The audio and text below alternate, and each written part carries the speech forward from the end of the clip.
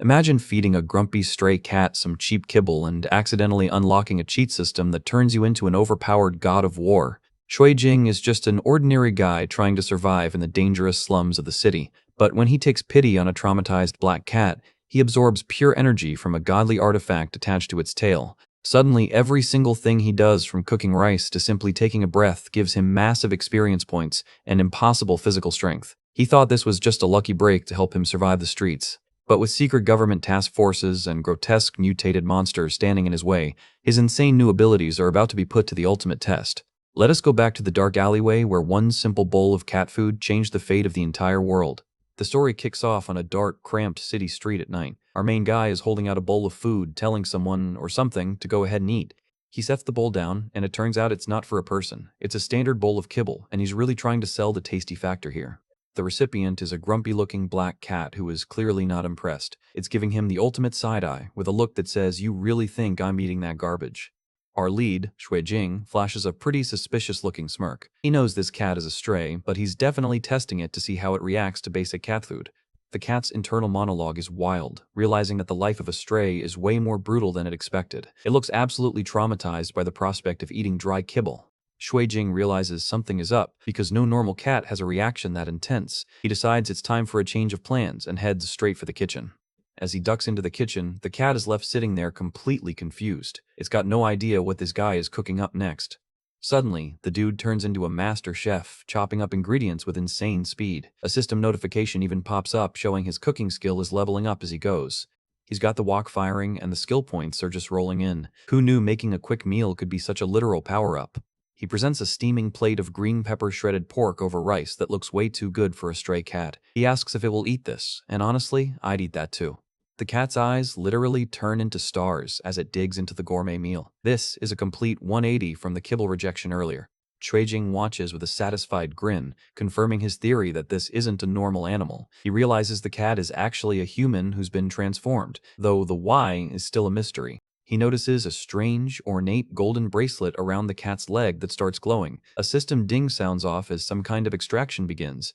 A massive holographic screen appears, announcing that divine essence extraction is complete. It offers him a choice to activate a twin live skill, but it's going to cost him. Sui Jing stares at the prompt, weighing his options between yes and number. In a world like this, you don't turn down a power-up like that. He locks in his answer with a confident yes as a bright light explodes from the system interface. This is where the real fun begins. The golden light envelops his entire body, looking like a total transformation sequence. He's left wondering what exactly this thing is that he just absorbed. A tiny ember of golden light settles into the palm of his hand. It looks small, but the power flowing from it is clearly on another level. The system explains the 2 lives passive skill, which is basically a cheat code for immortality. He can literally revive within 7 days of dying, though it has a 3-month cooldown. Shui Jing is stunned by the realization that he basically just got a free revival armor. That's an insane edge to have in a dangerous city like this. He's hyped about the passive, but then starts wondering how much more broken the active skill must be. He's already looking for his next upgrade. Turns out, the active skill is currently locked and requires a massive amount of divine essence. He's only got 25 out of the 500 needed to crack it open. As the cat keeps happily munching away, Shui Jing realizes he has to keep absorbing essence from it. He starts to feel a bit guilty, thinking the whole process might be a bit inhumane. He takes a closer look at the cat's back and notices it's covered in nasty-looking scars and injuries. This cat, or whoever is inside it, has been through some serious trauma.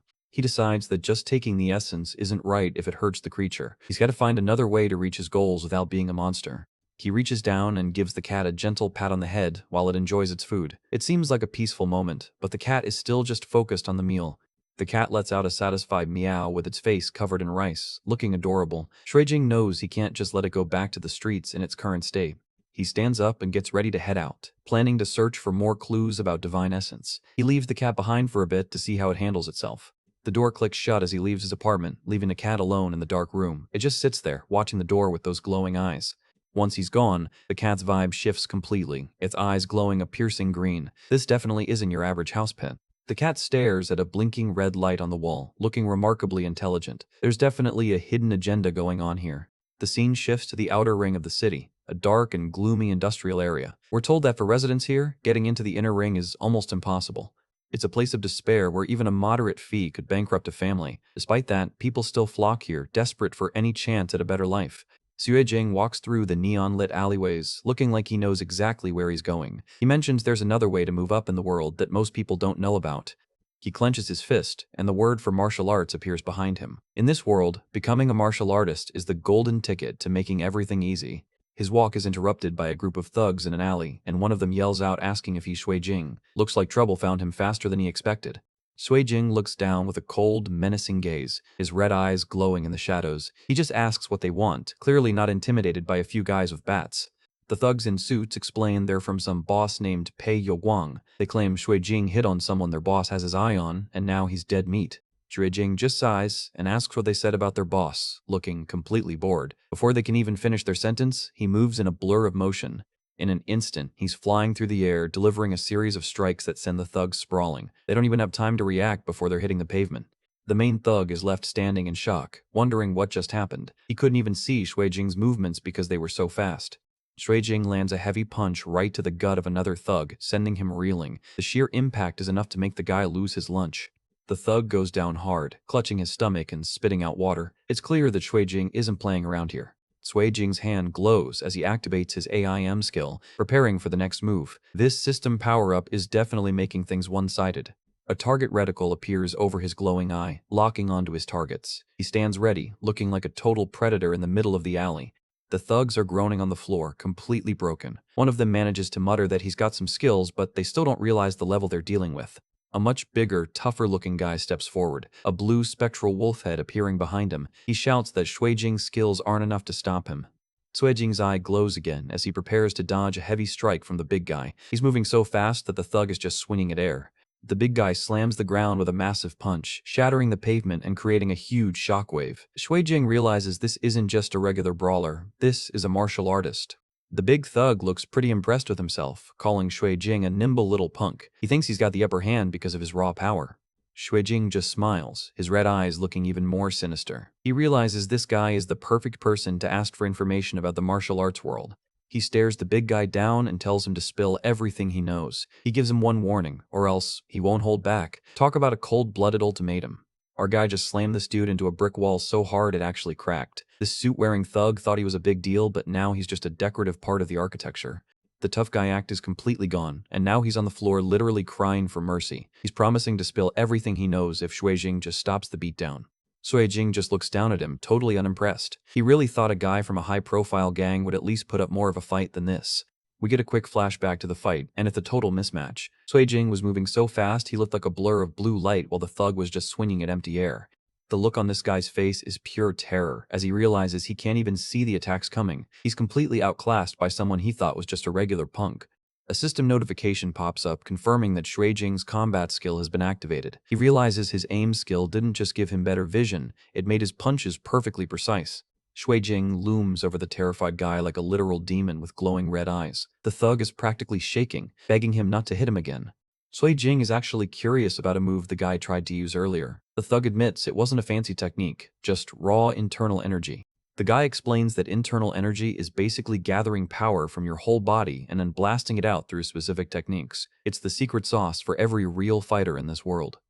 Jing wants the full training manual, but the guy claims he only knows the basics. He's desperately trying to get Jing to let him go before things get even worse. Jing grabs him by the collar, calling out his fake reputation. He's heard all the rumors about this guy being a monster, but now he's seeing a total coward. The thug starts crying, admitting that all those scary rumors were just things he made up to build a reputation. He points out that if he was actually as bad as the rumors said, he wouldn't even be allowed in school. Jing gives him one last warning, telling him that if he doesn't learn his lesson, the next meeting won't be this gentle. He's making sure this guy never bullies anyone again. He gives the guy a humiliating assignment: write an apology and read it in front of the whole class tomorrow. He even demands a video recording of it just to be sure. The thug scrambles away as fast as he can, crying like a total baby. Jing tosses him a tablet, or maybe he just took it. Either way, that guy's dignity is gone. Jing checks the glowing screen, which has the address for a local martial arts dojo. Since the thug couldn't explain things, he's going to find someone who can. We get a shot of the high-rise buildings in the city as night falls. It's a complete contrast to the dark alleys he was just in. He's heading into the city inner ring, the place where all the real power and money is kept. This is where the story really starts to open up. As he walks, the system pings him with some fitness experience he earned from that street fight. It even gives him navigation markers to help him find his way.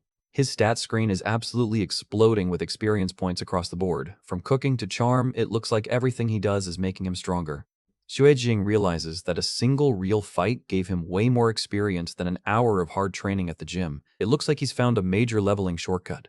He finally arrives at the Golden Wind Dojo, a massive and impressive-looking building. He's hoping this place will be the key to unlocking his true potential. He walks up to the reception desk, but the girl there immediately tells him to be quiet. It looks like he walked right into the middle of an important lesson. Xuejing leans in to listen as the master inside starts explaining the basics. He's talking about a fundamental breathing technique that every martial artist needs. The master explains that breathing is how you activate the chi inside your body. According to him, you haven't even started your journey as a martial artist until your chi is circulating. He watches a group of students sitting on mats, following the master's lead. This foundational stuff is exactly what Xuejing was looking for to build his own power. In a cute chibi shot, Xuejing is super hyped to give it a try. The girl at the desk warns him it's going to be tough, but he's already sold. He gets a bit too close to the girl while asking a question, and her reaction is hilarious. He even gets a charm experience plus 30 notification just for being handsome. He thanks her and heads off to find a mat, leaving the poor girl completely love-struck. This guy is literally accidentally leveling up his charm stats. Xuejing sits down and starts following the instructions to tighten his core and inhale. The people around him are skeptical that a total newbie can handle such an advanced technique. The exercise is clearly brutal, with students gasping and struggling as a countdown timer ticks away. Someone is even worried they'll get kicked out if they can't keep up. Students are starting to cough and fail as the countdown reaches the final 20 seconds. This isn't just breathing, it's an endurance test of pure will. One guy's face is turning bright red as he hits his absolute limit. He finally breaks, letting out a huge burst of air as he fails the exercise. The manager is practically begging the master for more time to find some better students. She's terrified that the lack of talent is going to be the end of the dojo. The master is about to walk away in disappointment, looking like he's seen enough failure for one day. Suddenly, the master stops and points in total shock. Everyone else has collapsed, but Xuejing is still sitting perfectly still, surrounded by a glowing aura. Xuejing realizes the difficulty comes from trying to cram so much oxygen into the lungs all at once. It's a technique that regular people just don't have the capacity to handle. He can feel the energy expanding inside him until it feels like he's literally going to explode. Right as he hits the peak, the master finally yells that time is up. He lets out a long breath, and the system pings him again. He just successfully unlocked a new internal energy skill. The master is hovering over him, eager to see if he's okay.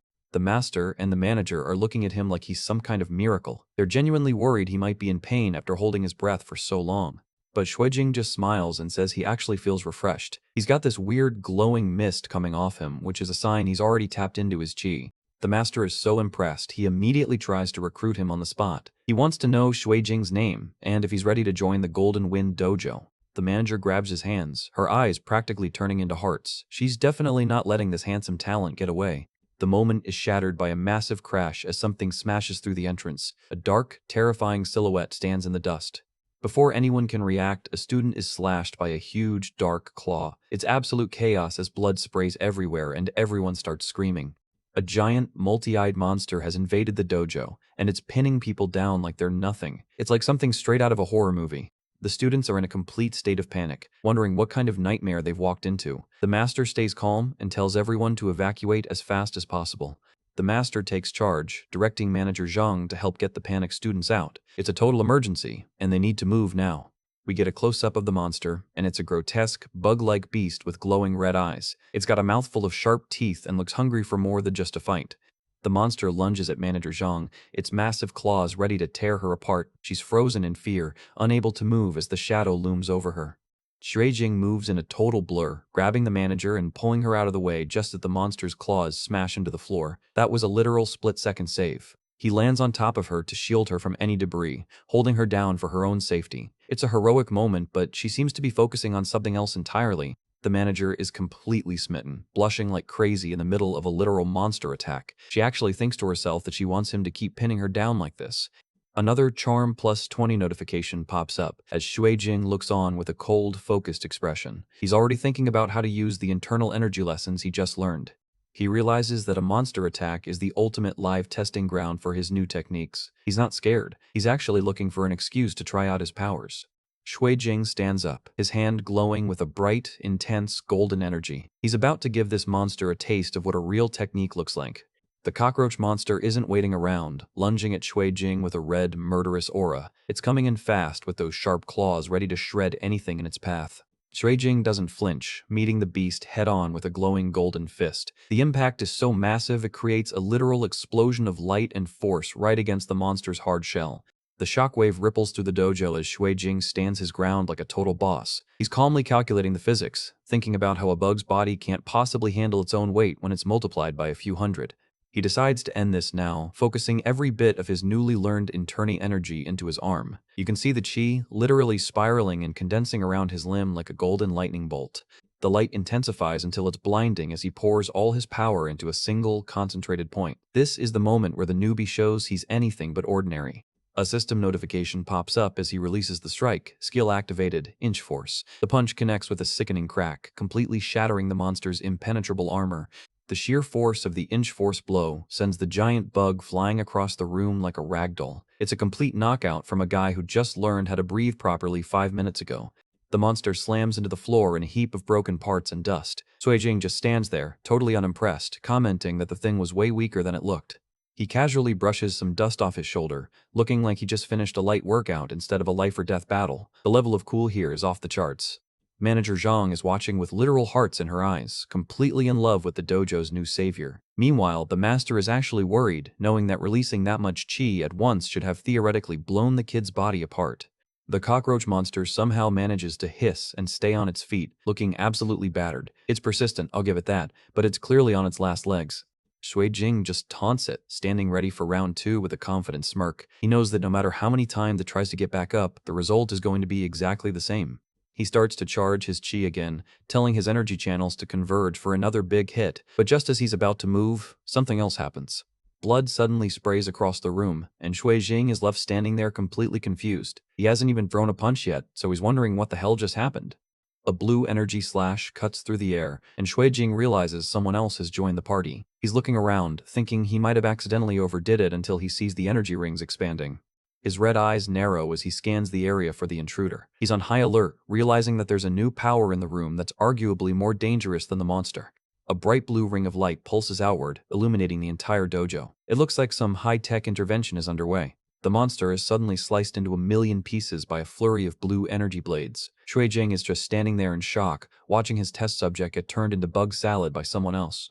He's left surrounded by floating blue particles, looking totally bewildered. He was just getting into the groove of the fight, and now someone stole his kill. A hand clad in a sleek, glowing blue glove appears in the frame. This definitely looks like some government-level tech.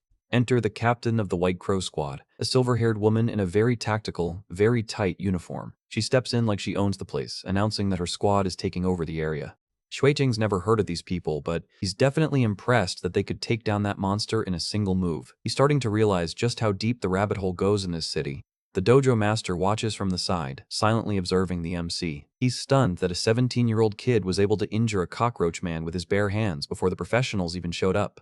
The captain catches a glimpse of Shui Jing and immediately smirks. She thinks he's really handsome and is already planning an excuse to recruit him into her organization. She walks right up to him and hands him a card, telling him to meet her on Sunday at 5 p.m. She promises to give him all the answers he's looking for if he actually shows up. Shui Jing takes the card, looking a bit skeptical but definitely interested. He's got a lot of questions, and she's the first person who seems to have the answers. The card is simple, just an address for the 7th floor of the Chingcheng Library. Seems like a weird place for a secret organization, but okay. Back outside, the sun is setting over the neon-lit city. Manager Zhang is still hovering over Shui Jing, begging him to let her take him to the hospital for a checkup. Shui Jing politely turns her down, saying he's totally fine. He thanks them for the observation session and starts to head off, leaving the staff completely stunned by his performance. Manager Zhang is practically in tears as he leaves, shouting for him to come back tomorrow. The master just sighs, knowing that a talent like Shui Jing is way too big for a small neighborhood dojo. As Shui Jing walks away into the night, the master's voice echoes the sentiment. Someone who's already that strong after just one lesson isn't the type of person you can keep in one place for long. The system pings again, awarding him a massive 229 fitness experience for that intense battle. It looks like real combat is officially the fastest way to level up. His stat screen is a wall of green text now. He gained favorability with the staff, a charm boost, and his combat skill has officially evolved into Inch Force.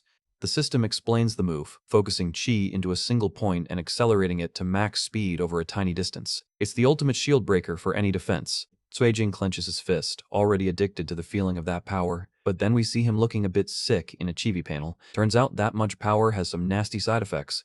He remembers the master yelling at him about how he was misusing his chi. He decides he shouldn't push his luck and heads home to get some much-needed sleep. He walks home under the dim street lights, his mind racing with thoughts about the White Crow Squad and those weird bugmen. The world is getting a lot more complicated than it was this morning. He looks down a dark alley, wondering just how many more secrets are hidden in the shadows of the city that he doesn't know about yet. He finally makes it back to his place, looking forward to the weekend so he can check out that library address. He's exhausted and just wants to crash. But as he walks up to his door, he notices a faint light shining through the window. That's weird. He definitely remembers turning the lights off before he left. He creeps inside and sees the light is coming from his computer tablet on the desk. Someone or something is definitely using his tech. He catches the cat red-handed. It was messing around with his phone and Jing is not having it. He looms over the cat, asking it what the hell it thinks it's doing. The cat just gives him an innocent meow, acting like it's just a normal, dumb animal. Jing just glares at it, knowing damn well that cats don't usually surf the web. He's too tired to argue, telling the cat he'll deal with it in the morning. He just needs to close his eyes before he collapses right there on the floor. He faceplants onto the bed and is out cold in seconds. The cat just sits there on the chair, looking confused and wondering what's wrong with its human. The cat hops onto the bed and starts sniffing around, and its eyes go wide. It can smell the scent of fresh blood on Jing's clothes. It starts glowing with a bright white light, looking genuinely concerned. It realizes its provider must have been in a serious fight while it was busy playing with the phone. The cat's eyes glow a fierce, predatory green as it looks at the sleeping MC. It thinks to itself, he's mine, who dares bully him? This cat is getting way more protective than I expected. It pounces on his back, shaking him and demanding to know what happened. Jing just groans, trying to ignore the angry ball of fluff so he can keep sleeping. The cat finally drops the act and talks. It reveals its name is Ning Fengwan, leader of the dragon sect, and promises to stand up for him against whoever hurt him. Jing just opens one tired eye and says he knew it, that she really can talk, with the most bored expression ever. He's so over the supernatural stuff at this point. He goes right back to snoring, leaving the sect leader absolutely fuming and ignored. She's yelling at him to stay awake and tell her everything, but he is long gone. Morning rolls around, and the sun is shining brightly through the window. It looks like he actually managed to get a decent night's rest after all that chaos. Jing is up and crushing a massive breakfast spread. A system notification pings, full HP restored. Turns out a good meal and a nap are the ultimate healing items. The cat is sitting across from him at the table, digging into its own food while looking shocked. It can't believe he wasn't beaten up and actually defeated a monster instead. Jing just casually says yeah while munching on rice. He's taking the whole monster slayer thing in stride, which is a total power move. The cat gets a serious look, mentioning that it's never heard of creatures like that showing up inside the city before. This is a bad sign for everyone involved. Jing reaches over and gives the cat a gentle head pat, catching it completely off guard. He gives her a warm smile and thanks Wanner for worrying about him so much. It's a genuinely sweet moment that clearly has the cat flustered. She quickly snaps back into sect leader mode, yelling that he's not allowed to call her by her nickname. She demands that he address her respectfully as sect leader from now on. Jing just laughs and says he got it, sect leader Wanner, which only makes her more annoyed. He's definitely figured out that teasing her is the most fun part of his day. But then he pulls out his tablet and the mood shifts. He asks her to explain exactly what she was doing inside his phone last night while he was out. The cat's face goes into a total cock red-handed panic mode, sweating bullets. Whatever she found in his search history or apps, she clearly wasn't supposed to see it. The cat explains that the ornate golden bracelet is actually called a cattail ring, and it's a powerful divine relic. Apparently, she spent her night borrowing his computer to research her own equipment. Jing picks her up to get a better look, finally understanding the source of that strange energy he detected earlier. He's intrigued, but the cat just lets out an annoyed groan as he handles her. We get a quick lore drop about the world. Nearly 300 years ago, a god died, and the resulting explosion scattered golden particles across the earth. Those particles are what people now call divine relics, and Jing is looking at one in the flesh. Jing stares at the glowing ring, realizing that his system's ability to extract divine essence is directly tied to these godly remnants. It's the ultimate confirmation that he's tapped into something way bigger than just street fighting. The serious moment is immediately ruined because he's been squeezing the poor cat way too hard during his internal monologue. She snaps at him, demanding to know how much longer he plans to keep her pinned down. Jing clears his throat awkwardly, trying to regain his cool. He asks her straight up if she's been searching for a way to actually use the power hidden inside the relic. The cat slumps down, looking totally defeated. She mutters that she's not, revealing that her only goal right now is just to figure out how to take the damn thing off. Jing mentions he knows her organization, the Dragon Sect, is based right here in the city. The cat's expression shifts as she begins to explain the truth behind her current situation. She describes the dragon sect as a massive power in the region, controlling everything from entertainment districts to high-end real estate. They were at the top of the food chain until things went south. In a dark flashback, we see the moment it all fell apart. She was ambushed at her own villa by a mysterious figure who forced the relic onto her, cursed her, and transformed her into a cat. By the time she managed to escape the scene, it was too late. Her entire sect had been dismantled and taken over by someone else, leaving her with nothing but a fluffy body and a grudge. She's dead set on getting her revenge, promising to hunt down every single person involved in the betrayal. This isn't just a stray cat, it's a deposed leader with a hit list. Her eyes glow with a murderous green light as she clenches her tiny claws. She hisses that she'll kill every last one of them, looking more like a demon than a house pet. Shuijing stays practical, asking her what the move is. He points out that if she can't find info on the ring online, a regular library probably won't have the secret sauce either. The cat smirks, revealing that she's already a step ahead with a plan. She tells Shuijing that the first priority is for him to dive headfirst into martial arts training to get stronger. Shuijing is totally lost, wondering how his training is supposed to help her get a ring off. She just gives him a look that says, "Shut up and listen," insisting the two things are definitely related. She explains the logic. Once he becomes a top-tier fighter, the big organizations will inevitably try to recruit him. That's his in to find someone high-level enough to possess another divine relic or know how to break her curse. Shuijing looks a bit skeptical about the wait for them to come to me plan, but the cat just laughs, pointing out that some interested parties have already come knocking at his door. She tells him she's going to skip the small-time stuff and introduce him to the absolute best dojo in the city. She's clearly got some high-level connections left from her old life. The cat's eyes sparkle with a bit of pride as she asks him if he's heard of the Hidden Dragon Dojo. Just the name sounds like it's on a completely different level than the place he visited before. Shuijing's eyes go wide as he recognizes the name. It turns out he did his homework when he first started looking for martial arts schools. We get a flashback of him aggressively typing away on his computer. He remembers that Hidden Dragon Dojo wasn't just famous, it was the most insanely expensive place in the entire city. He pulls up a screen full of one-star reviews from angry students. People are calling it a scam dojo where the teachers just yell at you and the training is basically just physical torture.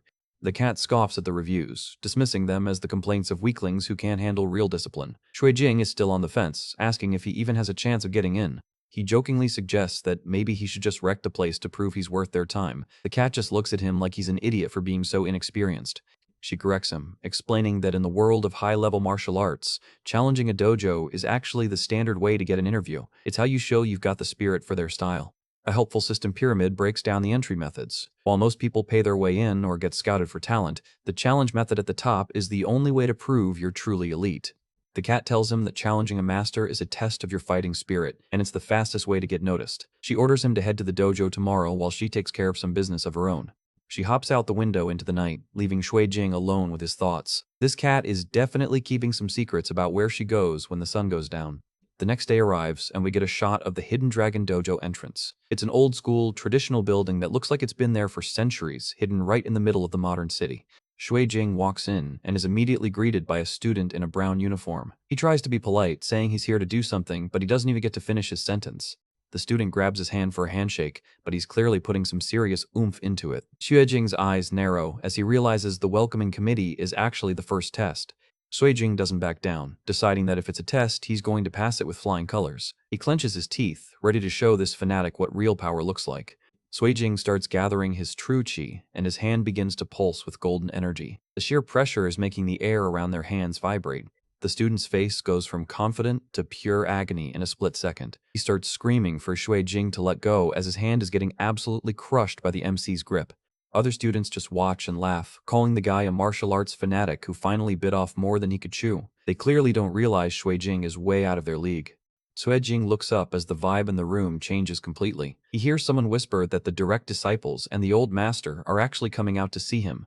A group of elite-looking fighters appears, led by an old man with long white hair and a wheelchair. These are the heavy hitters of the Hidden Dragon Dojo. Shuijing's jaw practically hits the floor when he sees who is sitting on the old master's lap. It's Wanner, his cat. She's just sitting there acting all innocent and royal. The wheelchair stops right in front of Shuijing with a sharp click. The atmosphere is tense as the elite fighters stare him down. The old master leans forward, his eyes sharp and calculating. He asks if he's the one challenging the dojo, his voice carrying the weight of a true legend. Shuijing doesn't blink, giving a firm that's right to the old master. He's standing his ground, even with a dozen masters looking like they want to delete him. Shuijing strikes a respectful but ready-for-action pose. He mentions he's been waiting for a challenge like this, but the old master just laughs at his confidence. The old master asks if a young man like him is even qualified to step onto their mats. He's testing Shuijing's resolve before the real fighting even starts. Shuijing checks his stats internally, worrying that his combat levels might still be a bit too low for this crowd. He turns the question back on the master, asking how he defines qualified. The master decides to grill him with some basic info first: name, age, what his parents do. Shuijing tells him he's 17 and lives nearby, feeling like he's at a job interview. The old master leans in, asking if he's an only child or if he has any siblings. The questions are getting weirder by the second, and Shuijing is starting to look a little annoyed. Shuijing thinks to himself, is this a matchmaking session? He's here for a fight, but this old guy is acting like a nosy grandpa trying to find a husband for his granddaughter. The old master lets out a massive laugh, admitting that since he's looking for a son-in-law to join the family, he's gotta ask the tough questions. The cat just looks away, clearly done with this man's nonsense. Shuijing is sweating bullets, looking over at the cat like she knew about this. The cat just gives him a blank stare, looking equally confused by the master's turn of phrase. A tall, muscular woman in a keep-house steps forward, cracking her knuckles. She's the senior sister, and she points out that whether he's a potential husband or not, he still has to prove his strength first. She gets into a low, aggressive stance, telling little brother that she'll go easy on him, for now. She's clearly the first boss he has to beat to get accepted. Shuijing doesn't hesitate, dropping into his own combat stance. He gives her a polite please as the energy starts to crackle around him. He's not holding back either. The other students are buzzing with excitement, shocked that a senior sister is actually fighting a newcomer personally. They think Shuijing is done for against a direct disciple. The cat's face is a mask of pure, unadulterated rage. She yells at the master, asking why they're still fighting when he already said it's a matchmaking session. She is not happy about being used as bait for a prospective son-in-law. Senior sister Zhu Shanyang lunges at Shuijing, warning him to be careful. She's moving fast, clearly not holding back as much as she said she would earlier. The cat, Ning Fengwan, watches from the master's lap, looking absolutely horrified. She screams out Shuijing's name in worry as the attack closes in. She really thought he was about to get flattened. Zhu Shanyang's eye glows with a blue interface. She's using a high-level tracking skill. She's locked onto him, and it looks like a heavy strike is coming that most people wouldn't even see. Shuijing is moving in a total blur, effortlessly dodging her flurry of blows. He's staying light on his feet, calmly waiting for the perfect opening to end this little spar. He catches her arm mid-swing. Using her own momentum against her, he flips her over his shoulder and slams her into the ground in a classic grappling move. The impact is brutal, sending a shockwave across the mats. Zhu Shanyang is pinned to the floor before she even knows what hit her. Shuijing just finished the fight in a single counter move. Zhu Shanyang is left on the ground with literal dizzy swirls in her eyes. She's completely stunned that a little brother she was supposed to go easy on just handed her a total defeat. The other senior disciples are absolutely floored. The green-haired guy notes that Shuijing's tracking vision and grappling placement were spot on, comparing him to someone in their prime. The old master is ecstatic, laughing as he pats the cat's head. He's found a great seedling and feels like he's back in his glory days. The cat is relieved, but also a bit annoyed she wasted energy worrying. Shuijing stands tall, checking his massive experience gains. He got points for everything: combat, fitness, health, AIM, and internal energy control. He asks the master if this means he actually passed the challenge. The master confirms it, calling him a personal disciple. He's blown away that a kid with zero formal training could beat a ranked disciple so decisively. He's officially part of the inner circle now. The master's face is beaming with pride. He tells Shuijing it's only right that his title changes now that he's a personal disciple. Talk about moving up in the world fast. Shuijing looks a bit uncomfortable with the sudden fame, bowing respectfully. He greets the master and his new senior brothers and sisters, though he still looks a bit out of place. The other students are huddling around him, hyped to have such a talented 7th junior brother. They're all smiles, already welcoming him into the fold. Zhu Shanyang is still sitting on the floor, pouting. She warns him not to get cocky just because of one lucky win, though it's clear she's more embarrassed than actually mad. Shuijing gives her a polite bow, thanking his 6th senior sister for the guidance. He's playing the humble newbie role perfectly, which only makes her grunt even harder. The receptionist woman steps in, telling young Master Shui she'll take him to handle the registration. Shuijing is cringing internally at the fancy title, wondering what kind of place this really is. The old master explains that a personal disciple of his can't be looked down on. From today on, he's officially an inner ring resident in name, so the young master title is only appropriate. Shuijing is still cringing, asking if they can call him literally anything else. Young Master Shui just feels way too awkward for a guy who was living in a dark alley a few days ago. The woman suggests Lord Jing instead, which isn't much better. Shuijing just sighs and says she can call him whatever she wants as long as she's happy. He's clearly losing this battle. Transition shot to a door labeled huge. He's finally getting a chance to sit down and process everything that just happened. Shuijing is sitting on the couch with the cat, feeling pretty good about himself. He tells her the dojo challenge wasn't as hard as she made it sound, bragging that he dropped the girl with one move. The cat gives him a total reality check with a grumpy look. She tells him straight up that Zhu Shangying is actually much stronger than he is. He just caught her off guard. Shuijing realizes she might be right. He asks if she means Shangying took him too lightly. The cat nods, explaining that if the girl had used her full power from the start, things would have ended very differently. Suijing looks thoughtful, his red eyes glowing. He knows he got lucky and realizes he still has a massive amount of training ahead of him if he wants to survive the real martial arts world. He stands up, ready to head back to training. He tells the cat he should probably let Grandpa Lee know he's going to be bunking at the dojo for a while instead of going home. The cat starts laughing her head off at the mention of Grandpa Lee. Apparently, back in the day, the old master almost stole Shuijing's grandpa's girlfriend. This city is way too small. The receptionist hands him a glowing ID access card. She tells him starting tomorrow, he can just swipe his way in. He's officially part of the elite now, whether he likes the title or not. The next day, the sun is shining brightly on the dojo. Word is already spreading among the regular students about the crazy kid who trained here all night long. Shuijing is in the middle of the room, glowing with a golden aura and drenched in sweat. His stats are exploding, over 200 fitness experience in one night. The guy is a literal training machine. He's pushing his absolute limits, muscles bulging as he holds a grueling stance. The master watches from his wheelchair, looking impressed as the internal energy pings keep rolling in.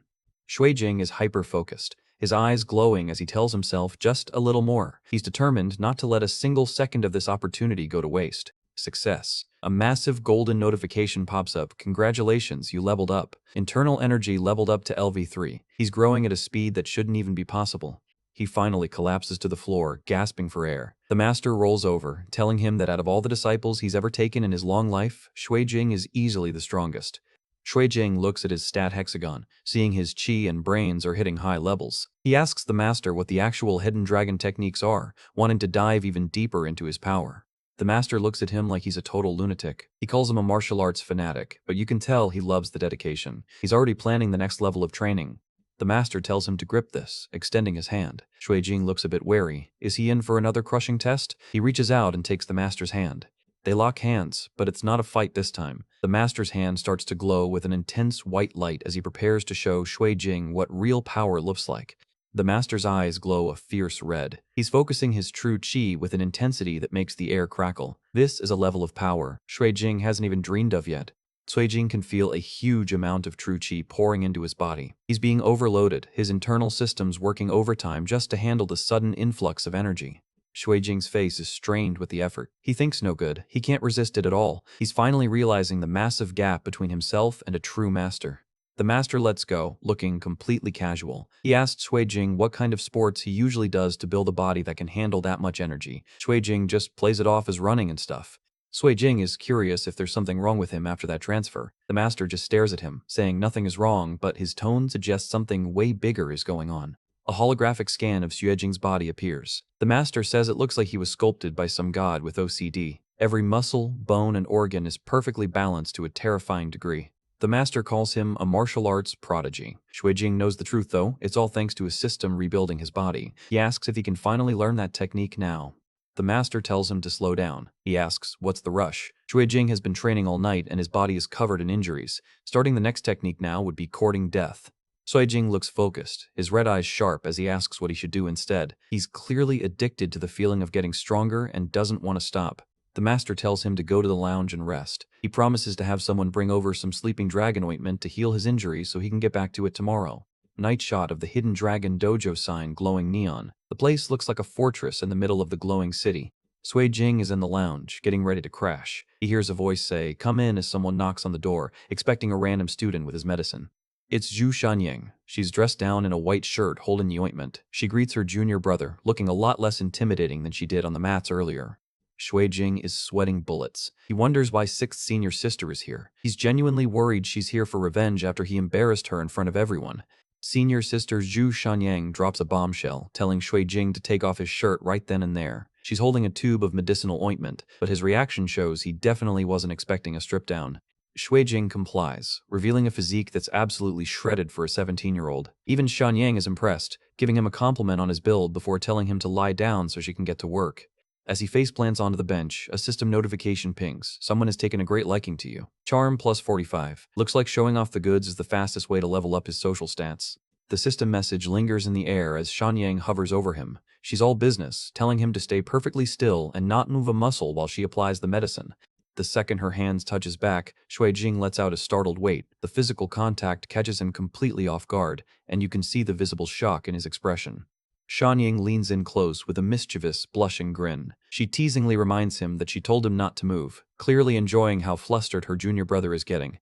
Later, Shuijing is walking through the neon-lit city streets, reflecting on the terrifying experience of almost being torn apart by that woman. His system shows he gained a nice chunk of experience for the hibernating dragon stance. The notifications keep rolling in. He just hit level 3 in combat and level 4 in internal energy. With some time to kill, he decides to head to the library early for his secret appointment.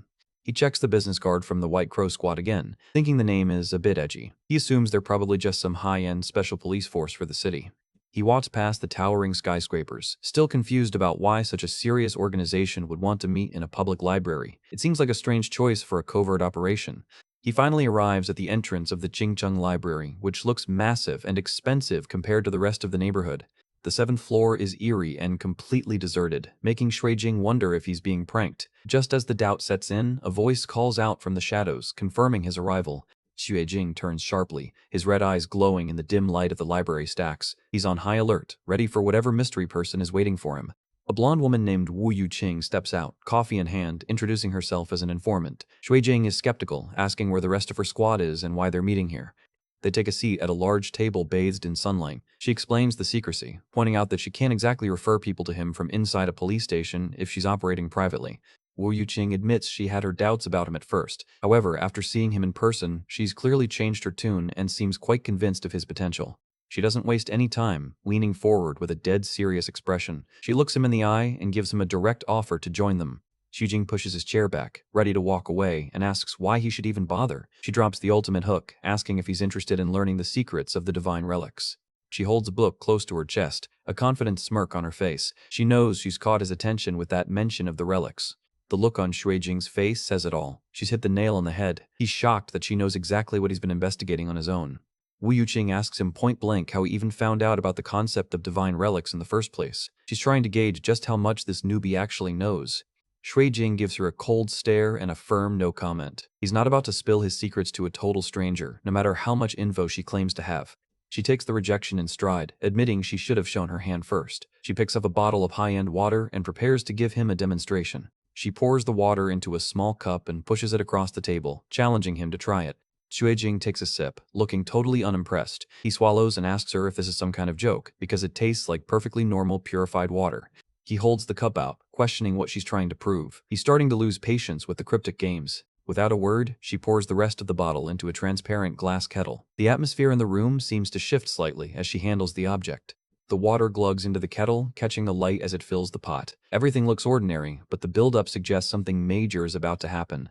She calmly tells him to try the water again. Shuijing is still skeptical, wondering what she could have possibly done to change it in the last 5 seconds. He takes another sip, and his eyes go wide with genuine shock. This is definitely not the same water he tasted a moment ago.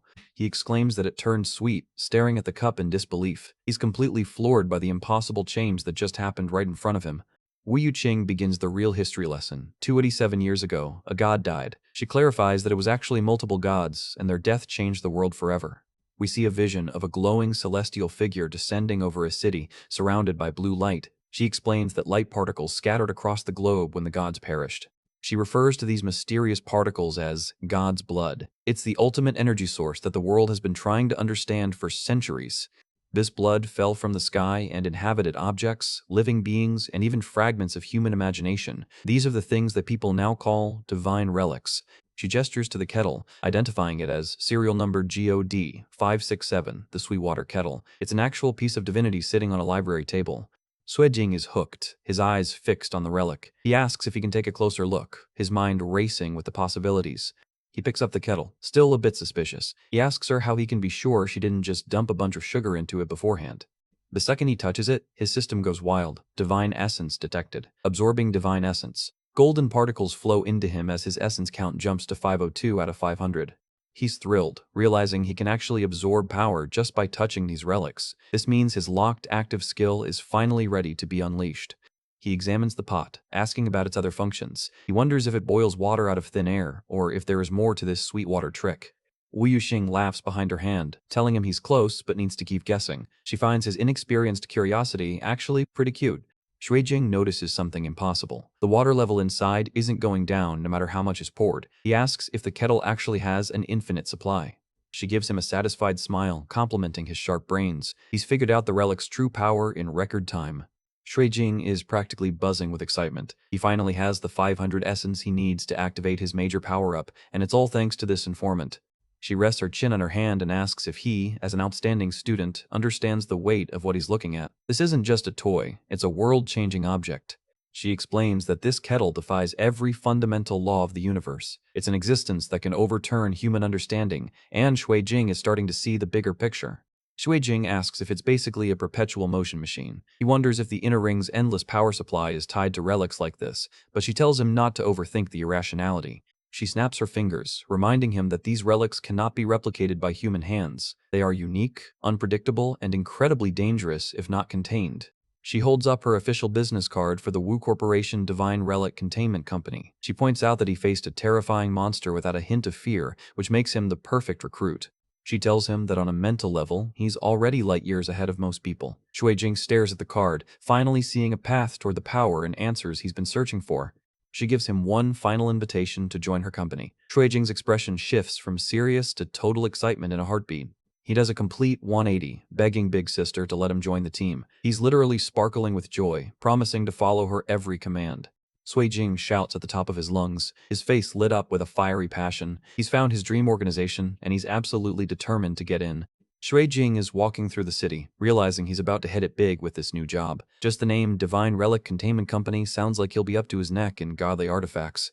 He's already picturing the payout, thinking about how many more relics he can find to fuel his essence. If the passive twin lives is already this broken, he can only imagine how insane the active skill will be. He looks like a total newbie to Yuqing, who's watching him freak out over the potential power. He's convinced that with these skills, nobody in the world will be able to touch him. She doesn't waste any time and pulls out an employment agreement from her bag. It's time for Shuijing to put his signature where his mouth is. She tells him to take a look at the contract first and sign if there's no problem. She's got that "I'm making you an offer you can't refuse" vibe going on. It looks like a standard labor contract at first glance, but with a massive confidentiality clause tacked on. In this line of work, keeping your mouth shut is clearly priority number one. The fine print mentions special operations and unforeseeable risks like disability or death. Shuijing's sweating a bit, asking if the job is really that dangerous. She breaks it down with a simple hazard chart ranging from A to D. Since he's a fresh recruit, he'll only be handling D-grade relics, which she claims are practically harmless as long as he follows the rules. She promises that once he gets stronger, he'll start dealing with the truly dangerous stuff in the future. For now, he doesn't need to worry about A-grade relics, since that's when the real authorities have to step in. He's still suspicious about why she picked him specifically. He knows he has the status panel, but to her, he should just be some random guy who got lucky once.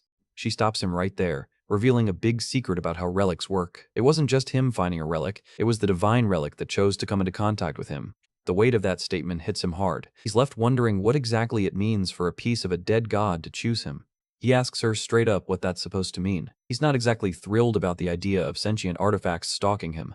She explains that divine relics possess their own level of will. It turns out they aren't just sitting around waiting to be found, they actively seek out people who attract them.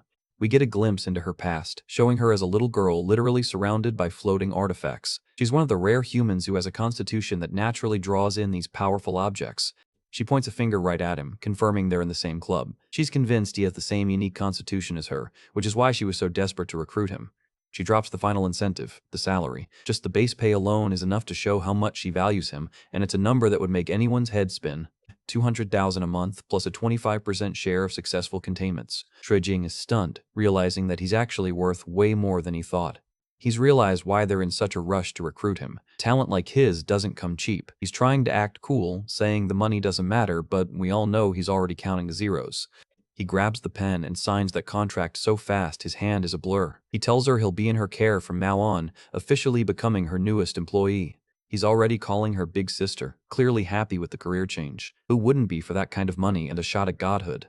He stands up to leave, looking like a much more confident man than the one who walked in. The deal is done, and the real journey is finally starting. She smiles, happy to have secured such a promising recruit. She tells him she's looking forward to working together as he heads for the exit. He leaves the quiet library, his mind racing with everything he's learned. He's got the dojo and now this containment job. His schedule is officially packed. He checks his phone to see his buddy Liga covered for him at school. He's totally ditching the normal life to focus on getting stronger. He realizes the top priority is raising his strength. Only by becoming more powerful can he hope to navigate the dangerous world he just signed up for.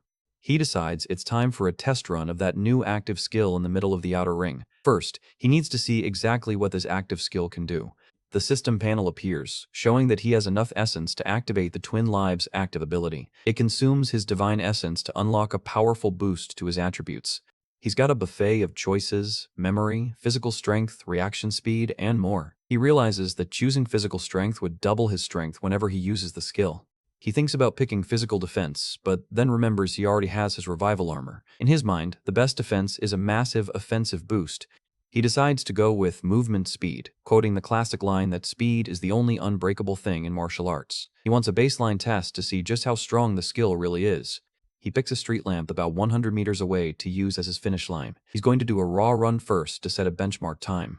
He takes off like a shot, his body leaving a streak of motion behind him. Even without the skill, he's already moving faster than most Olympic athletes.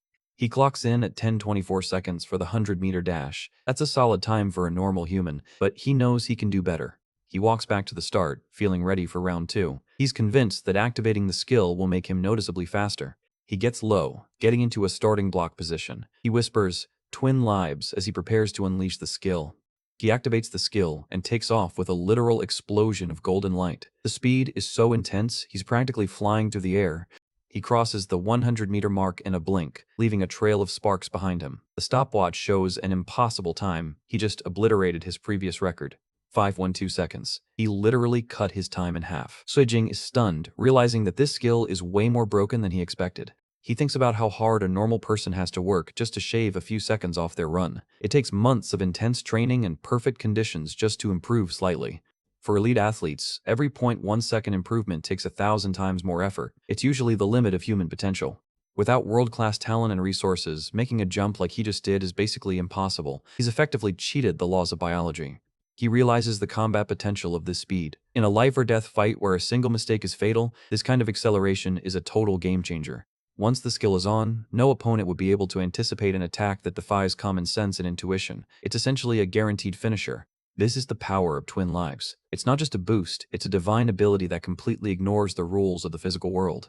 He's feeling himself now, standing in the alleyway with a look of pure power. He's realized he's holding a divine trump card in his hands. He decides to test it a few more times while he's warmed up, but then he notices something on the panel that makes him stop dead. He's staring at a cooldown timer. He only used the skill for 20 seconds, but the system is already telling him he's hit a limit.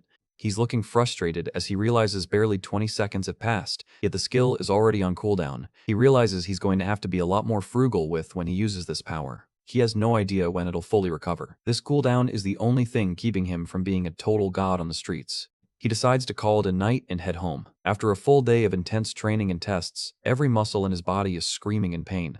His plan is simple: go home, take a bath, and sleep like a log. He knows he has to be back at the dojo first thing tomorrow morning. He drifts off as soon as his head hits the pillow. The sheer exhaustion of his new life is finally catching up to him.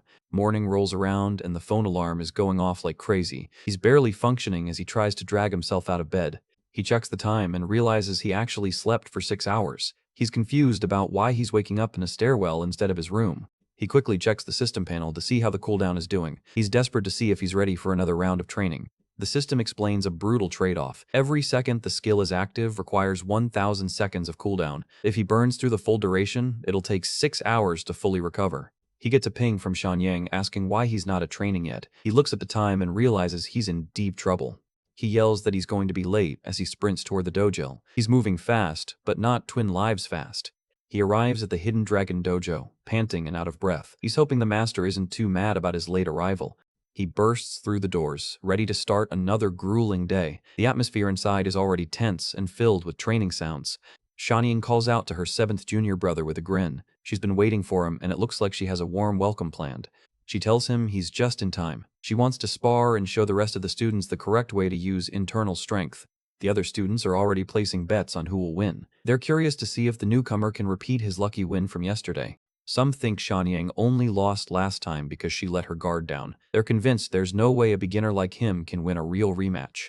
Jing knows she's obviously trying to get her pride back. He's certain she won't be as careless as last time, making this a much more dangerous fight.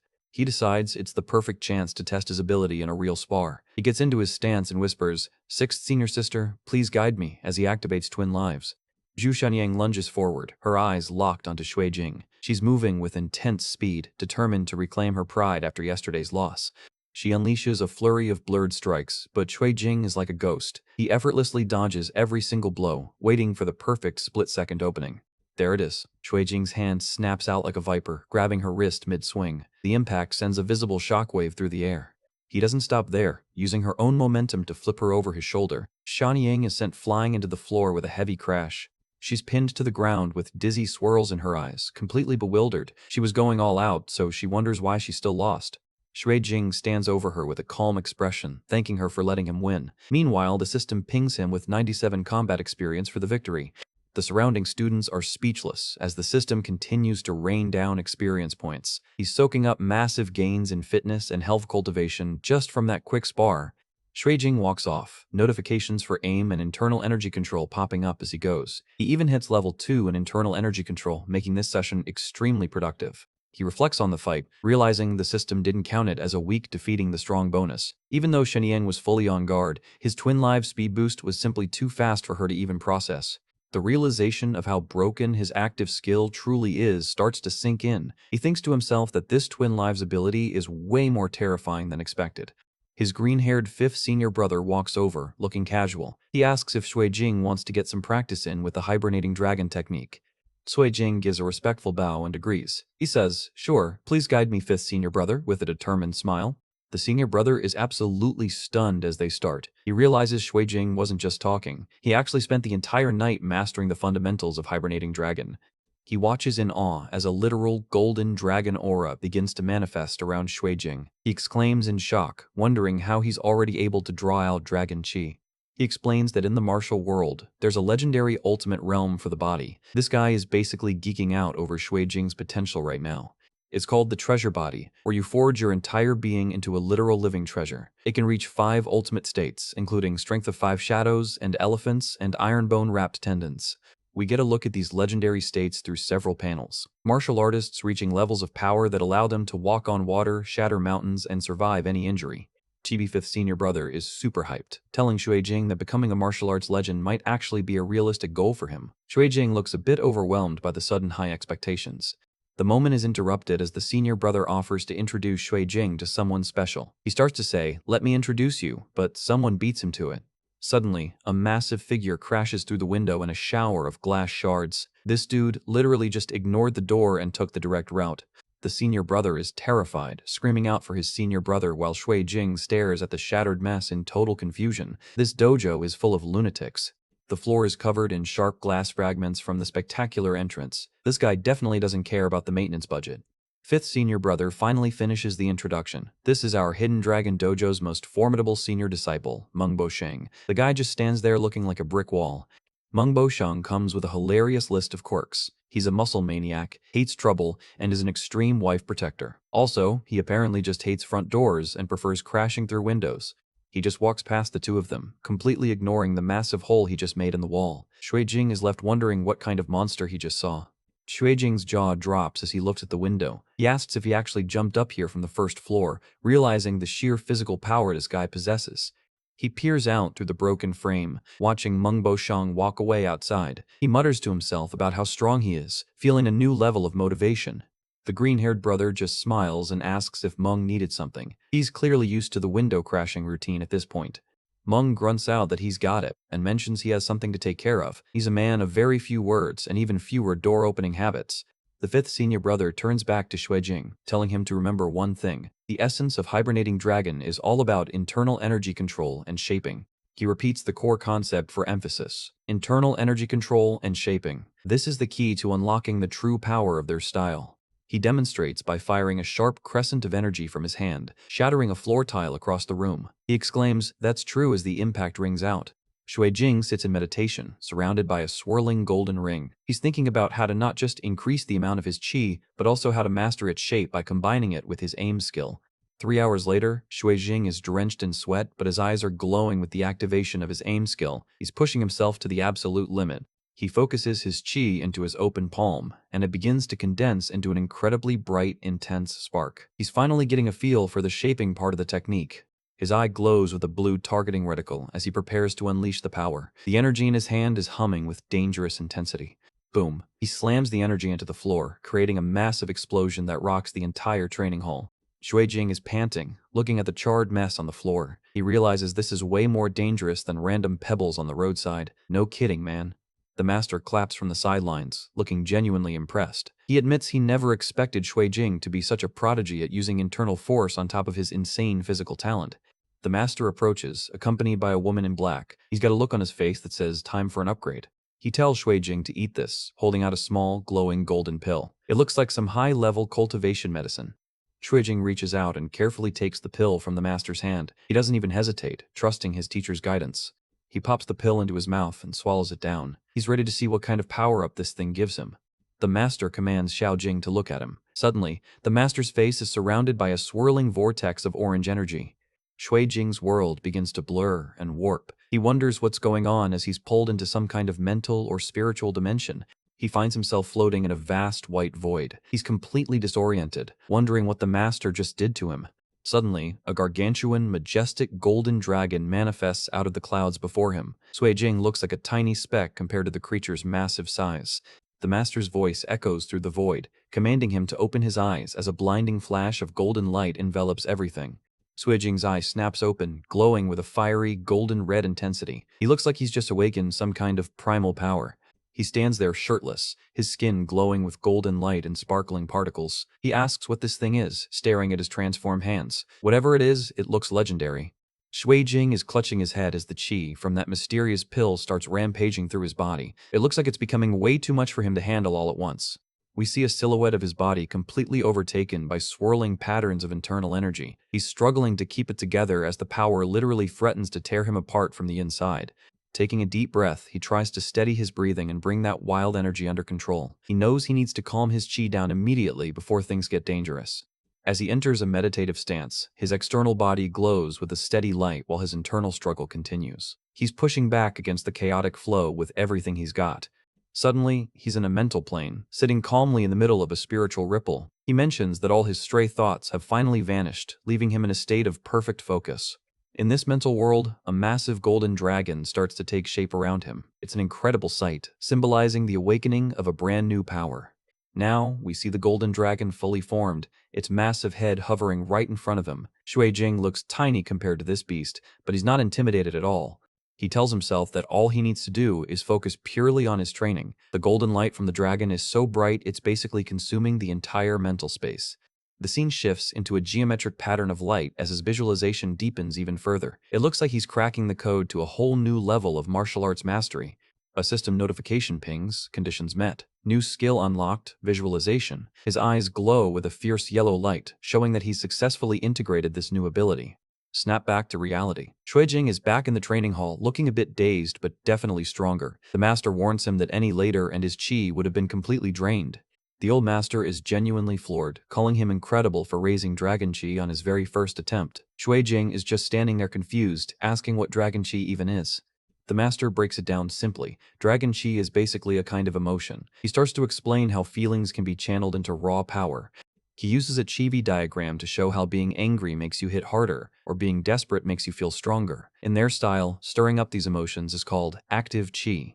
On the flip side, the technique of calming those emotions is called still chi. The master is glowing with blue and red energy, demonstrating the two extremes of their power. He tells Jing that if he can combine movement and stillness, he'll be completely unstoppable. Jing is hyped, ready to learn how to master this balance.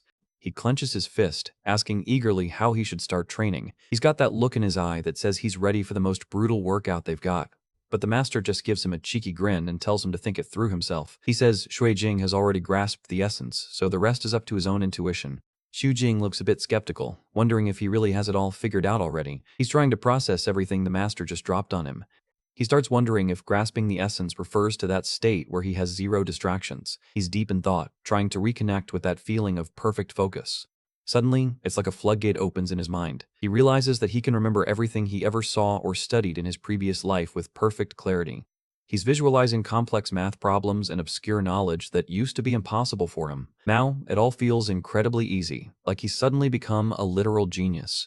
He points to his head, realizing he's gotten a lot smarter in just a few minutes. This internal energy training is giving him way more than just physical buffs. He notices that his emotions are much more stable now too. Regular things just don't shake him like they used to, giving him a huge edge in any high-pressure situation. His visualization skill is off the charts now. He can vividly picture that giant dragon, down to every single golden scale and strand of its mane. He stands there, eyes glowing, finally understanding the true nature of visualization. But the master interrupts, saying that just talking and thinking about it isn't enough. The master calls over Qingjiao to spar with him. She's sitting there casually munching on snacks, looking like she'd rather be anywhere else. We get a close-up of Qingjiao stuffing her face with food, her cheeks puffed out. She's definitely got that disinterested prodigy vibe going on. The master explains that among all his disciples, Qingjiao has the absolute best control over internal force. Even her father, Bosheng, can't compare to her in that department. Xuejing gets ready to spar, wondering who would be stronger, her or his other senior sister. He's not underestimating her just because she likes her snacks. Qingjiao drops the food and gets into a stance, beckoning him over. She's got a focused, sharp look in her eyes now that the spar is officially starting. Xuejing goes for an aerial attack, but he's already apologizing internally. He's moving fast, but he's about to realize he's in way over his head. Boom. Qingjiao counters him effortlessly, her internal energy exploding with a crack sound. She's sending him reeling before he can even land a hit. The master just laughs from the sidelines, calling out Xuejing for ogling her too, obviously. He's clearly enjoying watching his new star pupil get a reality check. Xuejing recovers, thinking about how strong she is compared to his system's cheats. He's realizing that raw talent and years of training can still outmatch a system if you aren't careful. He decides to throw caution to the wind and go all out. He doesn't care if people call it shameless or dirty. He's determined to do whatever it takes to win this fight. He lunges back into the fray, his movements becoming a chaotic blur. He's trying to overwhelm her with pure aggression, abandoning his usual calculated style. In a series of fast-paced panels, we see them exchanging blows. He says that in martial arts, the only thing that matters is who is left standing at the end. Qingjiao delivers a spinning kick that sends him flying through the air. She's clearly dominating the fight with her superior internal energy control. Xuejing hits the floor hard, but his eye is glowing with a blue targeting reticle. He tells himself to keep going, his focus narrowing as he looks for any opening. They're clashing all over the training hall, their movements creating shockwaves. The shouts show just how much effort they're both putting into this spar. He tries a fast punch, but she's already moving out of the way. She's like water, effortlessly flowing around his attacks while setting up her own counters. She lands a solid hit right on his chest. The impact looks incredibly painful. It's a direct strike that shows she's not playing around anymore. Another massive shockwave erupts as she follows up with another powerful move. Xuejing is being battered around like a rag doll in this lopsided match. He's left standing there, looking a bit confused and dazed. He's wondering what that weird feeling was during their clash. It's like she's using energy in a way he hasn't seen yet. The master steps in, putting a hand on Qingjiao's shoulder to stop the fight. He tells her that's enough for today, seeing that Xuejing has reached his limit. He mentions that Qingjiao is probably getting hungry again, so pushing the training any further won't help. She's already back to looking bored and ready for another snack. Qingjiao walks off with her cheeks puffed out again, looking a bit grumpy. The master tells her to go take a break and get something to eat. As she leaves, Xuejing asks the master why she doesn't talk much. The master says her story is long and complicated, promising to explain it when they have more time. Xuejing just nods, accepting that everyone in this dojo has their own baggage. He's too tired to press for more info right now. The master asks how he's feeling about today. Xuejing's stat screen pops up, showing he hit level 5 in fitness. He just mutters a single word, tired. Despite the exhaustion, he's actually smiling. He mentions he's never been this drained in his life, but he's also never been this happy with his progress. His screen is a wall of level ups. From running to internal energy control, he gained massive experience. He decides he's definitely going to stick close to 4th senior sister from now on for more training. Later that evening, he's walking home under the dim streetlights. He's got a bag from a fried chicken place, thinking about bringing a treat home for Warner. He opens his apartment door and calls out for her, but the place is quiet. He's wondering if she's already asleep after a long day of being a cat. He looks around the dark room, feeling a bit weird. It's late, so he's wondering where exactly she could have gone. Suddenly, he hears the sound of running water from the bathroom. He stops in his tracks, wondering who on earth would be using his shower while he was out. Xuejing stands in his living room, confused because he's certain nobody else should be here. He remembers Warner mentioned she has enemies, and the sound coming from the bathroom is definitely suspicious. His mind immediately jumps to the worst-case scenario. Did one of her rivals find her already? He clenches his fist, red eyes glowing as he prepares to deal with whatever assassin might be lurking inside. Without a second thought, he bursts through the door ready for a fight, shouting her name. He's fully prepared to throw hands, but the situation isn't exactly what he expected.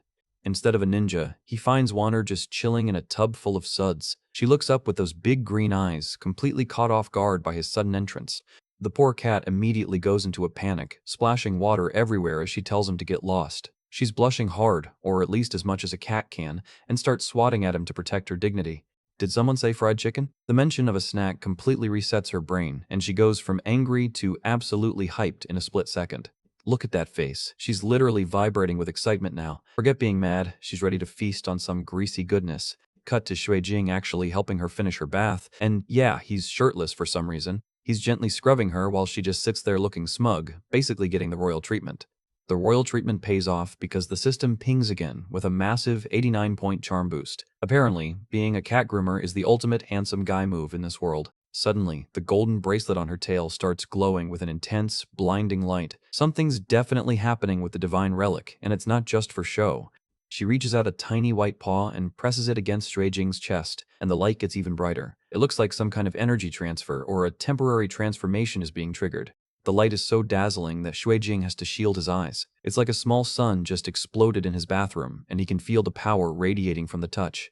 After the light fades, they're back in the living room, and Wanner is already back in her cat form on the couch. Shui Jing walks over, still drying off, and asks her why she changed back so quickly. She just curls up, looking pretty annoyed and exhausted by the whole process. She admits she doesn't know why it happened, but she's definitely stuck as a fluffball for now. When Shui Jing tries to reach out and pet her, she immediately swats his hand away with her tail. Talk about a mood shift. She's definitely not in the mood for any more physical contact. She manages to dodge his hand with surprising speed, even for a cat. Shui Jing just sighs, realizing that his sect leader houseguest is still as prickly as ever. He sits back and mentions that he met a woman who's an expert on divine relics. He's hoping that Wu Yuxing can help them find a permanent way to break the curse and get her human body back. Wanner just listens with a whatever expression, acting like she doesn't care, but then she gets a weird look in her eye, starting to imagine what she'll do once she's finally back in her original form. She goes into a full-on fantasy world where she's back to being the powerful sect leader. Her eyes are literally glowing with the thought of reclaiming her throne and her dignity. In her dream, she's human again and has Shui Jing pinned to the floor, forcing him to beg for mercy. She's definitely got some repressed issues to work out if this is her happy place. She's laughing like a total villain in her head while the real-life version of her is just sitting on the couch. Shui Jing just watches her, probably wondering why she's making such weird noises. He lets out a long sigh, clearly done with her nonsense for the night. Dealing with a former sect leader turned cat is way more work than fighting a whole alley full of thugs. The next morning, the sun is streaming through the windows of the apartment. It looks like a peaceful start to the day, which is a rare change of pace for our guy. Shui Jing wakes up and immediately gets a system notification for his healthy habits. Apparently, getting a good night's sleep just leveled up his health cultivation to level 3. He's looking remarkably refreshed as he stretches in bed, with Wanner still curled up fast asleep beside him. Even his morning routine is making him stronger.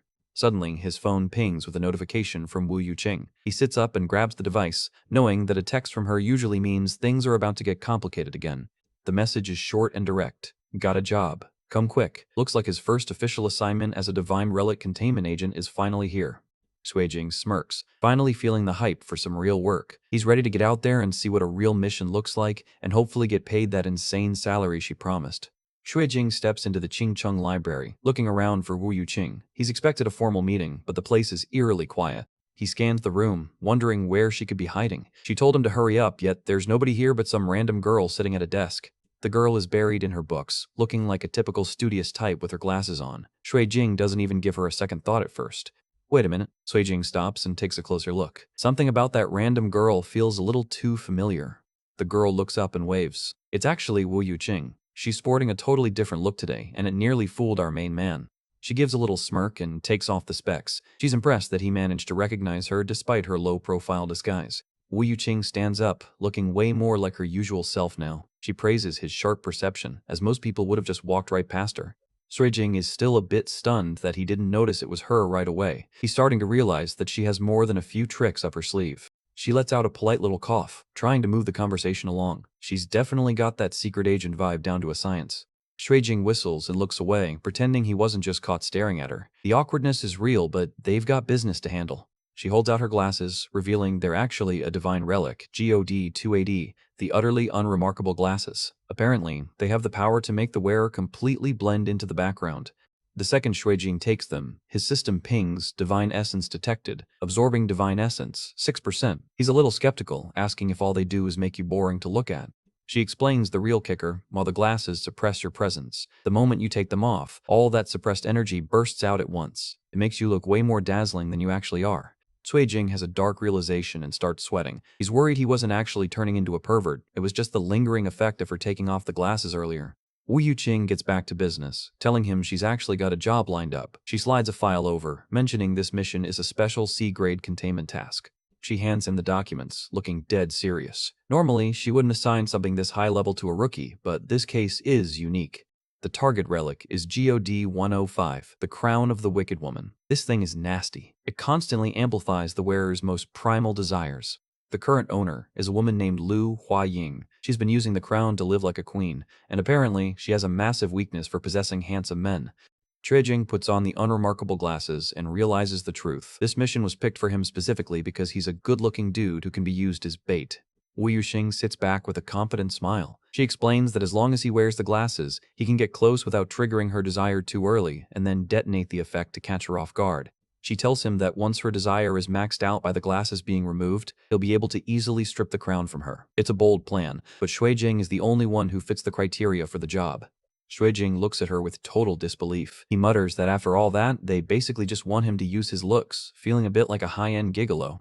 His system pings again. He's already at 41% essence absorption just by holding the glasses. He realizes this job is actually perfect because he can drain 2 relics at once while staying under the radar. He gets a pretty villainous-looking grin on his face. He's imagining himself standing above the heavens if he just keeps wearing these things and soaking up power for the next 10 years. Chibi Wu Yuqing watches him with a confused look, wondering if her new recruit is having some kind of mental breakdown. Xujing is lost in his own little Chunibu world of power fantasies. He snaps back to reality and asks if these glasses belong to her company. She clarifies that she actually just borrowed them from another containment organization. Shuijing is surprised to hear there are other companies doing the same thing. He really thought their operation was the only one of its kind in the whole country. Wu Yuqing gives him a reality check, saying that divine relic companies aren't actually that special. She describes them in a way that sounds way too humble for people handling god-tier items. She takes a sip of tea and says they're essentially no different from street cleaners. In her eyes, their job is just about keeping the city's supernatural trash off the streets. Jing looks completely baffled by that description. Calling people who contain artifacts that break the laws of physics street cleaners is the ultimate flex. She explains that there are thousands of known divine relics scattered around the world. A single company simply can't handle the sheer volume of cases popping up everywhere. We see a montage of different relics being recovered. Like an ornate golden comb, relics appear randomly, and the containment teams are always playing catch-up. The work is incredibly dangerous, meaning not just anyone with a badge can do it. You need specific skills and the right mental state to survive these encounters. These containment jobs are essentially outsourced to private companies by the government. It's a lucrative business, but it definitely has a dark side. Jing asks if they ever work together with the other companies. He's starting to see the competitive nature of this industry. Wu Yuqing's expression hardens as she explains that some companies will do literally anything for the payout. In this world, the cleaners can be just as dangerous as the relics. She gives him a stern warning. If you run into people from other companies, you should be careful too. This isn't a friendly sport, it's a high-stakes scavenger hunt.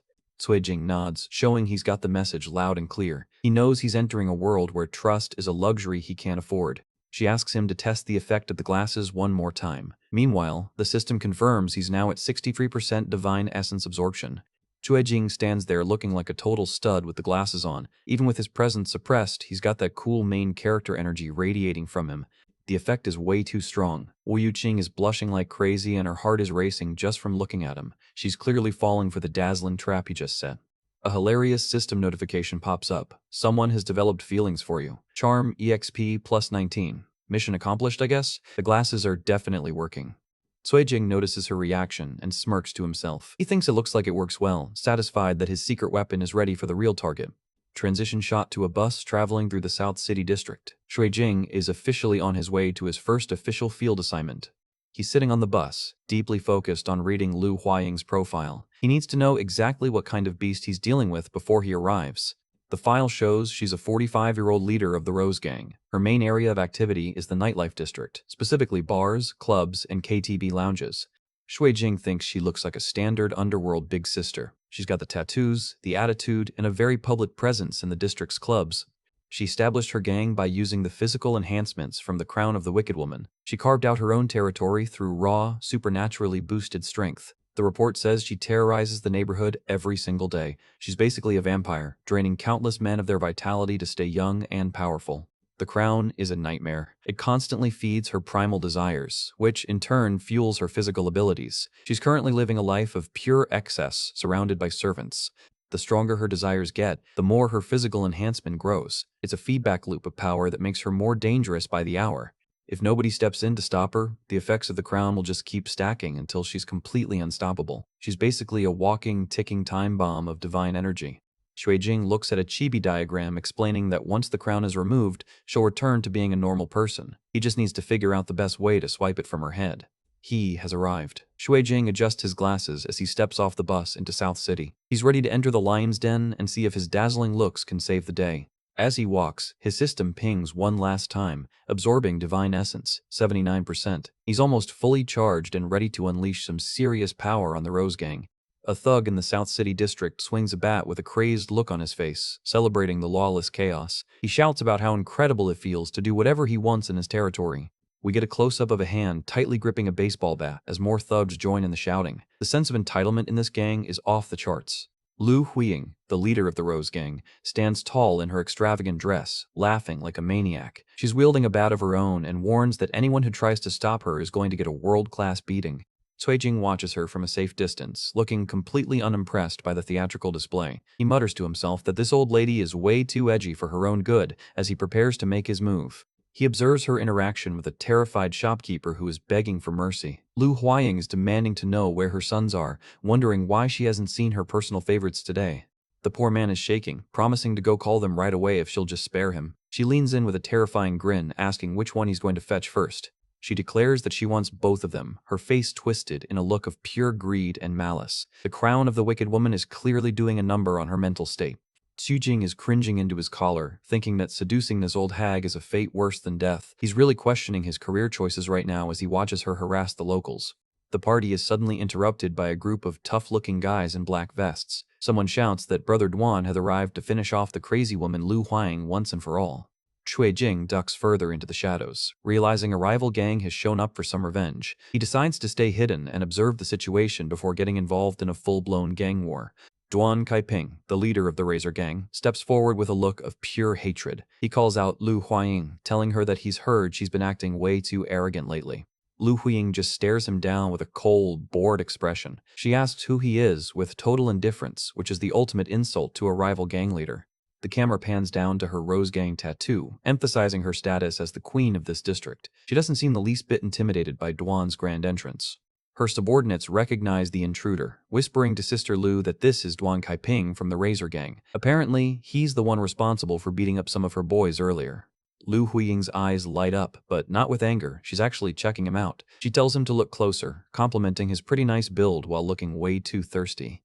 Duan Kaiping is absolutely livid, his face turning a deep red as he screams at her to give back his territory. He's clearly not interested in her advances and just wants his turf back. He lunges at her with a powerful strike, but Lu Huiying just laughs. She's surprisingly agile for someone in a formal dress, making his attack look amateurish.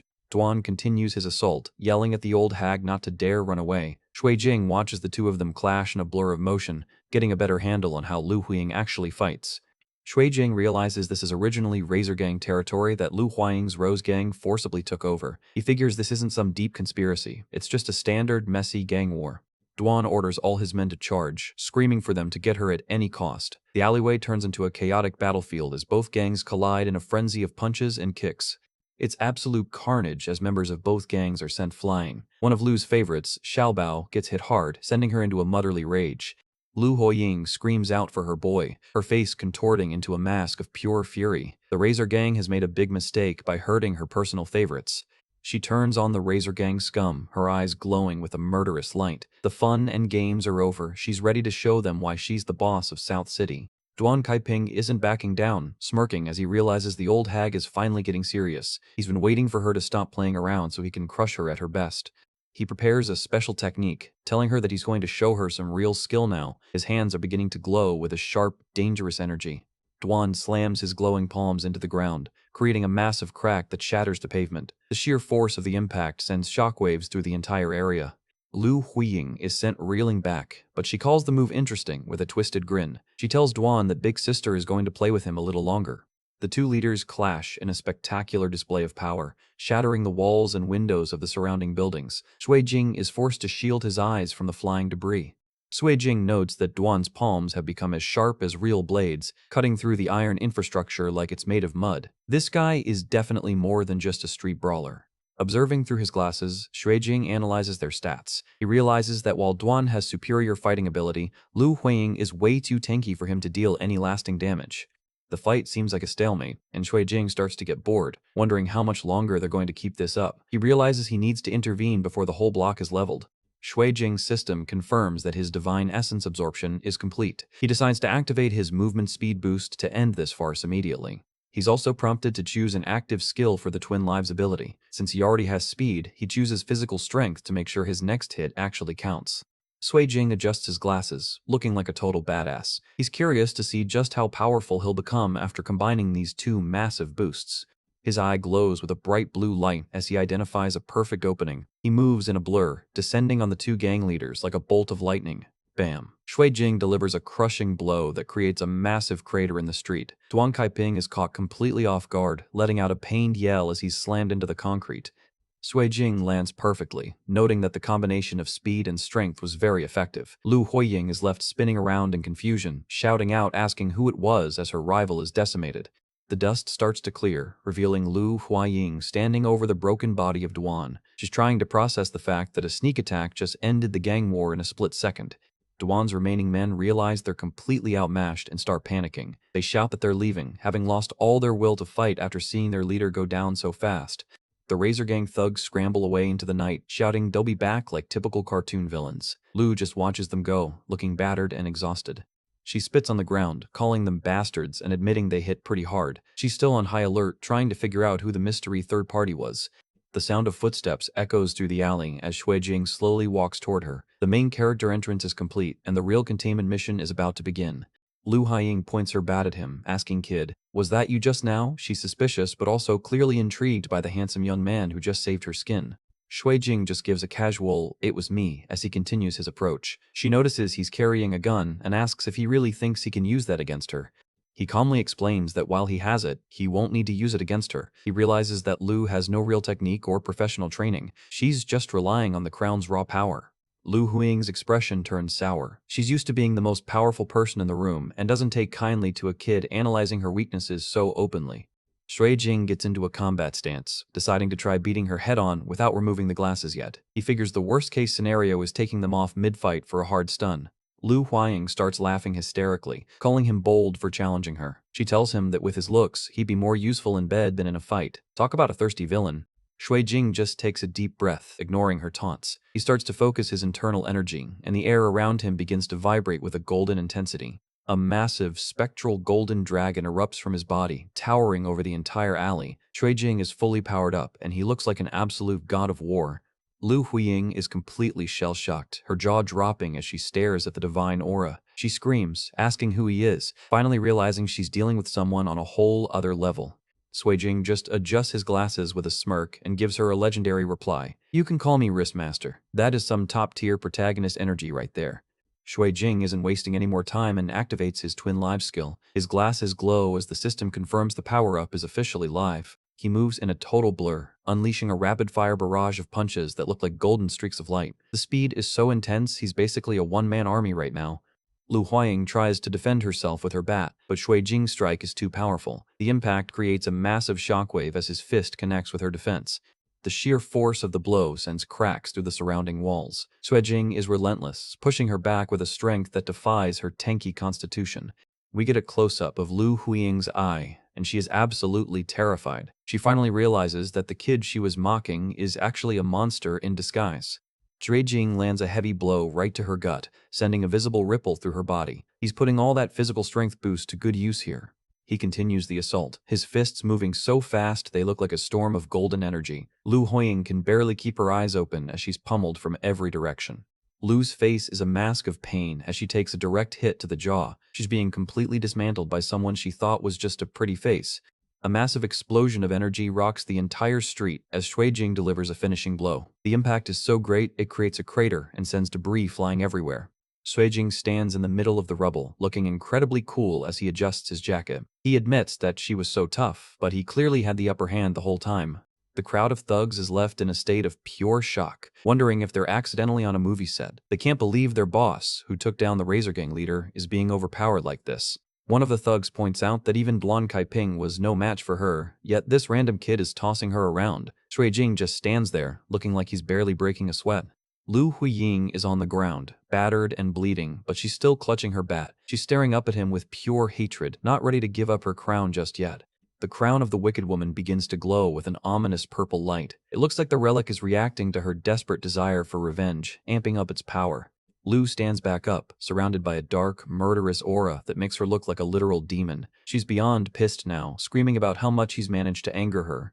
Shuijing just smirks, his glasses reflecting the golden light of his aura. He's actually enjoying himself, calling the battle exhilarating as he prepares for her next desperate move. She lunges at him with a wild swing of her bat, screaming that she's going to turn him into mincemeat. She's lost all her composure, relying on raw, crown-boosted fury. Shuijing ducks the swing with inches to spare, the bat whistling over his head. He's in total control of the rhythm, making her look slow despite the relic's enhancement. Shuijing delivers a sharp counterstrike that sends Lu Huiying reeling back with a pained yell. He's not giving her a single second to breathe or regroup. He lands a brutal hit right on her nose, sending a spray of blood into the air. The internal monologue confirms she can't escape his precision now that he's locked on. He grabs her by the wrist, pinning her arm down so she can't swing that bat again. He leans in close, telling her that it's game over for the Rose Gang leader. Lu Huiying is helpless in his grip, her eyes wide with panic. Shuijing looks like he's about to deliver the final blow, but he's actually setting up a much pettier move. Shuijing's eye glows with a blue analytical light as he identifies her remaining weak points. He's about to use a dirty trick he learned from his master. He delivers a quick, precise poke right to her eyes. It's a low-down move for sure, but as his master said, any move that wins is a fair one in a real fight. Lu Huiying clutches her face, screaming in agony about her eyes. It's a brutal tactic, but it's completely neutralized her ability to fight back. But wait, he's not done. Shuijing follows up with a heavy kick right to her groin. He quotes his master again, justifying the use of vicious methods to secure a win. Lu Huiying is left doubled over in pain, clutching her crotch and her eyes at the same time. Shuijing stands tall, declaring that the one left standing is the only one with the right to speak. He points out that the groin weakness isn't just for men, it's a universal vulnerability that works on everyone. He's truly mastered the art of the shameless victory. Lu Huiying can only let out a weak groan as she collapses. She's completely broken, both physically and mentally, by Shuijing's unexpected and ruthless tactics. Shuijing reaches down, his hand hovering right over the glowing crown on her head. He's finally in position to complete the mission and claim the divine relic. He grabs the crown and yanks it off her head with a powerful surge of energy. This is the moment the Wicked Woman's reign officially comes to a crashing end. Lu Huiying is slammed into the ground, a massive crater forming around her as the crown's influence is severed. The shockwave of the removal is visible as dust and debris explode outward. The crown rolls away across the pavement, its dark glow finally starting to fade. It looks like just a piece of junk now that it's been forcibly removed from its host. Shuijing takes a moment to adjust his glasses, looking totally unfazed by the chaos. Behind him, the Razor Gang thugs are watching in silence, completely terrified of what they just witnessed. He walks over and picks up the crown, and the system pings immediately. God 1045 Crown of the Wicked Woman. Divine Essence detected. He's finally got his hands on the prize. He pulls out his phone and snaps a photo of the contained relic to send to Wu Yuxing. The screen confirms the containment's successful status. Shuijing looks down at the defeated Lu Huiying, muttering that she better not suffocate under the rubble. He's already thinking about the next step now that the job is done. He reflects on her fate, saying he'll leave her punishment to the residents who suffered under her gang's rule. He's done his part as a cleaner and is ready to collect his pay. A close-up of Lu Huiying shows her looking pathetic and broken on the ground. Without the crown's physical enhancement, she's just an aging gang leader who finally met her match. Suddenly, the system starts flipping through essence absorption stats. Shuijing notices that the rate seems to be getting way faster than usual. Something weird is going on. His internal monologue is cut short by a voice calling out, "Hey kid!" He looks up to see a man in a sharp black suit approaching him from the alleyway. The man points at the crown and tells Shuijing to hand over what he's holding. He's calm, but clearly dangerous, and he isn't asking politely. The suit-wearing guy stands with total confidence, telling Shuijing that the crown isn't something he's qualified to touch. He looks like a high-level agent from a rival organization.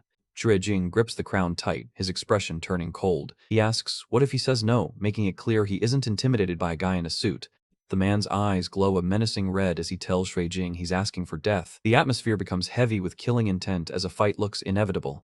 A red HUD screen appears, analyzing Shuijing's stats. It notes his physical level is low, but warns that his combat pattern cannot be calculated. The suit guy realized this isn't just a regular kid.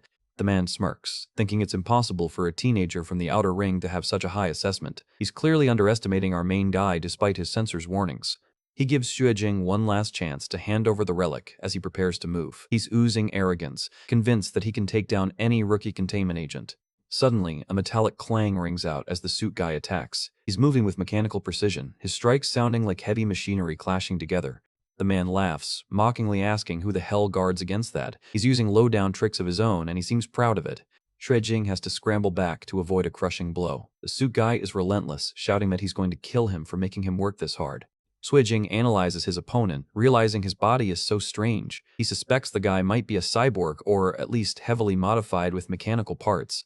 The cyborg man smashes through a wall in a shower of concrete and dust. He's incredibly strong, his mechanical limbs giving him a massive advantage in raw power. He launches a heavy, steam-powered punch that Shuijing barely manages to deflect. The sheer force of the blow creates a shockwave that rattles Shuijing's teeth. The suit guy doesn't stop, following up with a series of high-speed mechanical strikes. Shuijing is on the defensive, struggling to find an opening against this high-tech threat. Shuijing slides back across the pavement, creating a trail of sparks. He realizes this guy is unfathomably strong, and he can't afford to get tangled up with him for too long. He glances at his system panel as he retreats. He's still absorbing essence, currently at 81%, and he's desperate for a new skill to turn the tide. The suit guy slams both fists into the ground, creating an explosion of debris that obscures the entire alley. He's trying to trap Shuijing and end the fight quickly. Shuijing is caught in the middle of the destruction, looking genuinely worried. He realizes that no matter where he runs, this mechanical monster is going to catch him. A massive explosion of white energy fills the frame as the suit guy's final attack lands. It looks like a complete wipeout for our protagonist. Shuijing is shown battered and coughing in the smoke, but a new system prompt appears. Shadow Flame? Activate? Yes or no? It's the game changer he was waiting for. He doesn't hesitate for a second, pressing the YES button on the holographic screen. This is the moment where the hunter becomes the hunted. The suit guy walks through the smoke with a smug grin, offering to only break one arm if Shuijing gives up now. He thinks he's already won.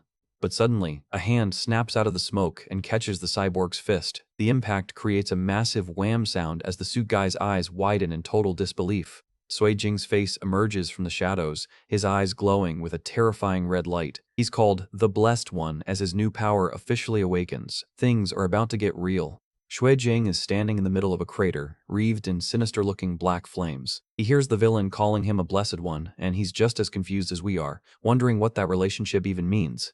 The suit-wearing cyborg realizes he's in over his head and tries to pull a disappearing act. Shuijing isn't having any of it though, coldly asking the guy who else it could be, if not him.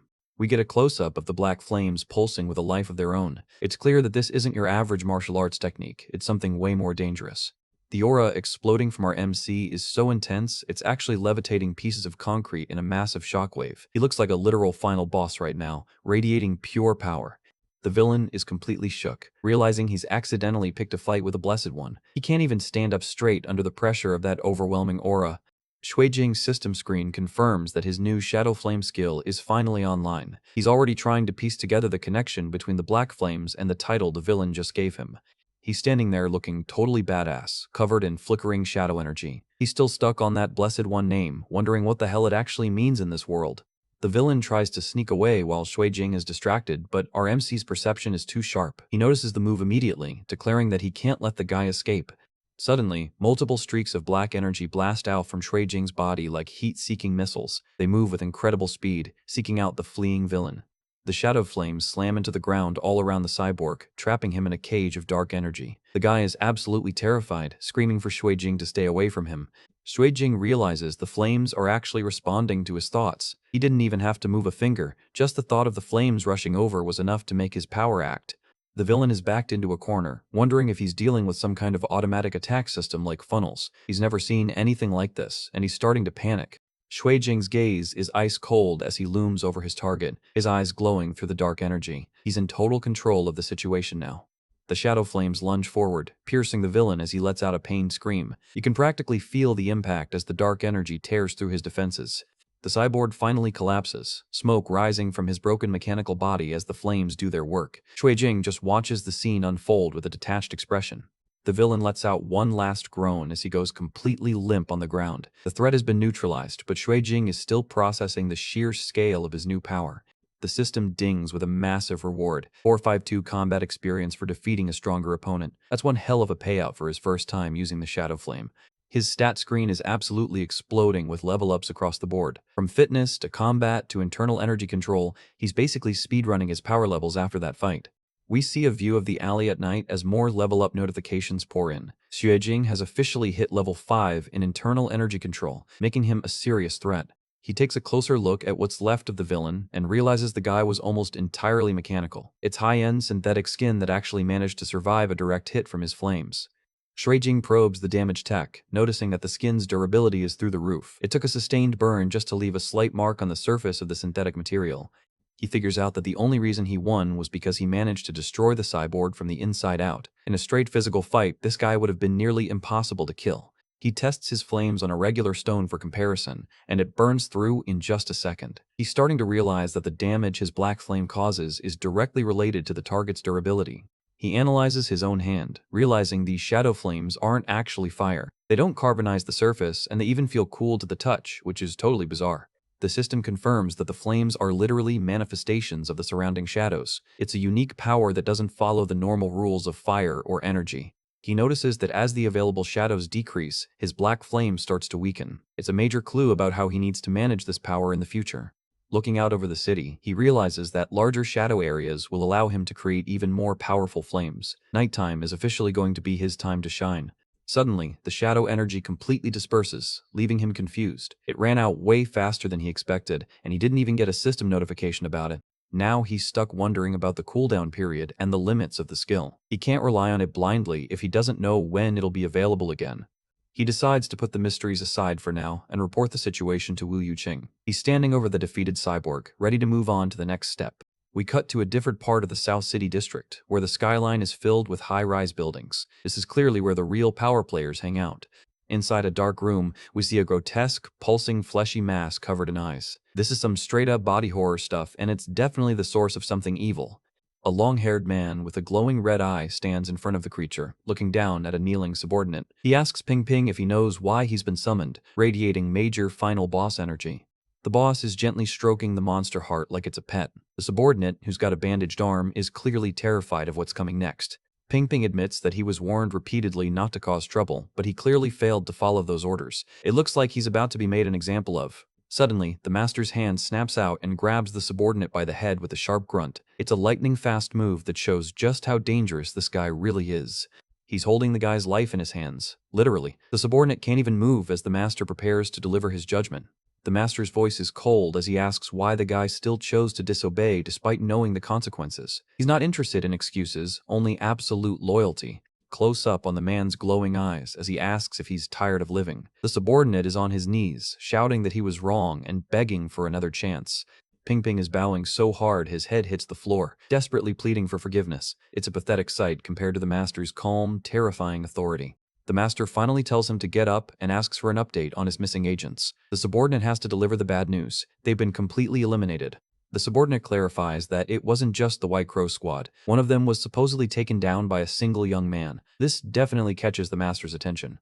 The master's face is a mask of pure intensity as he repeats the words "a young man." He's clearly intrigued and a little insulted that a rookie is messing with his plans. The subordinate reveals the target's name is Shui Jing. He claims the kid's background isn't anything special, but that just makes the master more suspicious. He bellows that there's no way an ordinary person could have defeated his test subjects. He's losing his cool, his eyes glowing with a fierce red light. The subordinate is terrified, agreeing with every word the master says. He just wants to get out of this room in one piece. The master points at the giant fleshy mass and orders his men to capture Shui Jing alive. He plans to personally feed him to the great celestial mother to create even better monsters. He ends the chapter with a classic villain laugh, surrounded by an eerie pink light. He's already dreaming of the day he'll obtain the entire planet with his new children. Shui Jing is riding the elevator up, sweating a bit about the mess he made on the last mission. He's wondering exactly how Wu Yuqing is going to react to the aftermath. He tries to play it cool, figuring there's no use in stressing before he actually sees her. If things go south, he's just gonna have to work twice as hard to make up for it.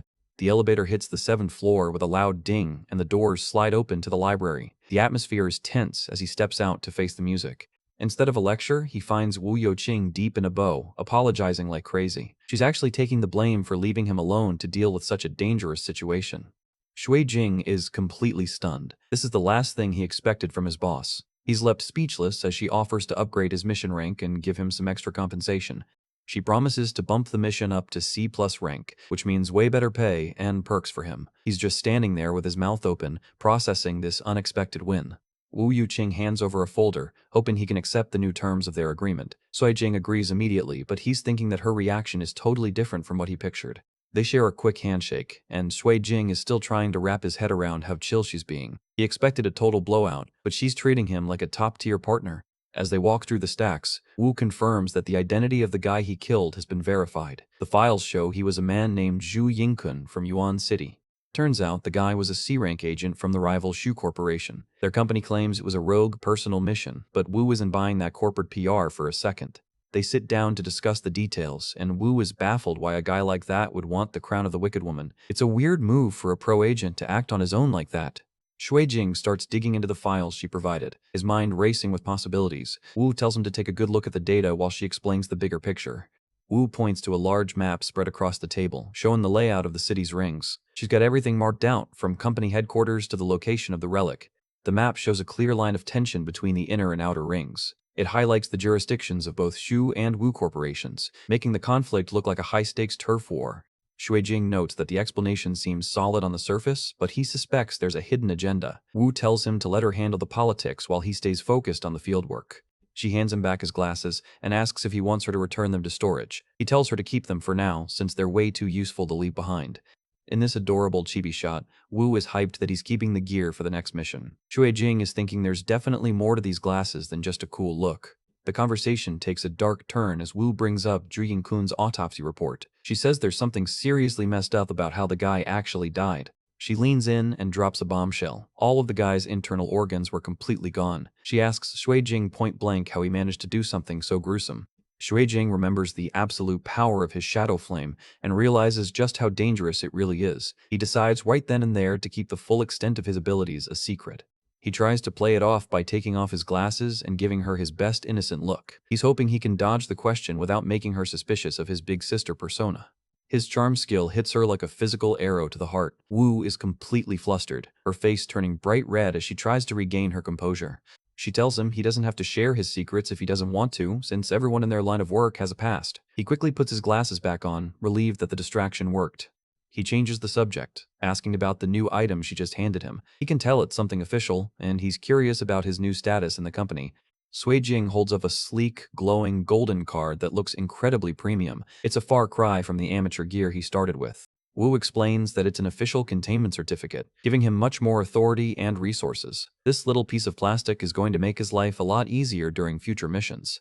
He checks the details on the card, realizing he's finally moved up from a freelancer to official personnel. It's a huge step toward getting the answers he needs about this world. Wu gives him a confident, of course, with a snap of her fingers. She's clearly proud of her new recruit's rapid progress. She hits a switch, and a secret bookshelf slides open, revealing a hidden archive. She tells him that as an official member, all the materials in the library are now open for his research. Wu heads off to handle some other business, leaving him to explore the restricted section. She tells him to take his time and look around, clearly trusting him with the company's secrets. As she waves goodbye, Shui Jing is already thinking about the cattail ring. This is his golden chance to find some real clues about Warner's true identity. He's fired up and ready to dive into the archives. He's convinced the answers he's looking for are hidden somewhere among all these dusty old documents. He walks into the massive storage area, and the scale of the place is breathtaking. It looks like a high-tech vault filled with thousands of mysterious items. He wanders through the endless rows of shelves, realizing the library has some serious hidden depths. Every box he passes contains a piece of history that most people will never see. The shelves are neatly organized with serial numbers like GOD 560 and GOD 581. It's like a supermarket for divine artifacts, but way more dangerous. He stops and picks up a box with a wild title, Death Goddess's Unreasonable Favoritism. He's never even heard of half these relics before, and his system starts pinging him with alerts. A message pops up saying insufficient clearance, which is a total buzzkill. He spots another box called Cinderella Boy and wonders what kind of weird powers that one has. He tries to access another relic, GOD-227, but the system denies him again. He thought having the ID card meant he could see everything, but apparently there are still levels to this. He keeps getting rejected as he tries to peek at GOD-580 and GOD-666. It's starting to feel like a high-tech prank at his expense. Shuijing is practically losing it, shouting that this whole thing is a scam. He's exhausted from running around, annoyed that Wu promised him full access but kept the locks on. He decides to stop messing around and search specifically for the cattail ring. He's praying that his clearance is at least high enough to look at his own cat's lore. Bingo. He finally finds a compartment labeled GOD-11391 cattail ring. This is the moment of truth he's been waiting for. Shuijing literally begs the machine to let him in, holding his ID card ready. The tension is real as he waits for the system to process his request. Success. The screen flashes green as the data for the cattail ring is finally opened. His ID card actually worked for the one thing that matters. He's thrilled to finally have the info, but a warning pops up saying the relic's danger level is rank B. Since he's only rank C, he only gets to see the first 2 layers of data.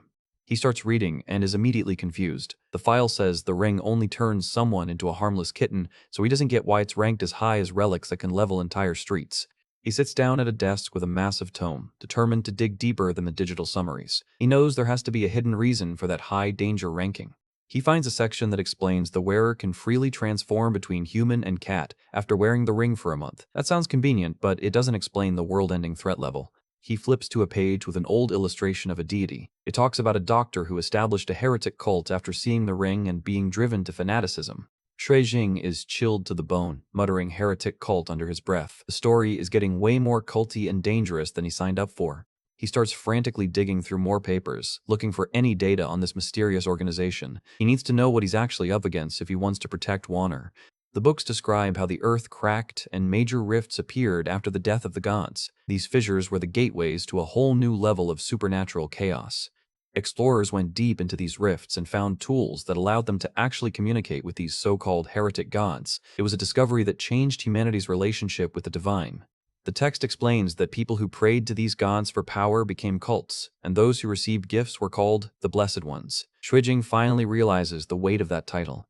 The realization hits him like a freight train as he stares at the page. The Blessed One, so that's what it means. Everything is starting to fall into place. He reads about a cult called the Lion Saint cult that tried to contact a deity named Bastet 200 years ago. They were desperate for a sign from their goddess. The illustration shows hundreds of cultists praying to a massive lion statue. Despite their devotion, the deity remained silent and never responded to their calls. The silence finally broke when a believer found the cattail ring, transformed into a cat, and received Bastet's blessing. This was the moment the cult's faith was finally rewarded. The kicker is that the ring itself was the thing that received the blessing, not the believer. From that day on, the relic possessed a level of power that defied common understanding. The book warns that as the fusion progresses, the wearer becomes more like Bastet until they are the goddess herself. It reveals that the Lion Saint cult will do anything to kill the current holder and get that ring back. Shuijing is stunned as he reads the final warning about the cult's murderous intent. He realizes that Wanner isn't just a cat, she's a walking target for a group of fanatics. His eyes glow a fierce, predatory red as he clenches his teeth in fury. He thinks, in other words, they'll kill Wanner. If these cultists want his cat, they're going to have to go through him first. Shuijing is back at the grind, but this time he's hitting the books instead of the mats. He's reflecting on how Wanner basically bullied him into training harder so he doesn't end up as a stain on the sidewalk. He starts thinking about the darker side of this world, remembering a hooded figure standing over a pile of bodies with a glowing ring. If he can't get strong fast, he's convinced both he and his cat are total goners. Suddenly, a system alert pops up that catches him completely off guard. He's staring at the page with wide eyes, realizing he might have just found a major shortcut. The system displays the cattail ring fusion conditions. This is the key to unlocking more power from the relic Wanner is currently wearing.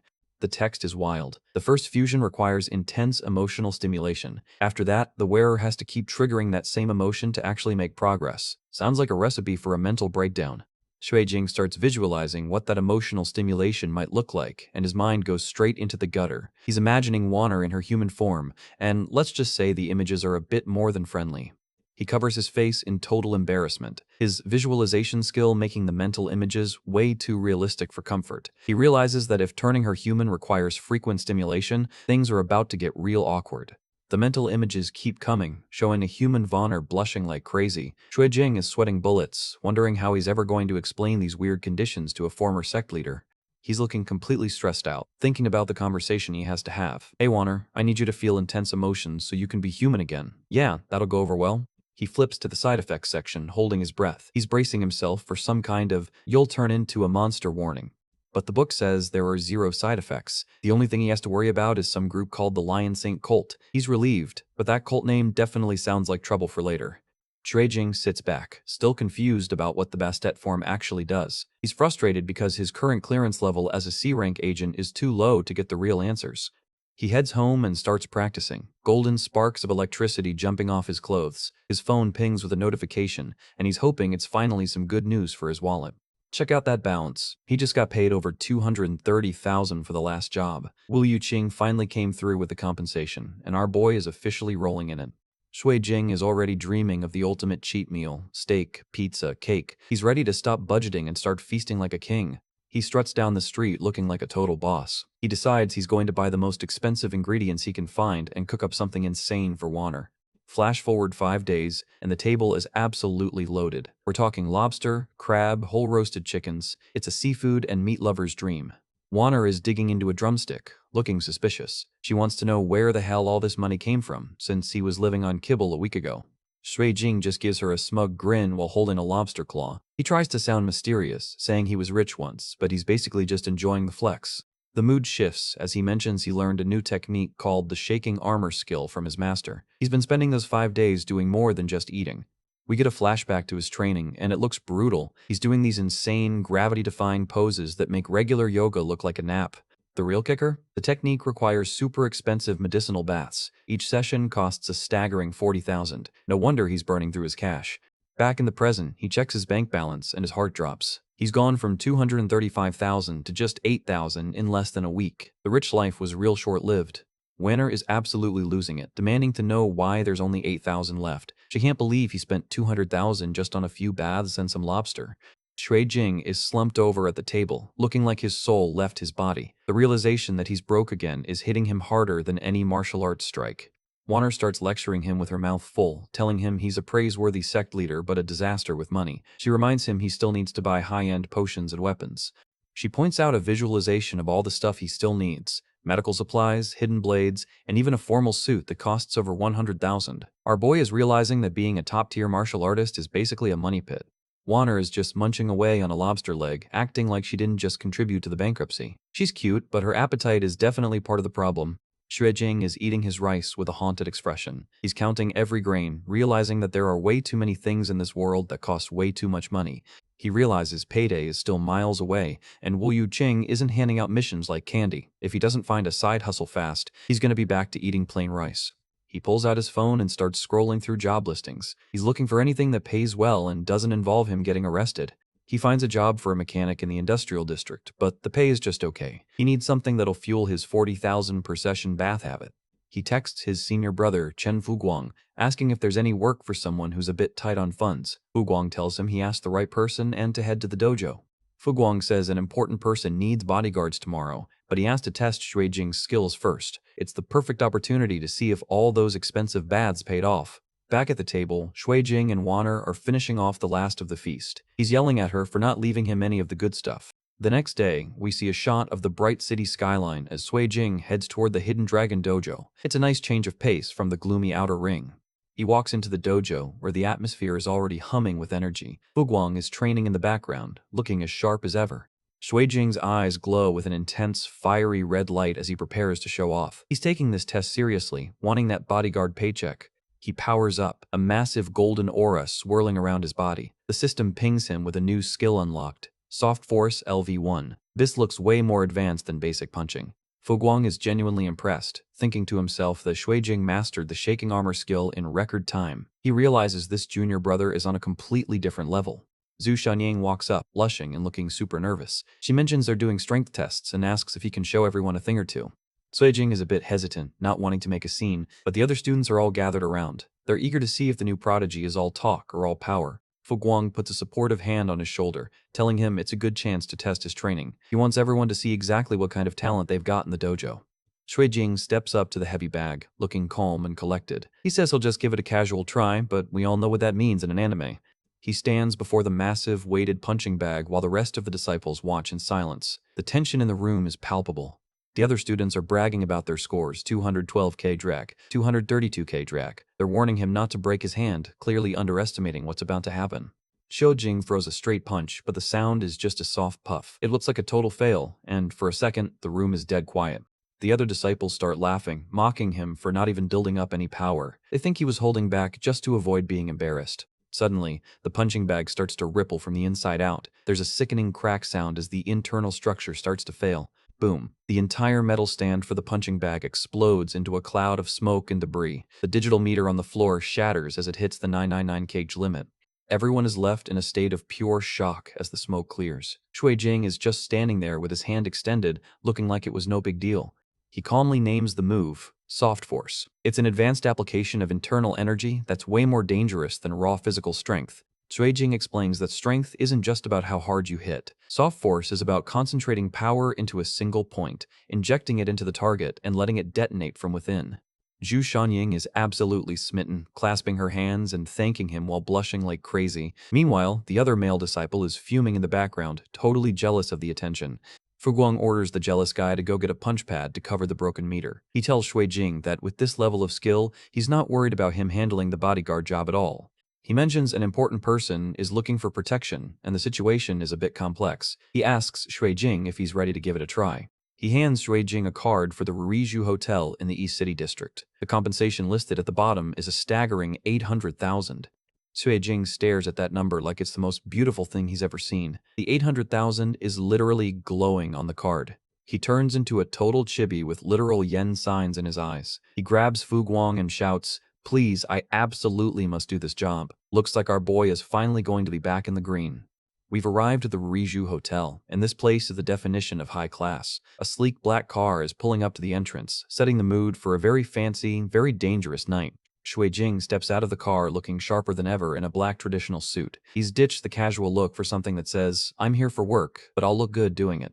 The guests inside are already whispering about him, wondering who this young newcomer is. They're assuming he's just extra security, but they're clearly thrown off by how young he looks for such a serious gig. Shui Jing flashes a confident smile, remembering his senior sister's advice. He's realized that in a place like this, clothes make the man, and he's definitely playing the part. We get a quick flashback to senior sister Shanying being absolutely horrified by his choice of a casual hoodie. She's giving him a major reality check about dressing too cheaply for a high-end assignment. She's practically in tears over his fashion sense, insisting that people will look down on him if he goes dressed like that. Luckily, she already had something much better prepared. Shanying presents a bright red suit from a famous designer that looks like it belongs on a runway. Shui Jing's expression says it all. This is way too much for a guy who prefers to blend into the shadows. He points out that the suit is way too flashy and totally not his style. He's a martial artist, not a backup dancer for a boy band. Suddenly, a hand reaches into the frame with a different option. It looks like someone else in the dojo has much better taste in mission attire.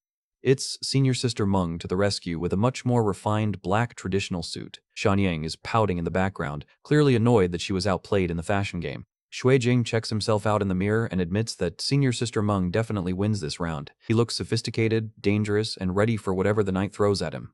Back at the party, the ladies are already swooning over him, wondering if he's a top disciple from a famous dojo. This guy is accidentally leveling up his charm stats just by walking across the room.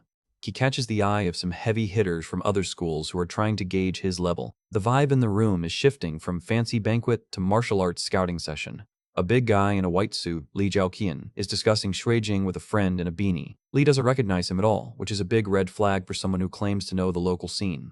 Beanie Guy mentions that Hidden Dragon Dojo is legendary for being picky about who they take in. He points out that their 7th disciple is supposed to be a peerless talent with an exceptional physique. Li Zhaoqian scoffs, not believing that a pretty boy like Shui Jing could possibly be an elite disciple. He's letting his ego blind him to the obvious signs of a true master.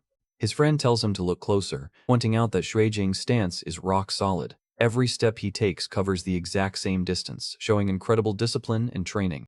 As Shui Jing walks through the hall, his upper body doesn't sway even a single inch. This kind of body control is a dead giveaway that his internal force is already extremely well honed.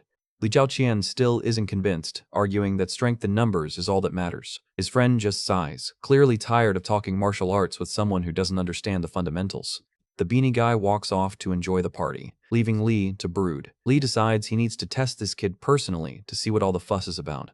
Li Zhaoqian calls out to Shui Jing, asking if he's the martial artist hired for security. He's trying to be intimidating, but Shui Jing doesn't even flinch. Sui Jing gives a polite wave and introduces himself as being from Hidden Dragon Dojo. He's playing it cool, not realizing he's about to walk into a measuring contest. The hotel manager greets him warmly and gets straight to the point. He's got the floor plan ready and wants to introduce Shui Jing to his specific duties for the night. Shui Jing is assigned to the stage area, which is the most critical spot in the whole room. The manager mentions the lighting isn't great there, so he'll need to pay extra attention to anything suspicious. Sui Jing notes that with so many masters on site, he wonders who would actually be dumb enough to try anything. He's starting to realize this isn't just a regular banquet. The manager admits they're just taking precautions, but his serious expression tells another story. He quickly heads back to work, leaving Sui Jing to scan the room.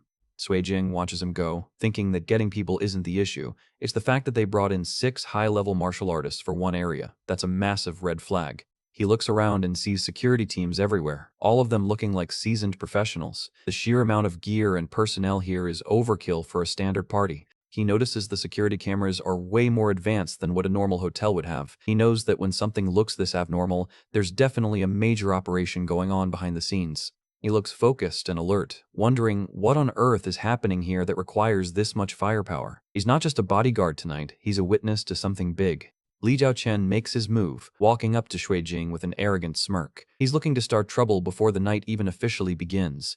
Sui Jing just gives him a cold look and asks who he is. He's clearly not impressed by the big guy's white suit or his attitude. Li introduces himself as being from Tiger Soul Dojo and claims he just wants to get a sense of his new colleague's level. He's already trying to assert dominance before they've even had a real conversation. Li towers over Shui Jing, a spectral blue aura flaring up behind him to show off his internal power. He's trying to scare the pretty boy off, but he's picked the wrong target. Sui Jing just looks up at him, totally unfazed, and asks how he wants to do this. He's ready to skip the talk and get straight to the demonstration. Li Zhaoqian suggests they touch hands, a classic way for martial artists to gauge each other's internal strength without starting a full-blown brawl. He thinks he's about to humiliate the rookie. Sui Jing agrees, knowing exactly what Li is thinking. He realizes Li doesn't trust his skills because he looks young, so he decides to give him a sense of his true weight class. They lock hands in the middle of the ballroom, and the energy in the room immediately shifts. The surrounding guests are starting to notice the silent battle happening right in front of them. Pei Youguang is in the crowd and spots Sui Jing. He looks absolutely terrified, wondering why the guy who crushed his reputation is suddenly working security at his party. Some girls ask Pei who he think will win, and he can barely get the words out. He knows exactly how scary Shui Jing's grip can be, and he's almost feeling sorry for Li Zhaoqian. Pei is internally betting everything on Shui Jing, remembering how Li Zhaoqian once squeezed his own hand until he was screaming for mercy. He knows the pretty boy is actually a monster in disguise. The crowd is split, with some people thinking the handsome guy has no chance against someone as big as Li. Pei just tells them to stay quiet and watch the show. Sui Jing is still looking perfectly calm as Li starts to pour on the pressure. To everyone else, it just looks like a friendly handshake, but the internal struggle is heating up. Close up on Sui Jing's eyes, which are glowing with a faint blue light. He's starting to channel his internal force, and he's doing it so subtly that normal people can't even see it. Pei can see it, though. He notices a golden aura of pure qi flowing around Sui Jing, and he realizes it's way beyond anything Li Zhaoqian can match. Pei is amazed by how much stronger Sui Jing has gotten since their last meeting. He's already planning to introduce himself properly once the spar is over, hoping to get on his good side. The handshake continues, and Li is starting to sweat. He's pulling out all the stops, but Sui Jing is standing there like an immovable mountain. Li is internally mocking him, thinking he's a rookie because he can't feel any qi. But then, purple and yellow sparks of energy start crackling between their palms. Li puts even more power into his grip, his arm glowing with a bright golden light. He thinks he's finally found the kid's limit, but he's about to get a very rude awakening. Sui Jing just smirks, thinking that Li's strength is actually a bit lacking compared to his own. He's been holding back this whole time, and now he's ready to end it. Sui Jing grips back with a look of pure focus. Li's eyes go wide with shock as he feels an overwhelming force starting to crush his hand. Sui Jing's eyes glow a menacing red as a massive wave of golden and red qi erupts from his body. Li Zhaoqian looks like he's seeing a demon as the internal force suddenly spikes to an insane level. Li is struggling to keep his composure, realizing he can't hold Sui Jing down anymore. He's in a total state of panic, wondering what kind of monster he's accidentally challenged. Li Zhaoqian lets out a pained groan as the pressure becomes too much. Suijing just stands there with a satisfied grin, clearly enjoying the role reversal. Close-up of their hands, with blue and yellow lightning crackling everywhere. The sound of shifting bones and crushing force is echoing through the air as the spar hits its peak. Xuejing gets a shocked expression, hearing a loud crack that definitely wasn't part of the plan. He realizes he might have accidentally overdone it with the soft force. Li Zhaoqian is left speechless, holding his red, swollen hand in a state of total shock. Xuejing pulls back and asks if he's okay, looking genuinely concerned after almost breaking the guy's arm. Li tries to act tough, laughing it off and saying he's fine. He admits he's impressed by a hidden dragon disciple, but he's clearly just trying to save face before he collapses. Li quickly makes an excuse to hit the restroom, waving goodbye while hiding his mangled hand. He even invites Xuejing for tea sometime, which is basically the martial arts version of "please don't hit me again." The second he's out of sight, Li is clutching his hand and sobbing in pain. He's alone in a dark hallway, finally letting out all the agony he was hiding in the ballroom. He looks down at his swollen, shaking hand, and the pain is clearly hell. He's realizing that his test was the biggest mistake of his life. Li Zhaoqian is curled up on the floor, wondering what kind of monster that kid actually is. He came in looking for a fight and left with a permanent reminder to never judge a pretty boy by his cover. Xuejing is still standing in the ballroom, wondering if Li Zhaoqian is actually going to be okay after that handshake. He's pretty sure he heard a bone snap, and that definitely wasn't part of the plan. Suddenly, a voice calls out "Brother Jing" from across the room. Xuejing turns around and sees a very familiar face heading his way. It's Pei Youguang. The guy is all smiles as he greets his brother Jing after what feels like a long time. Xuejing is a bit surprised to see him here, especially in such a fancy suit. Pei mentions that his big brother thinks very highly of Xuejing, which is why he's living so comfortably these days. Xuejing is just taking it all in, realizing that his reputation is growing faster than he thought. Xuejing gets right to the point, asking what exactly they need him for. He's here to work, and he doesn't want to get bogged down in small talk if there's a job to be done. Pei is practically gushing, telling him that the way he handled Li Zhaoqian was absolutely amazing. He mentions that his big brother is eager to meet the man who can put a Tiger Soul Dojo disciple in his place. Pei continues the hype, explaining that his big brother is a total genius who even got into an inner-ring university. He's clearly trying to sell Xuejing on the meeting. He points out his brother across the room, a stylish-looking guy with pink hair who's currently the center of attention. Xuejing just gives a bored, yeah, not exactly starstruck. Pei mentions that a bunch of rich ladies and madams are also dying to get to know him. We see a group of socialites in the background practically waving him over. Xuejing isn't having it. He says definitely not today, puffing out a breath of air. He tells Pei he has work to do and isn't here to be a party attraction. He gives Pei some cold, hard advice. If you want something, you should fight for it yourself instead of waiting for a handout. He's got no time for people who don't put in the effort. As Xuejing walks away to start his patrol, Pei is left in a daze, muttering about how cool Brother Jing is. This guy has a total man crush on our protagonist. The ladies are watching him go, totally agreeing with the Brother Jing is cool sentiment. It seems like Xuejing's unremarkable glasses are doing the exact opposite of what they were designed for. A blonde woman in a very revealing dress steps in his path, holding up her phone. She's asking the handsome guy for his social media handle. She's not the only one. A whole crowd of girls is suddenly swarming him, all shouting "me too" while holding up their phones. Xuejing looks like he's regretting every decision that led him to this ballroom. As he's being mobbed, Xuejing notices a worker pushing a cart into the room. He thinks it's weird because the manager didn't mention any deliveries happening at this time. The blonde woman grabs his arm and tells him that Big Sis can tell him a lot of interesting things if he just adds her. She's leaning in way too close, but Xuejing is distracted by the suspicious worker. He finally gives in just to get her to stop, asking for her number. The worker in the background looks like he's just waiting for the perfect moment to strike. The woman purrs that it's better as she gets what she wants. Meanwhile, the suspicious worker is looking at a device in his hand with a sinister expression. He presses a big red button on the device with a sharp beep. Whatever he just activated, it's definitely not a room service request. Back in a storage room, a small electronic device hidden on some crate starts pulsing with a bright red light. This is the start of the big operation the hotel was worried about. Xuejing's phone starts crackling with static, and he wonders if it's short-circuiting. He can feel the electronic interference radiating through the air.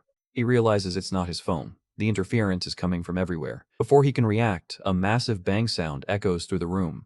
The lights cut out instantly, plunging the entire banquet hall into total eerie darkness. Everyone is left standing in shock as the reality of the situation sets in. A man asks if there's a power outage as the guests start to panic. He tries to turn on his phone's flashlight, but it's completely dead. Xuejing checks his own phone again, but the screen won't even flicker. He's starting to realize this isn't just a regular blackout. He looks around and realizes that out of dozens of people, not a single one has a working phone. He mutters a single word, EMP. He explains to himself that an electromagnetic pulse can instantly fry any electronic equipment. He's wondering why someone would use such high-tech overkill just to take out a target in a hotel. A loud bang rings out as something heavy smashes through the entrance. A woman's scream follows immediately, and the atmosphere turns from confusion to pure terror.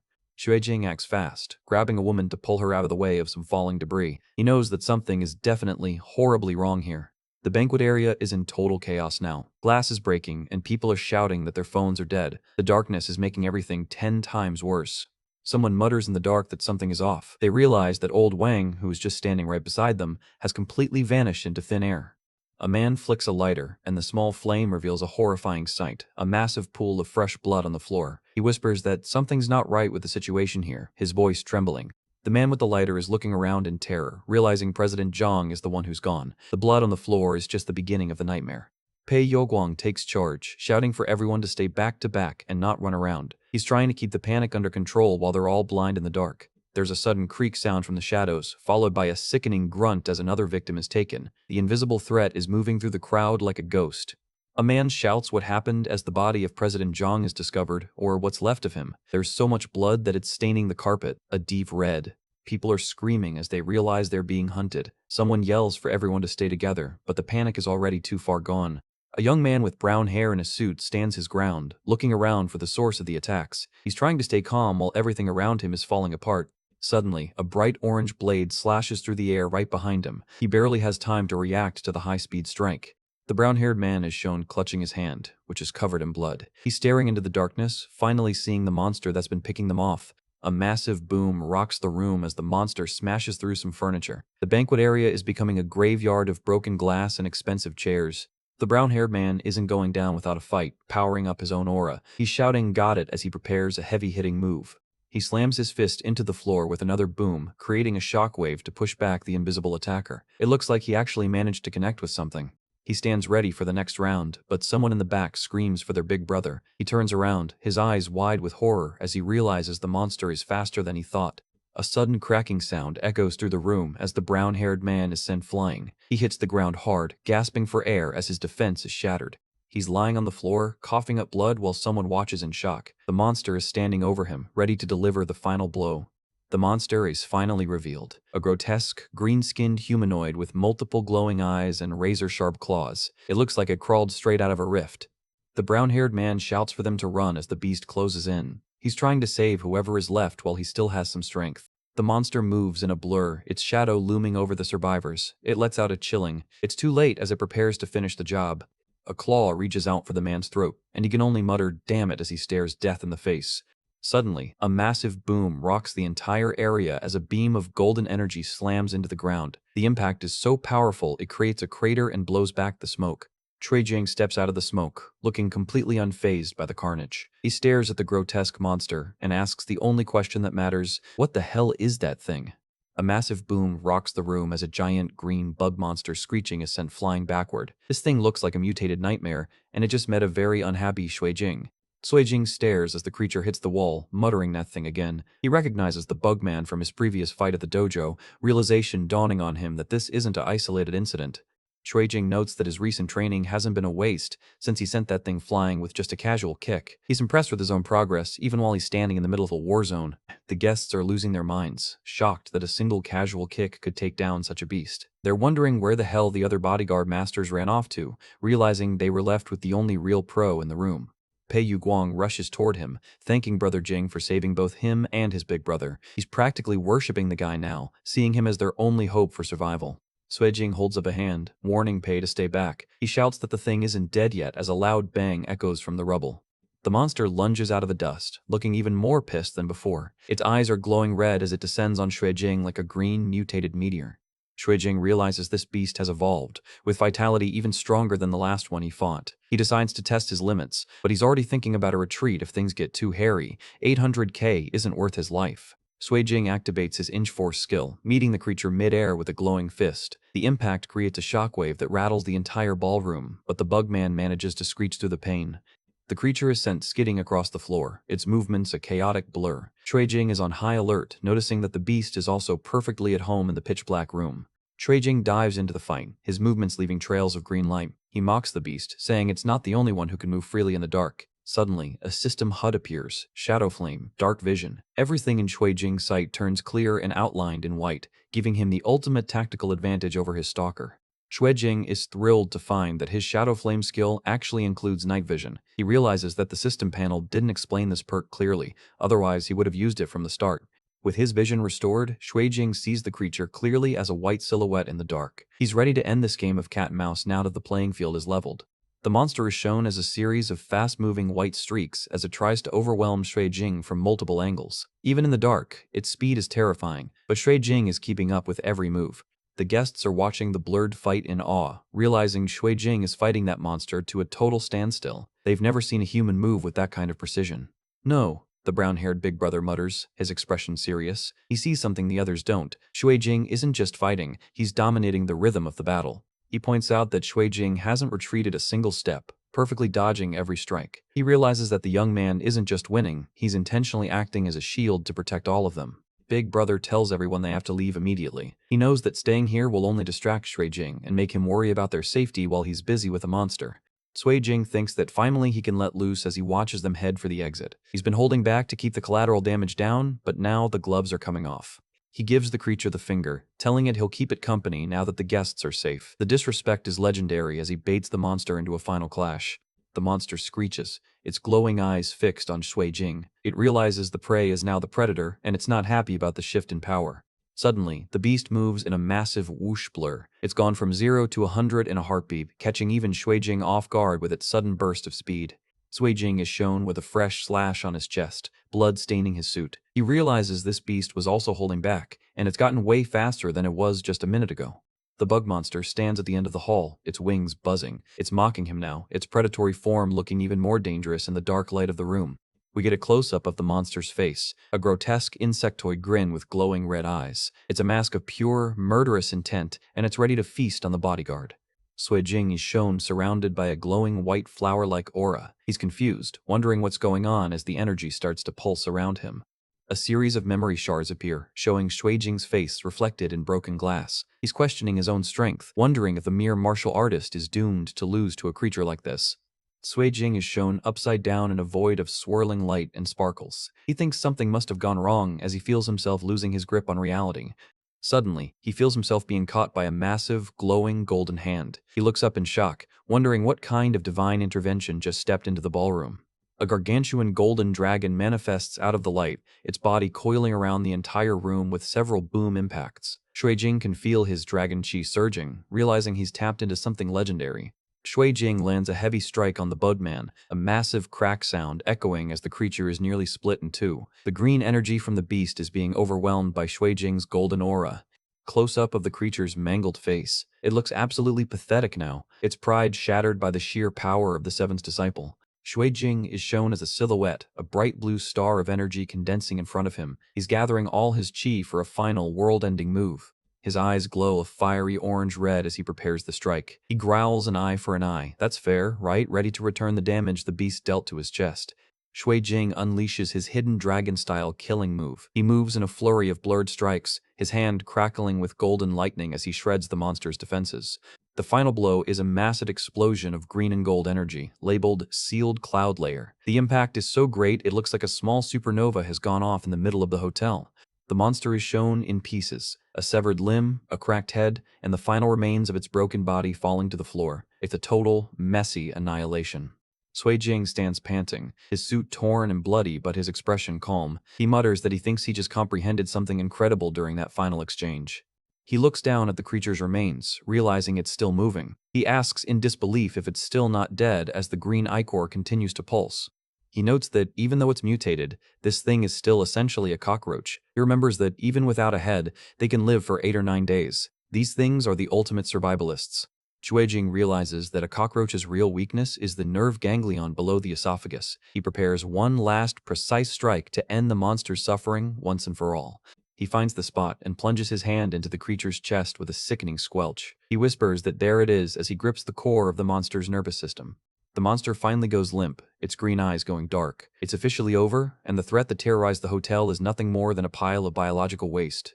A shot of the Westin Hotel at night. The guests are shown cheering, shouting that person killed the monster. The bodyguard has become an overnight hero to the elite. People are already fighting over who gets to sponsor him, with offers jumping from 1 million to 2 million. They're desperate to know which dojo produced such a monster of a man. Beanie Guy is laughing his head off, mocking Li Jiaoqian. Old Li, I'm impressed. You actually dared to provoke someone like that. Li just stands there, looking like he wants to crawl into a hole and die. Li Jiaoqian is shown with a green, sick-looking face, sweating bullets. He realized Shui Jing probably didn't even use 1% of his strength during their handshake, and is thanking his lucky stars he wasn't crippled directly. Sui Jing walks toward the group, his bloody hand raised. He tells everyone to get out of here while they still can, since he doesn't think this whole situation was just a random accident. Pei rushes up to him, worried about his injuries. Shui Jing just asks him who exactly the host of this banquet is, his mind already working through the suspicious details. A man in a purple suit, Ye Chunlin, steps forward. He's looking pretty nervous, his hands shaking as he admits to being the host, and asks if Shui Jing thinks this wasn't an accident. Sui Jing points out the man-made EMP pulse and the fact that the monster was probably deliberately let in. He's realized that the host went to insane lengths with cameras and guards because he expected something to go wrong. Sui Jing's eyes glow with a sharp, analytical light. He declares that this was an organized, premeditated assassination attempt meant to kill everyone in the room. Ye Chunlin is shown trembling, his face a mask of fear. He promises to have his dad investigate this thoroughly, but you can tell he knows way more than he's letting on. Shui Jing isn't buying the act. He points out that Ye Chunlin knew something was coming but still insisted on holding the event, making him the most suspicious person in the room. Shui Jing looks at the crowd, realizing that everyone who came to this banquet isn't an ordinary person. The plot is getting way thicker than a standard bodyguard assignment. He thinks to himself that while the monster is dead, the danger hasn't been lifted at all. He's wondering why someone would want to kill all these high-profile targets at once. He orders everyone to leave as quickly as possible. The guests are already scurrying away, their fancy outfits looking ridiculous in the wreckage of the ballroom. The survivors are shown leaving through the emergency exit, using lighters for a bit of light. Ye Chunlin tries to play the friendly host again, asking Shui Jing if he knows what that monster was. Shui Jing just gives a cold look and says he's just a bodyguard who ensures everyone's safety. He thinks to himself if they're already testing him, realizing the host is trying to gauge how much he actually knows. Close-up of Shui Jing's face, his eyes narrowed and glowing. He realizes that the waters here run deeper than he ever imagined. This job just got a whole lot more complicated. People are panicking after the hotel chaos, desperately calling their families to come pick them up and promising never to step foot in this place again. Meanwhile, Shui Jing is just chilling on a sofa, watching the system notifications flood in after surviving that intense life-or-death battle. Check out this massive wall of text. Sui Jing is getting showered with experience points for everything from fitness and health cultivation to precision in combat. He even bagged over 1200 visualization EXP for pulling off that True Dragon move earlier.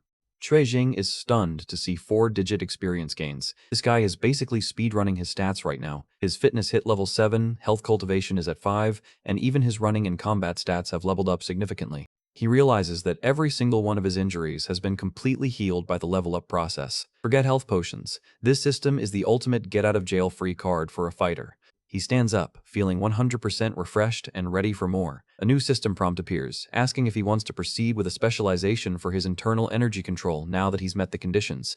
He wonders if this specialization is directly related to the hidden dragon-style move he just comprehended. It looks like his understanding of the sealed cloud tail has unlocked a whole new path for his power.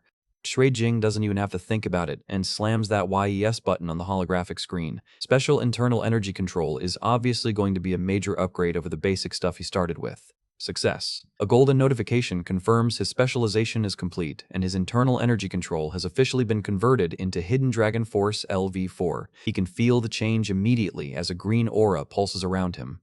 He describes the feeling as rusty parts being lubricated, showing that his energy flow is now perfectly smooth. He's standing there surrounded by a massive gear-like visualization, looking like he just became a human perpetual motion machine. Shui Jing clenches his fist, realizing this is a rare opportunity to see how far he can push himself. He's looking pretty focused as he prepares to test out this new Hidden Dragon Force. He decides to strike while the iron is hot and practice his shaking armor skill again. In the background, the hotel security is still cleaning up, and a guy in a suit is frantically pointing out where the injured guests are. The paramedic asks for the location of the wounded, and the suit guy directs them toward the 17th floor banquet hall. It looks like the cleanup from that bug monster attack is going to take all night. The purple-haired guy from earlier is shown sweating bullets, clearly traumatized by what he saw. He's staring in shock as a massive explosion of golden light fills the hall. Shui Jing is back in his meditative zone, manifesting a gargantuan golden dragon aura that towers over the entire room. This guy isn't just training anymore, he's becoming a literal force of nature. night shot of the Hidden Dragon Dojo sign glowing in the moonlight. Inside, Shuijing is thanking a senior sister for personally applying medicinal ointment to his back. The senior sister is busy rubbing the medicine in while complaining about how unlucky he is. She can't believe an ordinary security job turned into a monster-slaying mission on his very first day. Shuijing turns to his master, who is sitting nearby in his wheelchair. He figures the old man's experience might shed some light on where that insectoid beast actually came from. The master looks serious, admitting he doesn't know the exact origin. However, he's certain that the creature is somehow related to the boundary rifts, which is never a good sign in this world.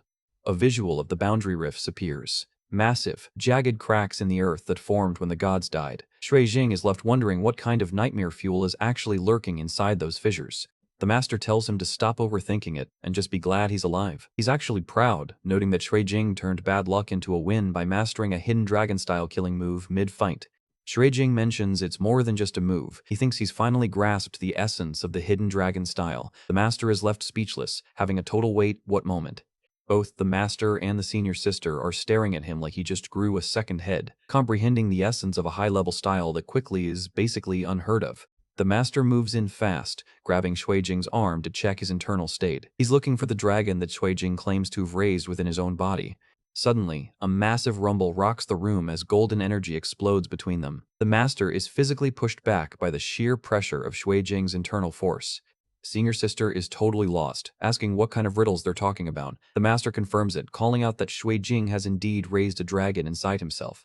The master explains the secret. To hide a true dragon that turns the heavens, you first have to raise a young one in your body. He can feel that his junior disciple has reached a level of internal force that flows smoother than silk. He tells them that this dragon isn't just a mental picture, it has its own spirituality. From now on, Shuijing's martial arts journey is on a completely different level than a regular practitioner. We get a diagram comparing normal martial arts to the hidden dragon style. While others are just working out, their style is about hatching a dragon egg to unlock the true potential of the human form. The master gets a serious look, telling Shuijing he's already obtained the key to breaking limits. Shuijing is all ears, wondering what kind of OP power-up is coming next.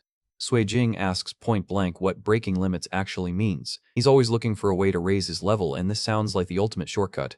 The master breaks it down. Once the 5 major practices, skin, flesh, tendons, bones, and blood are perfected, a human body hits a ceiling. To go further, you have to sublimate your life level and move beyond being human. He explains that reshaping your body at its most fundamental level is what allows you to become something more. The essence of your life changes, and you officially enter a non-human realm of power.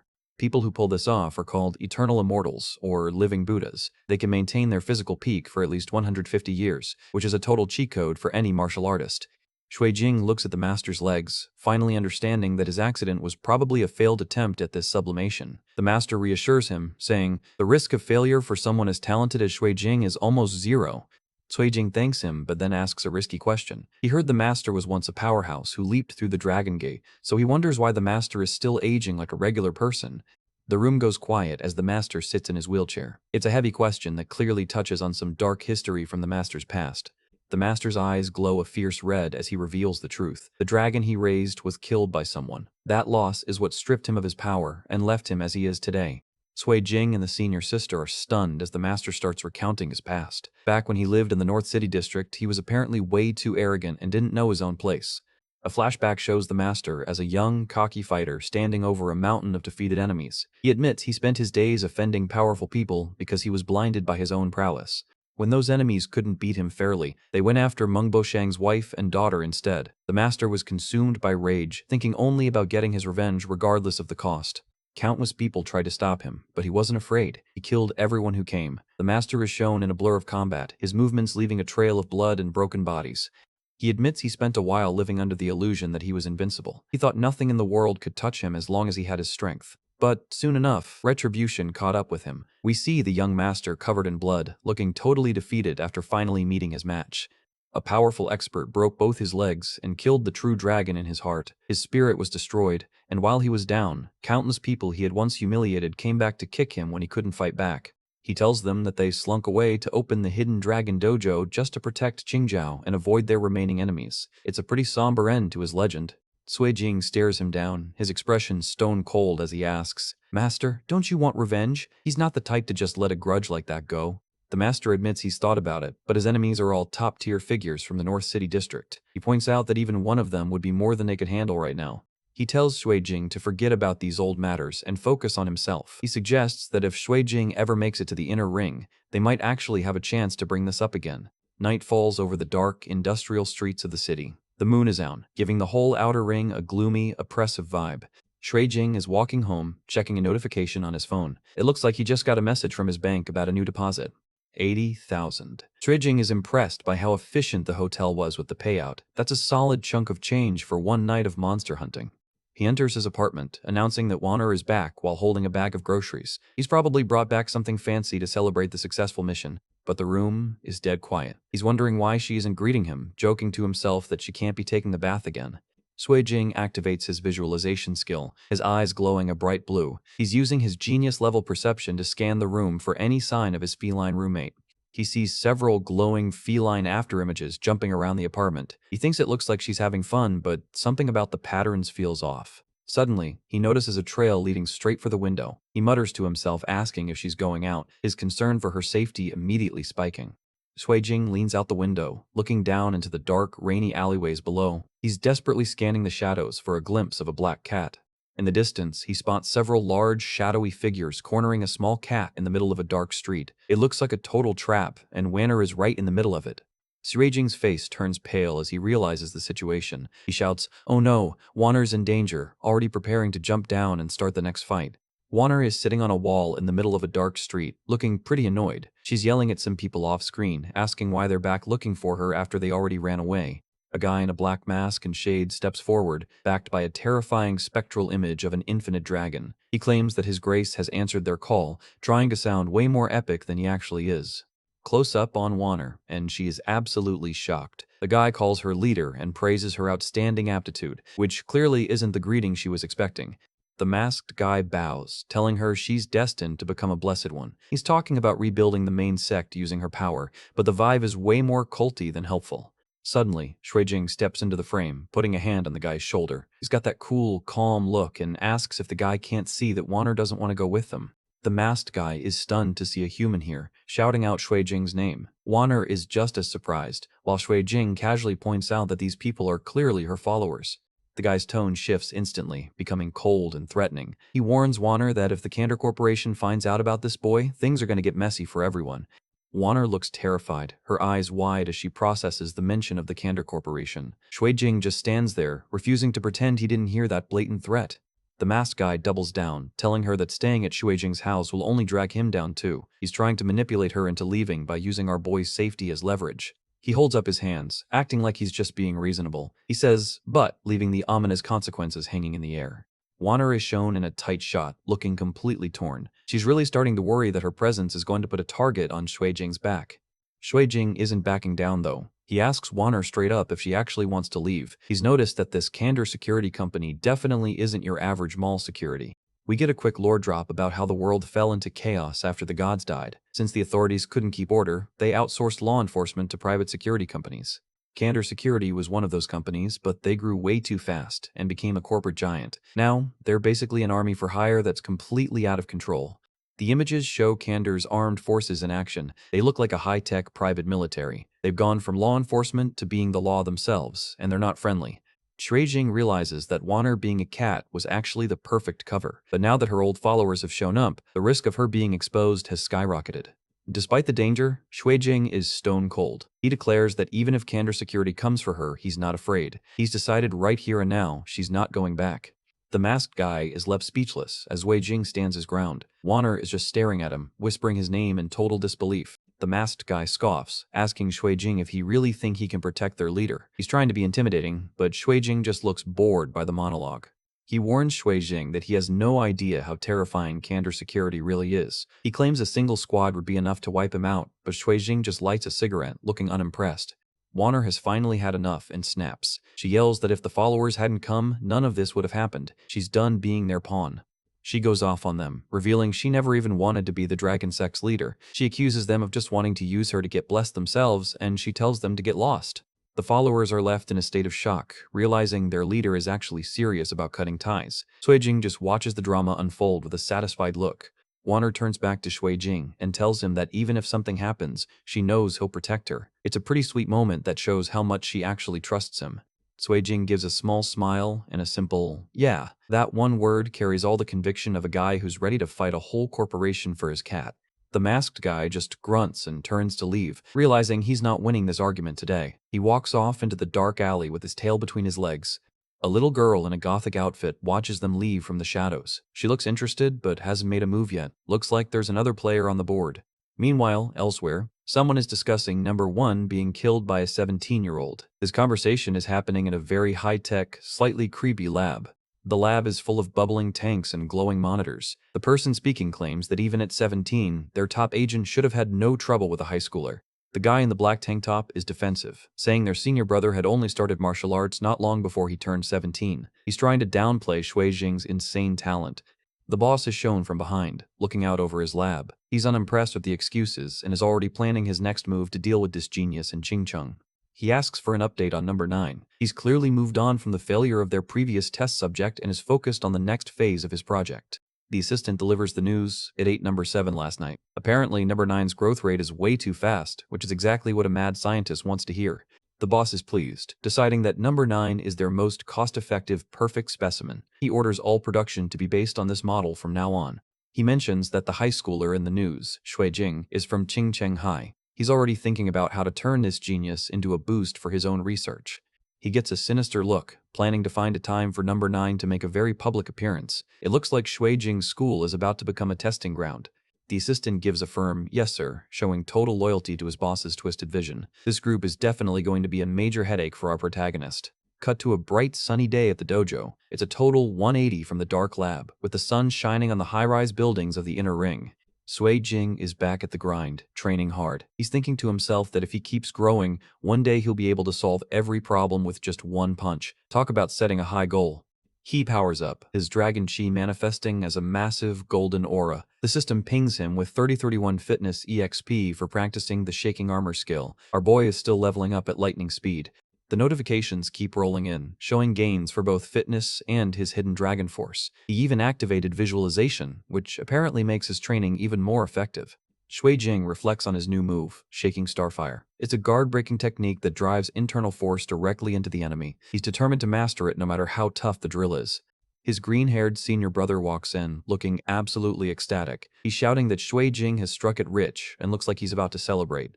Shui Jing is confused, asking what he means. His brother reminds him about the hotel incident where he saved a bunch of rich kids. Apparently, those second gens are very good at showing their appreciation.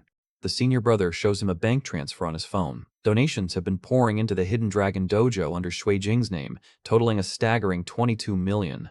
Sui Jing is stunned, realizing those rich kids actually have a soul. In this funny visualization, we see him literally swimming in money, while his brother tells him he can stop being a penny-pinching ascetic. The senior brother hands him a tablet with a new training plan their master put together. Now that he's wealthy, his training is about to get a whole lot more expensive. Shui Jing checks the first few items and thinks to himself that 22 million should be enough for a handpiece of cake. He clearly has no idea how fast a martial artist can burn through cash.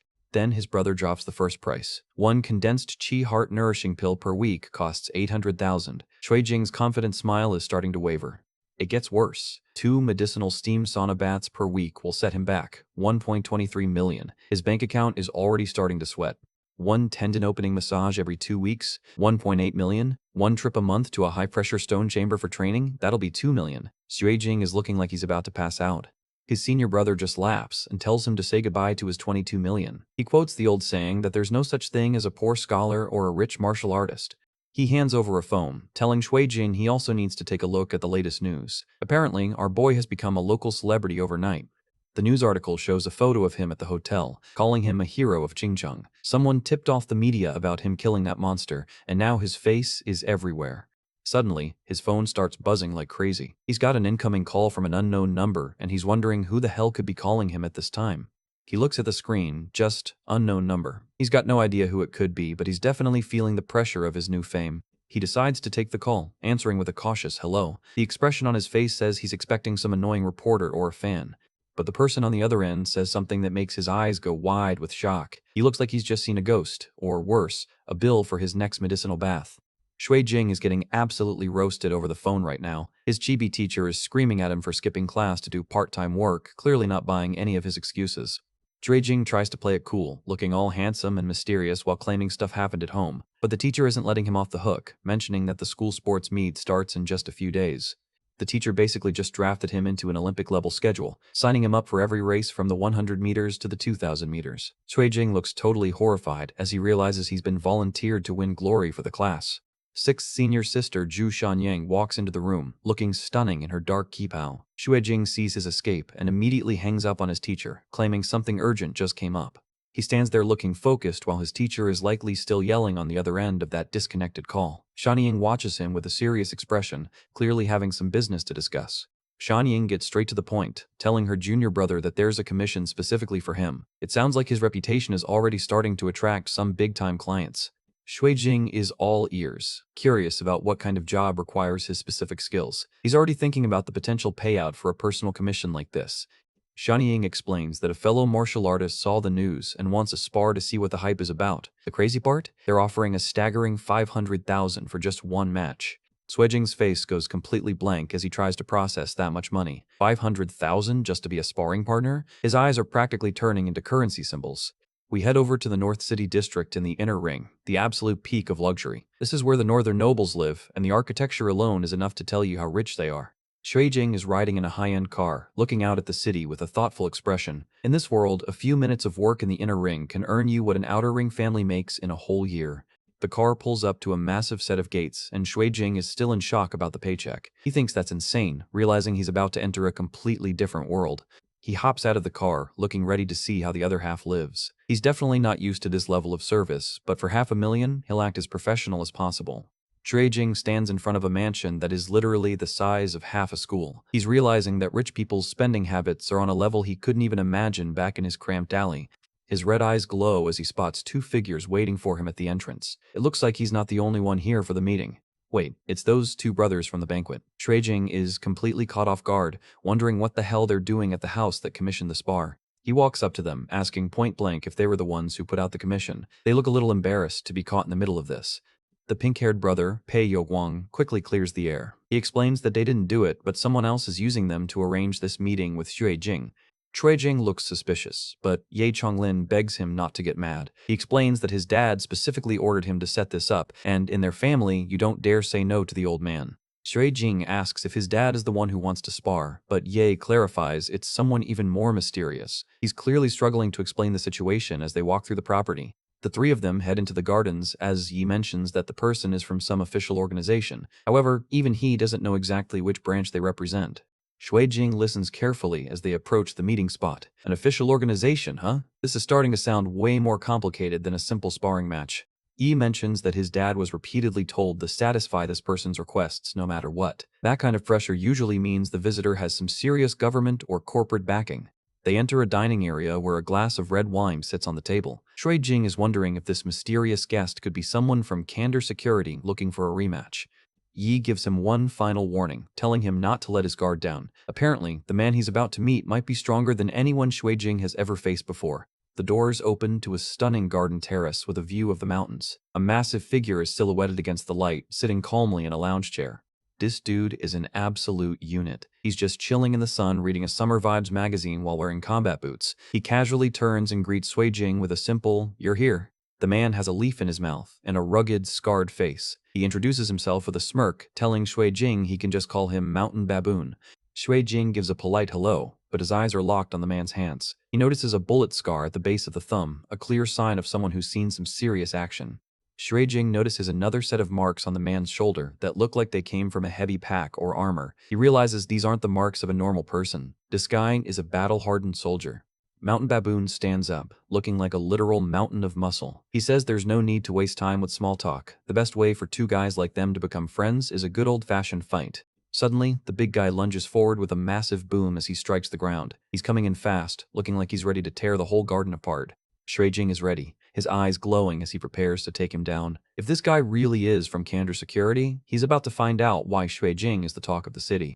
They clash with a massive explosion of force. Jing catches the giant's fist with his own, and the impact sends a shockwave through the cobblestones that shatters the pavement. Mountain Baboon is grinning like a maniac, shouting "my turn" as he prepares to unleash his full power. He's clearly having the time of his life in this spar. Shuijing counters with an intense burst of energy. His hand glows with a brilliant light as he pushes back against the giant, wondering how it's possible for someone to be this heavy. Shuijing unleashes a sealed cloud-tail strike, sending a massive wave of golden ki into the big man's chest. The air around them is humming with the sheer intensity of the move. The impact sends Mountain Baboon skidding back in a cloud of dust. Shuijing realizes that if he took a punch like that, his whole hand would be ruined, but he's completely fine and even countered immediately. The two brothers are watching from the side, looking absolutely terrified. They're wondering just how much more strength Brother Jing is actually hiding. Mountain Baboon lands hard on a hill, but he doesn't look hurt. Shuijing stands his ground, looking down at the rich second-gen crowd like they're in a different league. The big guy is hunched over, shaking off the impact. That punch definitely did some work, and he's clearly feeling the power of the hidden dragon style.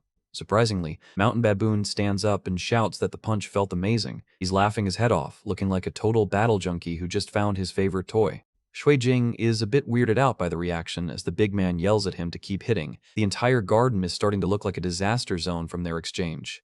Mountain Baboon stands there with his arms out, practically begging for more. Shuijing's chibi inner monologue just thinks it's weird, totally confused by this guy's enthusiasm for getting hit.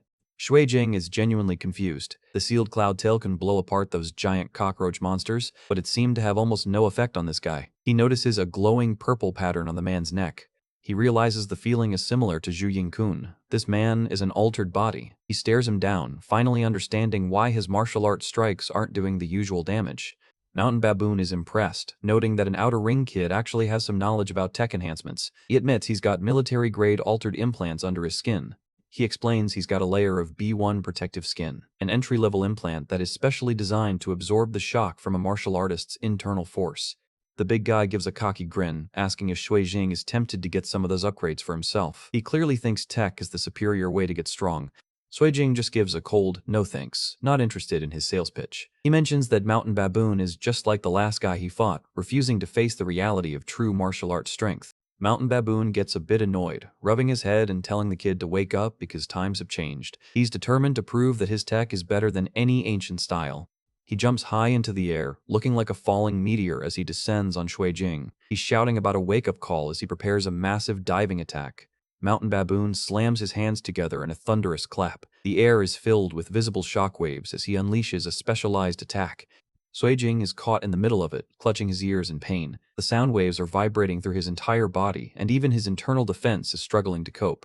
Mountain Baboon explains that his hands have been modified to generate stunning sound waves with a clap. He boasts that dodging is useless because the sound fills the entire area. He tells Shuijing that the closer you are, the stronger the sound waves become. He looks convinced that he's already won the match.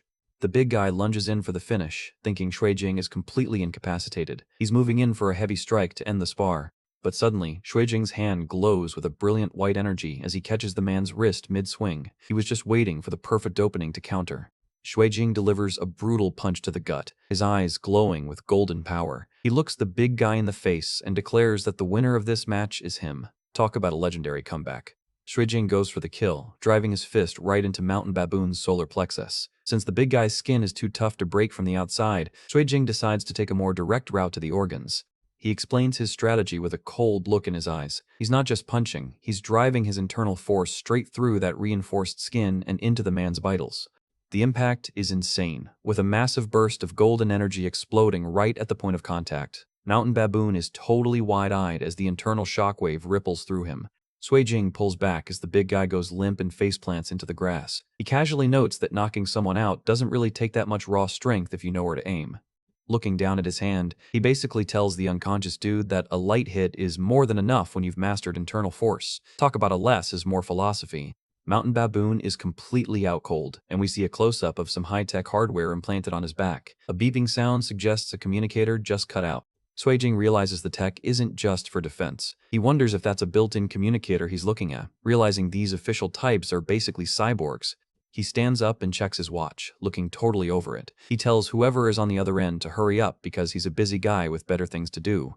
The Pei and Yi brothers are hanging back, looking totally lost. They're probably wondering what kind of secret organization initiation they've just witnessed. Mountain Baboon starts to groan and wake up, telling Shuijing his imagination is a bit too wild. He's taking the defeat remarkably well, honestly. Jing just gives him a blank, bored stare. He's really not in the mood for riddles or cryptic organization talk. The big man manages to sit up, clutching his stomach and admitting that the light hit actually hurt like hell. He's genuinely curious how Jing broke through his soundwave defense. Jing breaks it down. The soundwave trick was designed to shock the brain, so he just used a stronger physical force to cancel it out. It's basically fighting fire with a much bigger fire. Mountain Baboon is actually impressed, realizing that even after that beatdown, Jing still hasn't gone all out. This kid is way deeper than he looks. The big guy tells the two brothers to beat it and look around somewhere else. They look a bit offended, but they know better than to argue with a guy who just got punched through a hill. Once they're alone, Mountain Baboon admits he is from an official organization and wants to invite Jing to join, but Jing shut that down immediately, saying he has zero interest in secret clubs. He's really unimpressed with the whole sparring to recruit game. He tells the big guy he has absolutely zero desire to join up after a meeting like this. In this hilarious chibi panel, we see Jing's actual dream life, chilling on a beach chair with a mountain of cash and a cold drink. Why join a secret squad when you can just be rich and comfy? Mountain Baboon is desperate now, pleading with him not to turn them down so fast. He's trying to sell the benefits with no downsides angle, but it's not working. He starts flexing, promising that if Jing joins, he can get military-grade B1 protective skin for free. Chibi Jing is just like, bro, I literally just hurt you through it. He tries the human limits argument, putting a hand on Jing's shoulder and saying a genius like him will eventually hit a wall. He thinks technology is the only way forward. Jing is still a hard pass, saying that blowing up modified types with a pure, natural body is just way more fun. He's a traditionalist when it comes to beatdowns. Suddenly, a voice from above yells at him to shut up. Mountain Baboon looks terrified and tells Jing to look up, recognizing the captain. High up in the sky, a silver-haired figure is falling straight toward them. This is definitely not a casual visit. It's the White Crow captain, and she's coming in hot with her Void Edge skill activated. She looks like a total badass silhouetted against the sun. She lands with a massive boom, creating a huge cloud of dust. Talk about a dramatic entrance. The captain of White Crow Squad 838 stands up and greets Jing. Mountain Baboon is still shaking in the background as she casually mentions the gorilla next to him as one of her team. In this cute chibi shot, Jing is skeptical. He reminds her she's the one who introduced him to Wu Yuqing, so why is she trying to poach him now? She gets serious, admitting that this time the orders came from way up top, but she has a second mission she needs his help with first. She pulls up a holographic display showing a strange, glowing artifact. She wants to know if he recognizes it as the thing he killed a few days ago. Jing recognizes the vibe and asks if it's a boundary rift creature. She says, not exactly, which is never a great thing to hear in this world. She explains that the core is the source of power for these rift creatures. As long as the core isn't removed, they can apparently just keep reviving indefinitely. Jing remembers that messy fight with the cockroach monster. He realizes he only won because he accidentally knocked the core organ out during the chaos. He's still stuck on the not exactly part. If it has a core, why isn't it just a regular rift creature? He knows there's a catch. The captain pulls up another hologram of a massive, glowing pink entity called the Celestial Broodmother. It has a staggering maximum danger rating of 6.2. Jing is totally lost, having no idea what a 6.2 danger rating even means. The captain looks at him like he's an idiot, wondering if dojos in the outer ring even teach the basics. She orders Gorilla to send the combat data from their earlier fight. Mountain Baboon grumbles about not being a gorilla, but he's definitely following orders. She checks her device and tells Jing his current evaluated danger level is between 2.9 and 3.1. He's still got no clue what those numbers represent. She explains the scale. A normal adult male is a 1.1, while a 2.9 is equivalent to roughly 280 average guys. That means the broodmother at 6'2 is equal to 65,000 of him. Jing realizes the gravity of the situation. She adds that an unawakened broodmother is mostly just a breeding organism, but that's still plenty dangerous. She shows a diagram explaining the nightmare. The broodmother can absorb genetic info from anything it eats and spawn mixed breeds. It can even combine different creatures, like this cat-bug hybrid. Apparently, a smuggling group captured one from Rotten Flesh Lake a month ago and brought it out into the civilized world. This is getting dark. The White Crow Squad has been chasing them all the way from Rotten Flesh Lake to the South City District in Qingcheng. But then they lost the trail. Now, through him, they finally have a lead again because he took one down. Jing connects the dots. The cockroach monster he killed was actually something the Celestial Broodmother spawned. He starts repeating the words to himself. Cockroach, cockroach man. He's thinking about the anatomy of that thing he fought. His eye goes wide with pure horror as he reaches a sickening conclusion. The realization is hitting him harder than any of Mountain Baboon's claps. He looks absolutely sickened, realizing that the monster he fought was actually a mix of a cockroach and a human being. This just went from a monster hunt to a total horror story.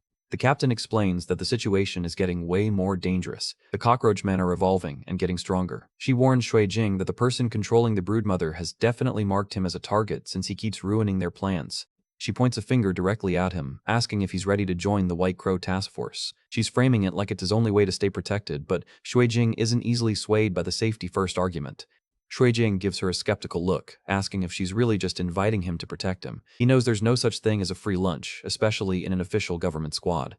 The captain makes her full pitch, standing tall in front of the White Crow emblem. She boasts that they have the most professional training system in all of Juchia and can help him reach his full potential with 0 blind spots.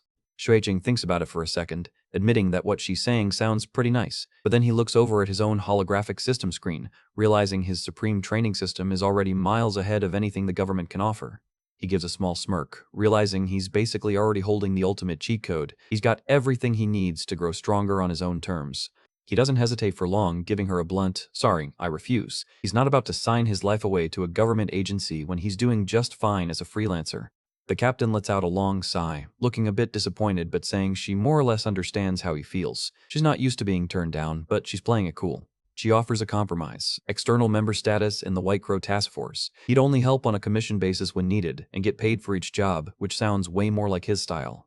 Shui Jing looks genuinely intrigued by the offer, sweating a bit as he thinks it over. He mutters that it's a little too generous, sensing a catch somewhere in the fine print.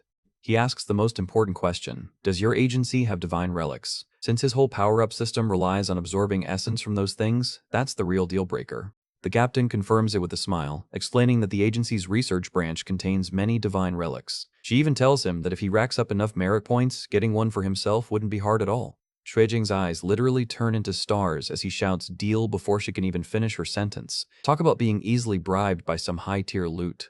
He goes from hard pass to #1 fanboy in seconds, claiming he's been dreaming of becoming a White Crow member for 10 years. The captain just watches him with a look that says, "Seriously?"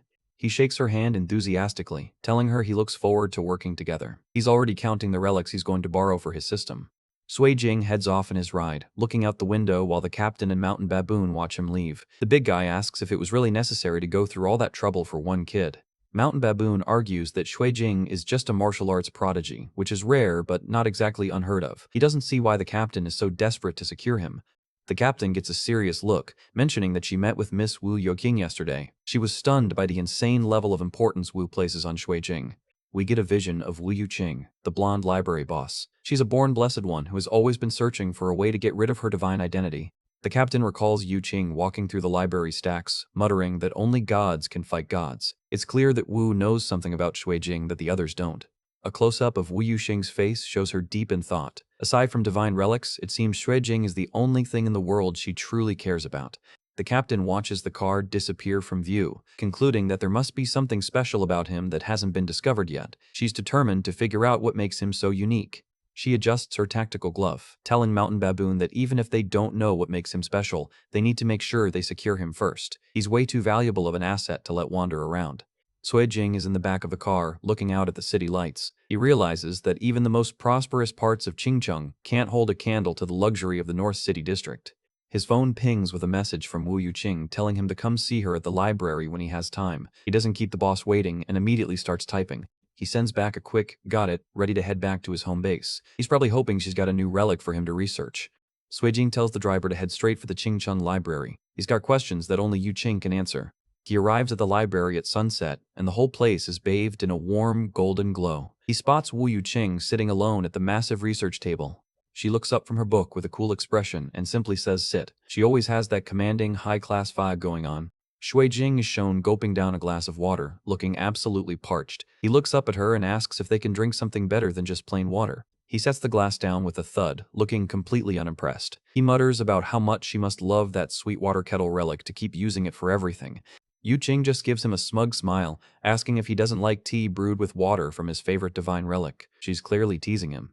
Shui Jing pulls out a can of cola instead, enjoying the fizz of a normal drink. Yu Qing mentions that White Crow has already reached out to him, which catches him by surprise. He takes a sip of his soda and confirms that they invited him to join, but he turned them down. Yu Qing looks relieved and tells him he did the right thing. He asks why she's so against the idea, and she gets a serious look. She explains that crows are usually seen as ominous birds that bring death and disaster. An illustration shows the difference between regular crows and the rare white crow. While white crows are symbols of rebirth and blessing, she reveals that the squad chose that name for a much more practical and darker reason. She explains the real reason. Since White Crow was founded 60 years ago, only 3 people have actually lived long enough to retire. The name carries the hopes and prayers of a squad with an insanely high mortality rate. Shuijing looks at his soda can, realizing the Twin Lives revival skill might be more of a necessity than a luxury if he stays with them. He's starting to see why she wanted him to stay away. He asks her what exactly this agency is anyway. Yu-King slides her phone across the table to show him the full name, Special Bureau for Abnormal Disaster Emergency Management. The phone display shows a map of the city. She explains that it's an independent system separate from the 5 major agencies, which is why everyone calls it the 6th agency. She warns him that if someone joined White Crow, they could basically go on a killing spree in Chingcheng and no one would be able to arrest them. It's a level of power that's almost terrifying. Shuijing looks at the data, wondering if the government isn't worried about the 6th agency spinning out of control. He realizes he's stepped into some serious high-level politics. Yu-King reassures him that the agency's upper council has 13 members who mostly live in the Azure Court to keep things in check. She's clearly well-versed in the Bureau's secrets. A pyramid diagram shows the 6th agency is basically the country itself, sitting above everything else. Shuijing is stunned by the ridiculous background he almost signed up for. She tells him that's enough info for today and says he can go now. She only called him over to warn him about the dangers of getting too close to the crows. Shuijing is a bit disappointed, asking if there are really no missions or relics for him to see today. He was hoping for some more experience points. Yu-King gives him a bored look, suggesting he can always clean the library if he's that bored. He quickly makes an excuse, saying he just remembered he has something to do. He beats a hasty retreat, leaving her back with her books. She lets out a soft hiss as she watches him go, probably amused by his quick exit. Suddenly, his phone starts vibrating like crazy. He looks at the screen and sees a call from his teacher, Professor Du. He realizes he totally forgot about his earlier warning. He shouts into the phone that he'll be right there, panicking about being late. Looks like school is the only thing in this world that actually scares him. We shift to a dark alley in the South City district. The atmosphere is gloomy and tense, a far cry from the fancy library he just left. A man with long silver hair is shown sitting on some stairs in the shadows. This is the master, and he's looking broodingly over his territory. The purple-haired goth assistant, Kai Ping, walks up and reports that all the test subjects have been relocated. He mentions that the White Crow Hounds have finally managed to find their hideout. The master looks up with a sinister expression, genuinely surprised that the special forces were sharp enough to sniff them out so quickly. He's clearly got some big plans in motion. Kai Ping confirms he's followed instructions and taken number 9 to Chingcheng High. He's expecting some good news from the school very soon. The master explains that using number 9 to draw attention will give them the distraction they need to move the celestial broodmother. That thing is way too big to move without being exposed. They walk through a dark, industrial facility together. Kaiping notes that Condor Security isn't lifting a finger to help them, making them do all the heavy lifting themselves. The master scoffs, saying those big corporations are all the same. They only care about reaping benefits and never take any risks. He sees this as their chance to act on their own. Kaiping asks if Candor will just dispose of them if they pull this off. The master gives a chilling smirk, asking if he really thinks his boss hasn't already prepared a backup plan for when the company betrays them. Shuijing is dominating the track, leaving other runners in the dust. The crowd is going wild, with girls literally screaming that they want to have his babies.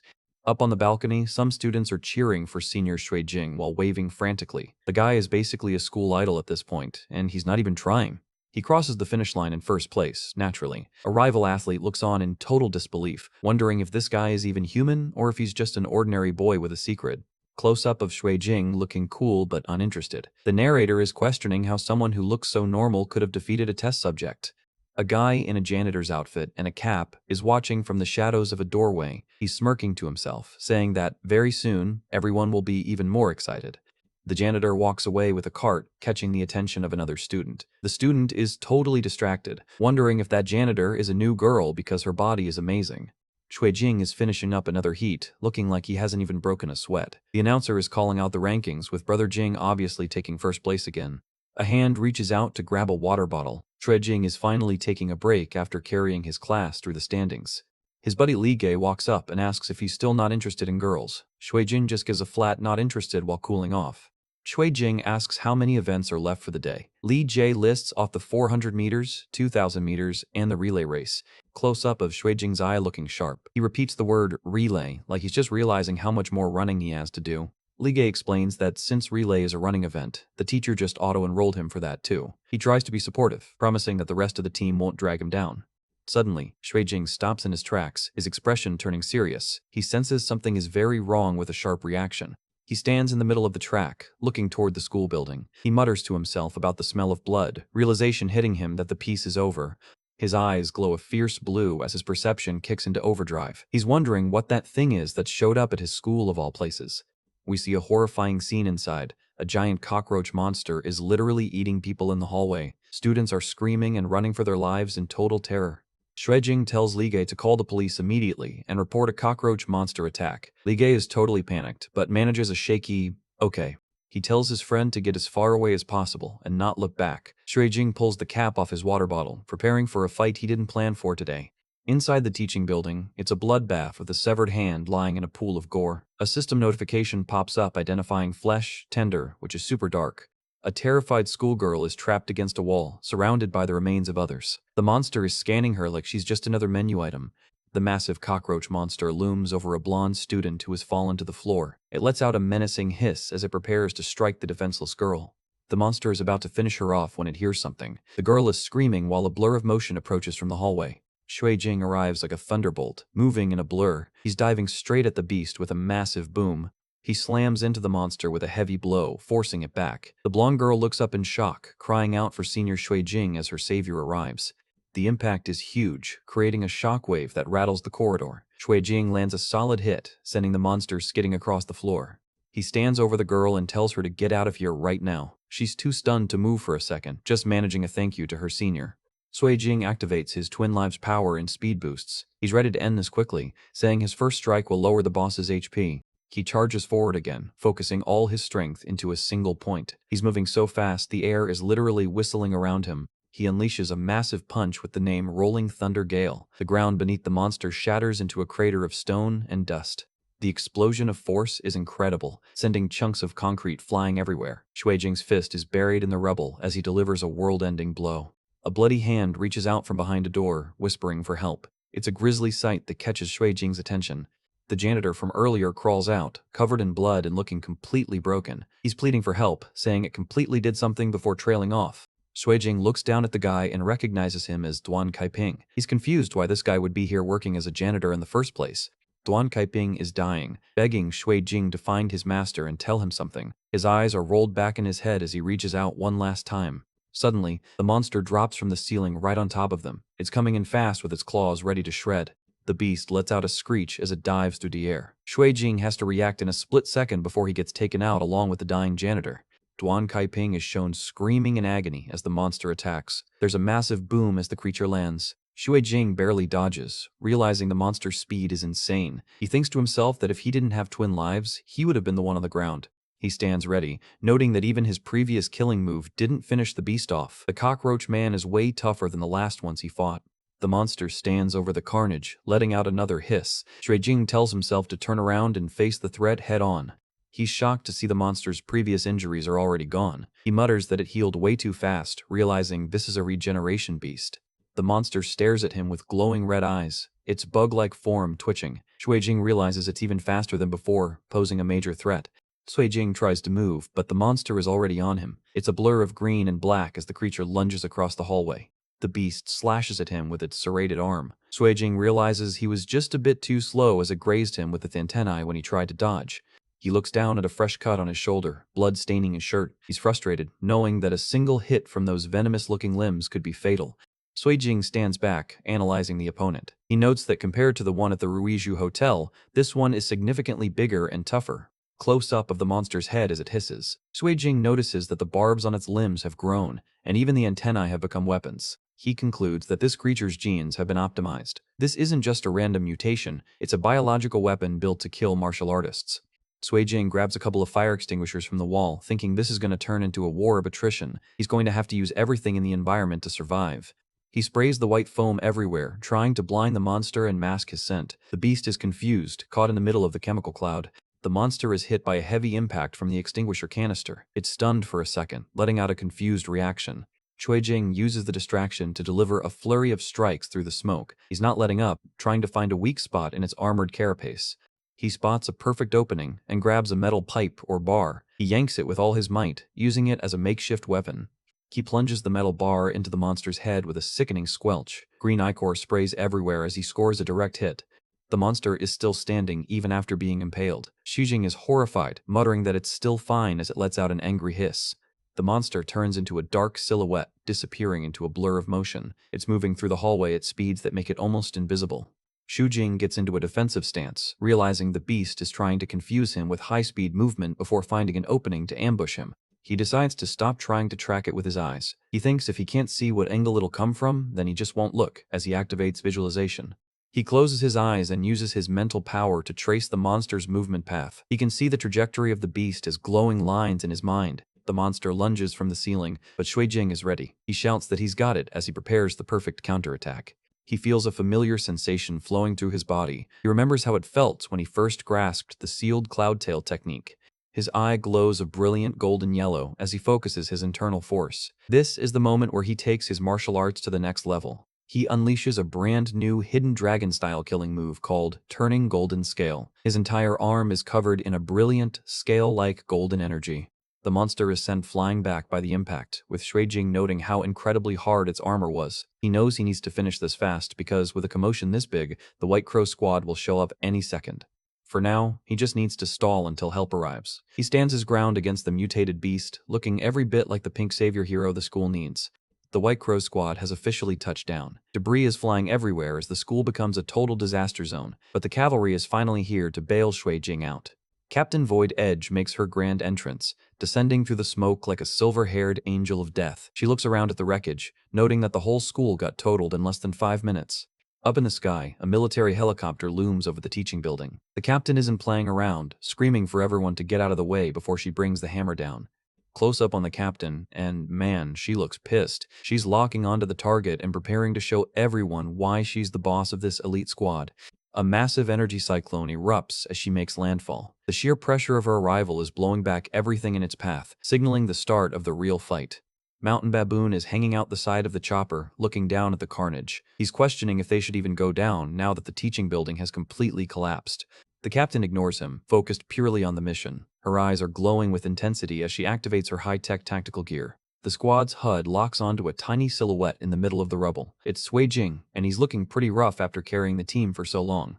The data is instantly synced to the entire squad, highlighting Shujing in a red targeting box. They've got a lock on him, and they're coming in hot for the rescue. The captain leaps from the chopper, her dragonbone-altered implants glowing with power. Even Mountain Baboon is impressed by the insane piece of gear she brought out for this mission. Boom. She hits the ground with enough force to create a shockwave. She's standing in the middle of a blue energy plume, looking like a total powerhouse. Shujing looks up, his eyes widening in surprise. He's battered and bruised, but he recognizes that silver hair and the mechanical blades on her back immediately. The mechanical wing blades on her back hum with energy as they retract. It's an incredibly cool piece of tech that looks both futuristic and terrifyingly sharp.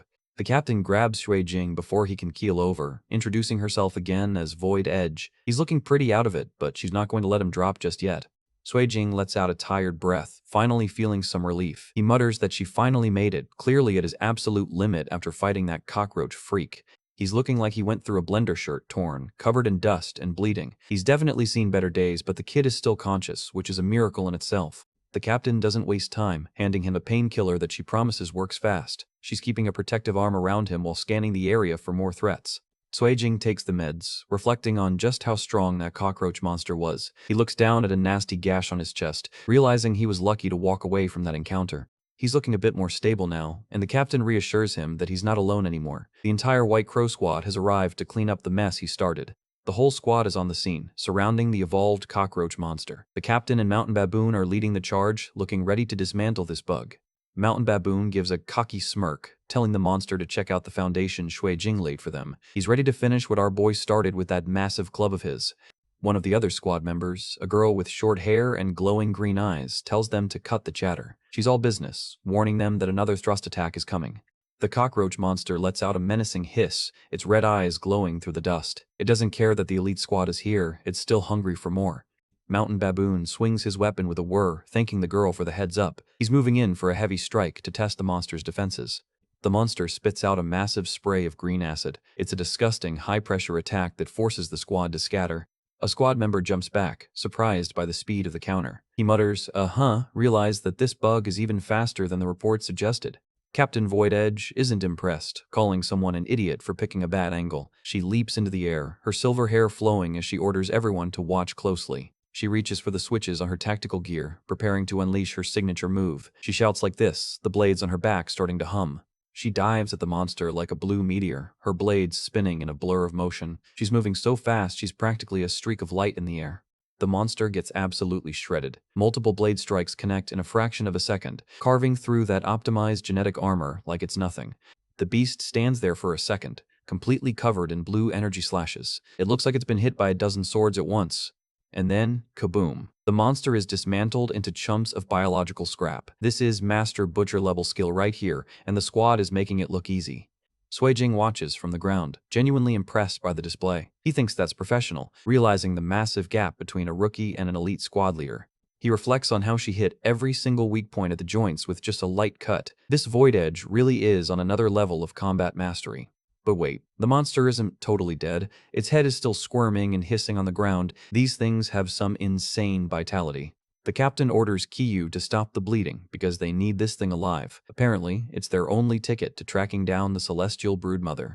The squad's tech expert is already on her laptop, reporting back to headquarters. She's putting in a request for a tracker while the rest of the team secures the area. Mountain Baboon walks over to Suijing and notes that he's looking a bit rough. He's glad he got there fast, but you can tell he respects the kid for holding out this long. Baboon mentions that the captain really doesn't treat Suijing like a normal person, which is the ultimate compliment in this squad. He's grinning, clearly happy to have a talented new member. Suijing asks if they found anything in South City, but Baboon says they've only searched a third of the area so far. No luck on the big targets yet. Suijing gets a serious look, telling them he has a new lead. He's thinking about the janitor he found earlier, realizing there's a much deeper conspiracy at play. The captain and Baboon turn to listen, knowing that Suijing's intuition is usually spot on. He's about to drop a bombshell on them. He explains his theory that the cockroach man was brought into the school by a guy named Duan Kaiping. The captain listens intently as the pieces start falling into place. He points out that Duan was the boss of a thug crew and pretending to be a janitor, which is a massive red flag. The captain agrees, saying they need to report this valuable intel immediately. Suddenly, the captain's face changes. She screams for Suijing and Kiyu to get out of there immediately. Something is wrong with the monster's remains. She looks genuinely panicked, which is never a good sign from an S-tier captain. The danger isn't over yet. The monster's corpse is squirming and swelling up like a balloon. It's making a disgusting squirming sound as it undergoes some kind of rapid transformation. The area explodes with energy as the monster molts right before their eyes. Motion lines are everywhere as the beast's power level spikes to a new high. The evolved monster stands tall, bathed in a weird green light. It looks even more mutated and dangerous than before, its pride having been wounded by the earlier beatdown. The captain and Baboon realize this thing isn't just regenerating, it's molting into a higher form. They've accidentally triggered its final evolution. The captain spreads her blade wings, declaring that it's not getting away. She's ready for round 2 with this biological nightmare. Suijing makes a bold move, reaching for her leg. He asks her to lend him a blade, shocking the captain with his request. She throws him a small tactical knife, asking what on earth he's planning. Even in this situation, Suijing still has a few tricks up his sleeve. He leaps into the air, activating twin lives and centering all his power. He's diving at the monster with the $1 million blade, looking like a total badass. Mountain Baboon is absolutely floored, asking if Suijing just barehand tossed a depleted uranium armor-piercing round. Actually, it was just the captain's blade, but he threw it with insane force. Suijing lands and gives the captain her knife back, admitting it was all thanks to her high-quality weapon. She mentions that the blade alone costs over 10 million, which explains the damage. The captain stares at him, realizing that his style really needs top-tier equipment to reach its full potential. She's definitely planning his gear upgrades already. Suijing's arm is shown covered in dark purple bruises and glowing energy. He admits that using that last move came with a pretty heavy price, looking like his limb might actually explode. The captain orders everyone to the helicopter, saying they'll send Suijing back to the Hidden Dragon Dojo first. The mission is over, but the investigation is just beginning. Suijing agrees, thinking to himself that his senior brothers and sisters are going to give him a massive scolding for getting this banged up. He's already dreading the lecture. The helicopter takes off from the school ruins, leaving a trail of dust and smoke. The White Crow squad is heading back to base with their wounded hero and their squirming lead. Inside the Healy, someone reports that they're down a team member again and asks if they should request reinforcements. The vibe is pretty somber after such a close call. Suijing looks out the window at the city below. He's reflecting on the squad's nonchalance toward death, realizing he's stepped into a world where life is cheap and the stakes are godly. A massive system window pops up, showering him with experience. Over 1300 for fitness, over 900 for health, and his aim just hit level 6. He's speedrunning his way to godhood. Suijing lets out a satisfied grin as the hidden dragon force and visualization stats level up too. He admits, the grind hurts like hell, but damn it, feels good to see those gold numbers rising. The military helicopter flies high over the city, carrying the White Crow squad away from the ruined school. Suijing is finally catching a moment of peace as they travel through the sky. Suijing's aim skill has hit level 6, and he's starting to notice the difference immediately. His eyes are glowing a brilliant blue, signifying his enhanced perception is active.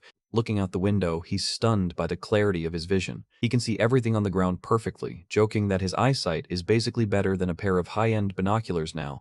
He starts brainstorming how to combine this elite vision with his hidden dragon force. He realizes that next time he fights a high-speed monster, he won't even need to get close to stay safe. Suijing gives a confident smirk, feeling his safety factor go way up. He's already thinking about his next power-up while still covered in dust from the last one. Captain Void Edge checks the mission data on her screen. She reports that the survey team found a pollution rate exceeding 10% in the South City district, which is a major red flag. Suijing is totally lost, asking what pollution rate is. The captain looks at him like he's from another planet, wondering what on earth they actually teach kids in the Outer Ring dojos. She decides to give him a crash course in world physics using her hands. Her left hand represents their world, and her right hand represents the other world where the monsters come from. She explains that pollution is what happens when these two separate worlds collide or overlap. It's like a dimensional stain that bleeds through into their reality. Normally, the pollution rate is pretty low, around 1% to 5%. This is the standard background noise of their world, where the overlap is minimal. But when a full overlap occurs, that rate can skyrocket to 30% or more. She warns that when this happens, the physical laws of their world start to break down and change. A chilling illustration shows a green, warped area of the city with tentacle-like vines growing out of buildings. This is the birthplace of a boundary rift, where creatures from the other side can freely enter our world. Suijing asks if this is how all rifts are born, but the captain clarifies, boundary rifts are what you get when the pollution rate hits a total 100%. She explains that there's a name for areas that are caught between the two worlds. Subworlds. It's a terrifying landscape where reality and nightmares are basically roommates. Suijing looks focused, his eyes reflecting the gravity of her warning. He understands that the South City district is basically a ticking time bomb of dimensional overlap. The scene shifts back to the dojo, where Suijing is getting a very different kind of lecture. Senior Sister Shanyang is absolutely fuming that he came back covered in injuries again. Senior Sister Meng is helping apply some medical ointment to his battered back. She's just as annoyed, warning him that if he keeps doing this, they're going to stop taking care of him entirely. Suijing looks like a wounded puppy, trying to argue that it wasn't on purpose and circumstances forced him. He's getting zero sympathy from his sisters right now. Shanying yells forced, my ass, as she applies the medicine with some serious force. Suijing lets out a painful yelp while she tells him he needs to remember this pain as a lesson. Suijing begs for her to be gentler, but she's on a roll. She points out his whole arm is bruised, and who knows how long it'll take for him to recover this time. Close up on the bruised arm as Meng gently rubs it. Suijing is shown shirtless and looking pretty pathetic as his sisters team up to scold him back to health. He tries to explain that at the time, he was the only one who could stand up and fight that cockroach monster. It was a hero moment, but his sisters just see a reckless little brother. Chibi Suijing is hissed at by Senior Sister Shanyang as she keeps on the pressure. He decides to change the subject before he gets another bruise, asking the master about the Golden Wind Dojo. The master is shown sitting in his wheelchair, looking thoughtful. Suijing is curious if there's a connection between that dojo and the biological monsters he's been fighting. The master recalls an old rival, Zhao Hongyuan, who led the Golden Wind Dojo back in the day. He mentions they used to exchange pointers when they were both young and ambitious. He explains that Golden Wind was famous for forging fists and feet into blades and swords. They had a philosophy that being naked was the same as being armed, which made the master very curious to fight them. Suijing asks if he fought just one person, but the master says no. When the disciples saw their master getting beaten, they all jumped in to help. He recalls that their skill wasn't enough to break through his golden scale skin though. The master admits that their style actually has some substance. He warns that even if they're barehanded, you need to treat them as if they're holding a sharp blade. Suijing is shown with his glowing golden arm, thinking about how his style perfectly counters theirs. The master points out that at the same level, Golden Wind's white rainbow blade can't break through his defense at all. He adds a reality check though. If the opponent's cultivation level completely crushes his, then being careful won't help anyway. Suijing realizes he still has a massive mountain to climb. The senior sisters tell him to turn around because they're done with his back and it's time for the front. Suijing looks a bit flustered as the medical session continues. He thinks to himself that circulating chi for healing is actually pretty exhausting. He's tempted to just do it himself, but his sisters are way too focused on their task. The senior sisters are shown leaning in close, with one of them asking if he's embarrassed. They're teasing him about hitting the great perfection of puberty, and Shui Jing is sweating bullets. Close up on Shui Jing's blushing face. He tells himself he's still a guy and having two pretty sisters this close is just too much for his concentration. The sisters are shown giggling and checking him out, noting how cool he looks even when he's flustered. Shui Jing is just trying to survive the first step of the hibernating dragon technique while being teased. He closes his eyes and focuses, telling himself it's so soft and so comfortable. He's clearly struggling to maintain his tough martial artist persona right now. He suddenly jumps back, shouting that the spot they just touched doesn't need any medicine. The sisters are shown with mischievous looks, clearly enjoying the reaction. The sisters decide that's enough for today and leave him to finish the healing himself. Senior sister Meng and Shanyang walk off together, leaving a very confused and itchy Shui Jing behind. Shui Jing is left alone in the dojo, rubbing his arm and wondering if she really did that on purpose. He's finally got some space to focus on his internal energy. 1 hour later, Shui Jing is shown flexing his muscles. He notes that he's been circulating chi for so long his skin itches all over, realization dawning on him that he was more badly injured than he thought.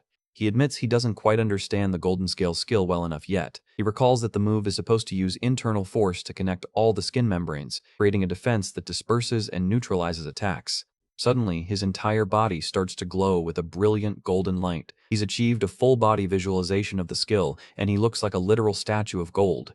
He realizes the secret. The larger the contact area, the smaller the pressure. It's simple physics applied to martial arts, and it's the key to an unmatched defense. He remembers the master's words about Golden Wind's rainbow blade. He finally understands why his Golden Scale skin is the perfect counter to their specialized, small-area internal force attacks. A vision of an old-school swordsman appears, and Shui Jing realizes their technique relies on concentrating energy into an extremely small contact area. His new defense basically makes that impossible to execute. Shui Jing stands shirtless and glowing, reflecting on the other killing moves he hasn't mastered yet. He's got Shaking Starfire for blood training and Eye-Piercing Flow for tendon training still on the list. He walks out into the neon-lit city at night, feeling much more confident. He tells himself there's no rush though, as he focuses on recovering from his injuries first before the next big grind. Shui Jing finally gets home, clicking the door open after a long, brutal day. He's looking forward to some peace, but he immediately notices something different. He spots a pair of human hands and a figure sitting on his couch. A female voice asks why he's back so late, catching him completely off guard. It's Teacher Wan. But she's not a cat anymore. She's in her human form, wearing an oversized white shirt. She looks stunning, waving at him while asking if he brought anything tasty home. Shui Jing is speechless, staring at her in shock. He's confused because the library info said she needed a specific trigger to turn human again, and he hasn't done anything yet. Wan explains that around noon, she suddenly realized she could change back on her own. She's sitting comfortably on the sofa, telling him she won't be staying much longer and just came to keep him company one last time. Her expression turns serious as she explains the danger. She knows that just by staying by his side, she's putting a massive target on his back from groups like Cantor Security and the Dragon Sect. Shui Jing reaches out and gently takes her hand, silencing her. He's reflecting on the days they spent together, admitting that he was truly happy every single day they were by each other's side. Teacher Wan looks at him with a soft, blushing smile. She admits it really felt like she'd become a carefree little cat again, just eating, playing, and sleeping without a single worry. She tries to pull away, reminding him that she's still the leader of the Dragon Sect and it's time for her to leave, but you can tell her heart isn't really in the goodbye. Close up on her blushing face, her eyes welling up with emotion. She's clearly torn between her duty and the life she's built with Shui Jing in this small apartment. Shui Jing pulls her into a firm embrace, looking more determined than ever. He asks if giving up on her just because she brings danger wouldn't make him a total loser, refusing to let her go. He tells her to stay, promising that no matter what danger comes, he'll face it right alongside her. It's a powerful moment of commitment that leaves Wan completely stunned. Wan looks up at him, her eyes wide with hope. She whispers, asking if she can really stay. Shui Jing just gives a confident of course, sealing the deal. Suddenly, she bursts into tears of joy, wailing as she clings to him. A flurry of system notifications starts popping up, showing that someone has developed extremely strong feelings for him. The charm points are rolling in like crazy. Shui Jing is stunned to see his charm stat rise to level 7 in one go. He notes that normally when girls look at him, he only gets a few dozen points, but this is a massive jump. The moment is interrupted as Wan finally calms down, still looking adorable with her cat ears and tail. Shui Jing looks a bit flustered, wondering if this was the emotional trigger the library records mentioned. They sit back on the couch together, the atmosphere still a bit tense but much warmer. Shui Jing mentions there's something important he needs to discuss with her now that she's staying. Juan looks at him with a curious expression. Her face is still flushed from the crying and the hug, and she looks ready to listen to whatever he has to say. Jing explains the lore he found. Intense emotions deepen her fusion with the cattail ring until she becomes Bastet. Juan listens intently, holding her tail while processing this new info. He adds a specific detail. It can't just be any random emotion. It has to be the same kind of feeling she had when they were together in the bathtub. Talk about an awkward conversation starter. Juan's face turns bright red as she shouts, "What?" A vision of her cat self in the tub flashes behind her as she realizes exactly what kind of emotions he's talking about.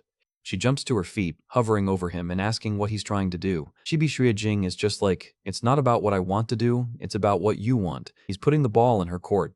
He gets serious, asking if she wants to try actively receiving that power to defend herself. He's giving her the choice to embrace the Bastet fusion for her own protection. He explains that so far, no one who became Bastet has shown any abnormalities. They just gained pure, divine power. Juan looks thoughtful, considering the trade-off. We see silhouettes of the previous Bastet avatars, powerful, cat-like warrior women. Jing points out that they're going up against a titan like Candor Security, so they need every advantage they can get. Juan looks out the window at the looming corporate skyscrapers. She realizes he's right. Staying hidden isn't an option anymore, so becoming stronger is her only path forward. Wan stares at him, realizing he's actually seriously considering this dangerous plan just for her sake. She asks if he can really trust the source of that information about the ring. Teacher Wan looks deep into his eyes, looking for any sign of doubt. Jing just gives a steady look, saying he doesn't see any reason why that person would lie to him.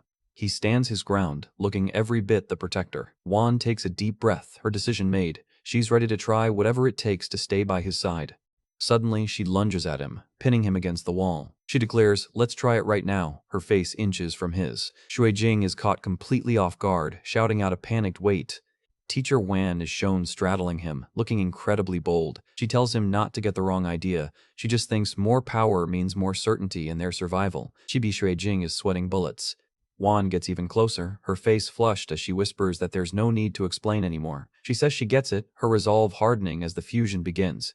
Jing is looking up at her, his heart racing. He suggests they recreate what happened that day to trigger the right emotional response. It's a bold move that's clearly working. Close up on Wan's face as she lets out a soft sound of agreement. She's leaning in, her eyes half closed as the atmosphere in the room reaches a boiling point. We see a shot of the bathtub, the water rippling as someone lets out a long, strained groan. The recreation of that day is officially underway. Cut to the tub, where Wan is sitting in the water, looking absolutely exhausted and flushed. Jing's hand is visible reaching into the frame, helping her through the process.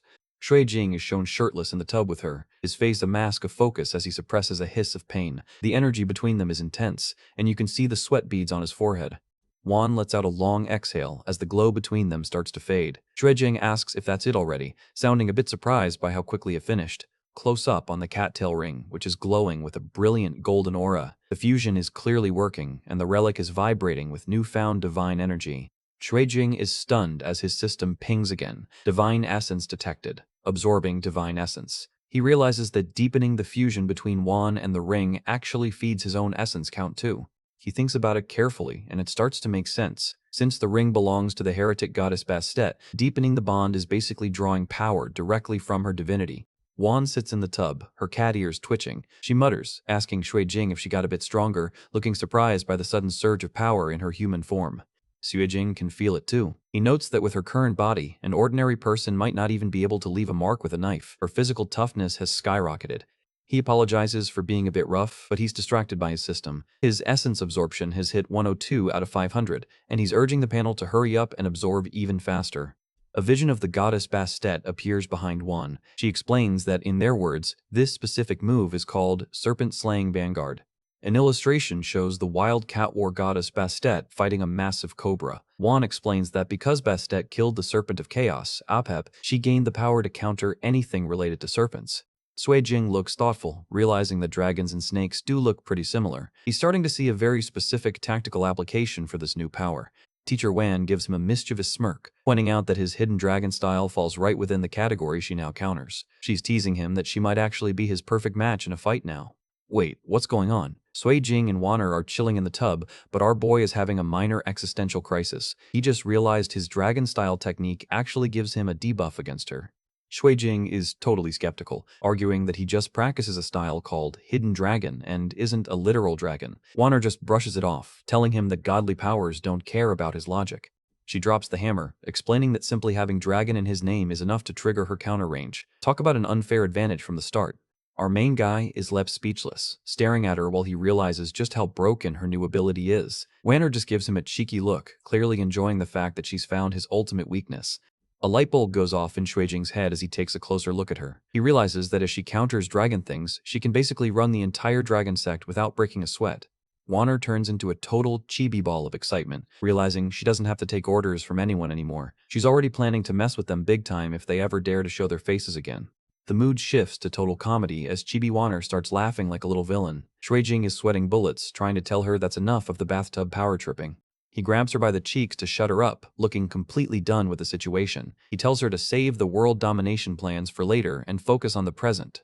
Back to the serious art style, the two share a quiet, intimate moment as they lean toward each other. The tension is real, and it looks like things are finally cooling down after all that chaos. Later that night, Shuijing is lying in bed, reflecting on his massive gains. He's stunned that just one boost to the cattail ring fusion yielded him a crazy amount of divine essence. His system screen shows a whopping 309 divine essence points. He realizes this is roughly the same amount as draining a full divine relic, but he's still questioning the nature of this power. Shuijing stares into the dark, wondering what exactly divine essence is. He starts theorizing that if it's the source of a relic's power, there should be a visible consequence for draining it. In this funny chibi visualization, he imagines himself as a divine vacuum cleaner. He figures that any relic he drains should theoretically lose its power and become useless. He holds up the unremarkable glasses and notices they're still glowing just as bright as ever. In reality, the relics he's been farming haven't changed one bit, which makes no sense at all. He decides to stop overthinking and just focus on the grind, pulling up his skill menu. He's got his eyes on leveling up Twin Lives and Shadow Flame to stay ahead of the curve. He checks the stats for Twin Lives, seeing it's currently level 3 and needs 500 essence to upgrade. He's already planning his next passive effect to make himself even more of a tank. 3 days later at the Hidden Dragon Dojo, Shuijing is back at it, training with high intensity. You can see the yellow energy crackling around him as he pushes his physical limits. Our guy is focused, his eye glowing with a red intensity as he winds up a massive strike. He selects physical defense as his upgrade, ready to see how hard he can actually hit now. He throws a punch that looks like it could shatter a mountain. The golden dragon aura is manifesting around his arm, showing just how much power he's packing. The shockwave from that single strike is absolutely insane, ripping through the air of the training hall. He's definitely not holding anything back for this test run. He stands there looking like a total boss, surrounded by golden energy rings. He's satisfied with his choice, noting that raising the ceiling for his 5 dragon-killing moves is entirely dependent on his body's endurance. Shuijing reflects on his choice from 3 days ago, confirming that enhancing physical defense was the right move. He's calculating his power output like a literal martial arts math genius. Close up on his grit and determination as he prepares to test the limits of his system. He compares martial arts moves to different formulas where power output is the final result. He activates Rolling Thunder Gale combined with Twin Lives, and his eyes glow a bright, piercing yellow. This combination is designed to directly double the final power result of his already boosted stats. Boom. A massive pillar of energy erupts from his strike, shaking the entire foundation of the dojo. The visual effect is incredible, looking like a literal tactical nuke went off inside the room. Shuijing stands in the middle of a fresh crater, looking totally unfazed. He realizes that with higher physical defense and his Twin Lives ability stacked, his power level is getting kind of broken. The moment is interrupted by Captain Void Edge, who just walked right into the dojo. Shanying is immediately on high alert, demanding to know who this mystery woman is and why she's here. Shuijing is caught in the middle of a standoff between his senior sister and the captain. Shanying is fuming, while Shuijing tries to play it cool, though he's clearly worried about what the captain wants. Captain Void Edge looks completely unimpressed by the drama, adjusting her gloves. She tells them to hurry up and finish chatting because her time is way too valuable for dojo squabbles. Shanying is absolutely exploding with rage, demanding that the mystery woman speak up. Void Edge just gives a cold glare, saying she's only here to talk to Shuijing personally. The captain steps forward, completely ignoring Shanying's outburst. She firmly tells the little miss that only Shuijing is qualified to hear what she has to say. Chibi Shanying is vibrating with anger, shouting while Void Edge casually tells Shuijing to follow her. It's a total power move that leaves the senior sister fuming in the background. Shanying is left standing in the wreckage of the floor, absolutely losing it while Shuijing follows the captain. This is definitely going to lead to a massive headache for our boy later. They step away into a quieter area, and Shuijing gets straight to the point. He asks what could possibly be so urgent that she had to track him down at his own dojo. Captain Void Edge turns around, looking a lot more relaxed now that they're alone. She explains she's just there to pass on a message from someone very important. Jing instantly guesses it's from Wu Yuqing, and the captain confirms he's sharp. It looks like the library boss has a new task that only he can handle. The captain pulls up her holographic display, showing a target profile. She explains that this person is the third heir of one of the 6th-grade Zaibatsu from the Far East. We get a look at the target, Otogibara Suzuka, a traditional-looking swordsman. He's got that silent but deadly vibe that usually means a high-level boss fight. The captain reveals that the blade in his hand is actually a divine relic, God 519, Everedge Blade. Its ability is as simple as it is terrifying. It can never go dull. Jing looks a bit confused, thinking never dull is a pretty abstract concept for a godly weapon. He's wondering how that simple trait could possibly be so dangerous. Captain Void Edge claps her hands, reading his mind. She explains that in the world of divine relics, there is currently no known shield or defense that can actually counter this blade. She shows an old recording of a test where they exposed the blade to temperatures above 10 million degrees. It looks like some hardcore military experimentation went down to find its limit. The result? The blade was completely undamaged, not even a single scratch or change in temperature. It truly is the ultimate offensive weapon. Jing asks if this is a new containment mission, looking ready for some more action. He figures he's the guy to go in and secure such a powerful artifact. But the captain shakes her head, saying the blade isn't rampaging, so it doesn't need to be contained in the traditional sense. This mission is about something entirely different.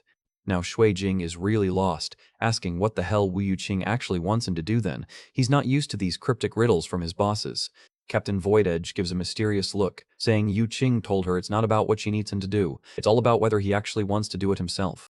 Jing narrows his eyes as the real goal is revealed. He mentions that Suzuka came here to compete in the U19 No Rules fighting tournament, and suddenly the pieces start falling into place. The captain smirks, admitting that attacking a high-profile heir like that normally would be a diplomatic disaster, but right now, there's a loophole they can exploit. We get a quick lore drop. God 519 has a unique trait where it chooses its master. This means it doesn't just belong to a family, it belongs to the strongest person in the room. She explains the rules of the relic. When the current wielder loses to someone, the ownership of the blade instantly transfers to the victor. That is one heck of a prize for a tournament. Captain Void Edge leans in close, knowing she's got him hooked. She asks him flat out if he likes divine relics, challenging him to go claim this legendary sword with his own hands. Jing stands tall, a fierce look of ambition in his eyes. He realizes that if he beats Suzuka in the tournament, that invincible blade becomes his property. Meanwhile, we shift scenes to the South City docks. A massive container ship is being unloaded under the clear blue sky, signaling a new arc beginning. A young martial artist is waving to someone on the ship. We hear a voice reporting to their master that their junior brother has become a massive sensation in Maple City. Enter the master of the Golden Wind Dojo, looking very dignified with his long silver hair. He's listening to the reports about how their school's name is being spread everywhere thanks to these wins. The master warns against getting cocky over just a few preliminary wins, saying people will laugh if he loses his composure. He's clearly a traditionalist who values humility. The black-haired youth on the balcony, Chung Xuan, just waves him off. He argues that his junior brother is a once-in-a-generation talent, so a little swagger is perfectly fine.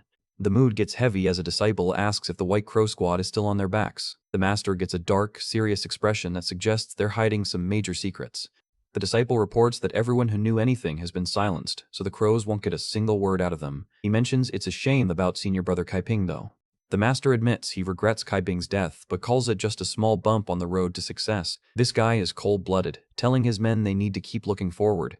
The disciple looks back, noting that their junior brother is walking a completely different path than theirs. It sounds like they're using the kid's talent to mask some very dirty work. The master gives a final order not to tell Chung Xuan what they've done. He's keeping his star pupil in the dark to protect the honor of their dojo.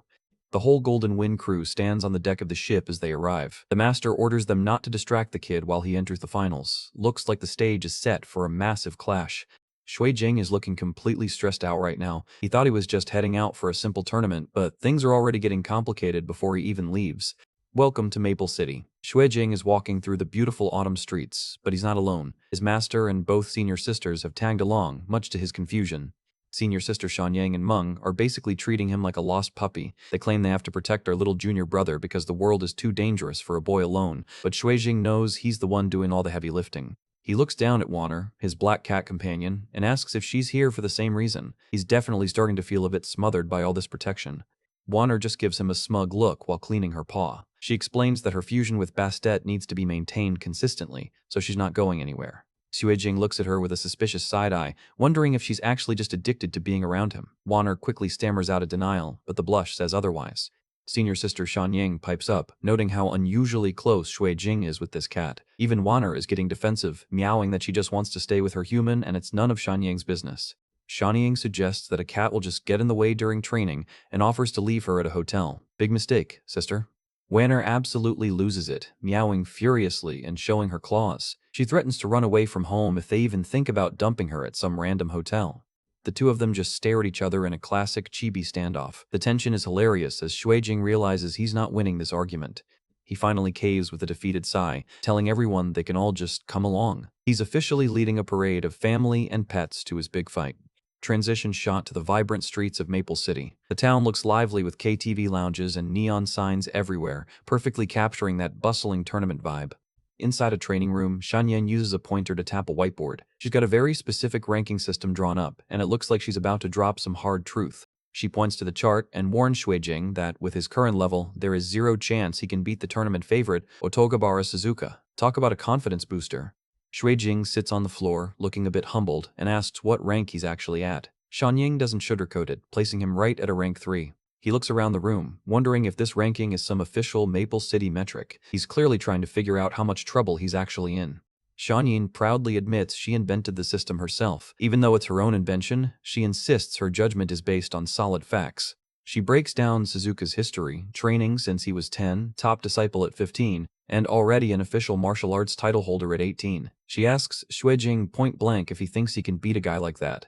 Shuijing has a flashback to his own training and realizes there's still a massive gap. He admits that if they fought right now, things wouldn't go well for him. Shan Ying gives him credit for being self-aware, but she says that's not even her biggest concern. There's a much bigger problem with this specific tournament. She explains that the U-19 no-rules competition is unique because it actually allows contestants to use weapons. We see a vision of Suzuka looking lethal with a blade. She shows images of high-tier daggers and nunchucks, explaining that weapon strength and skill will heavily tilt the scales of power.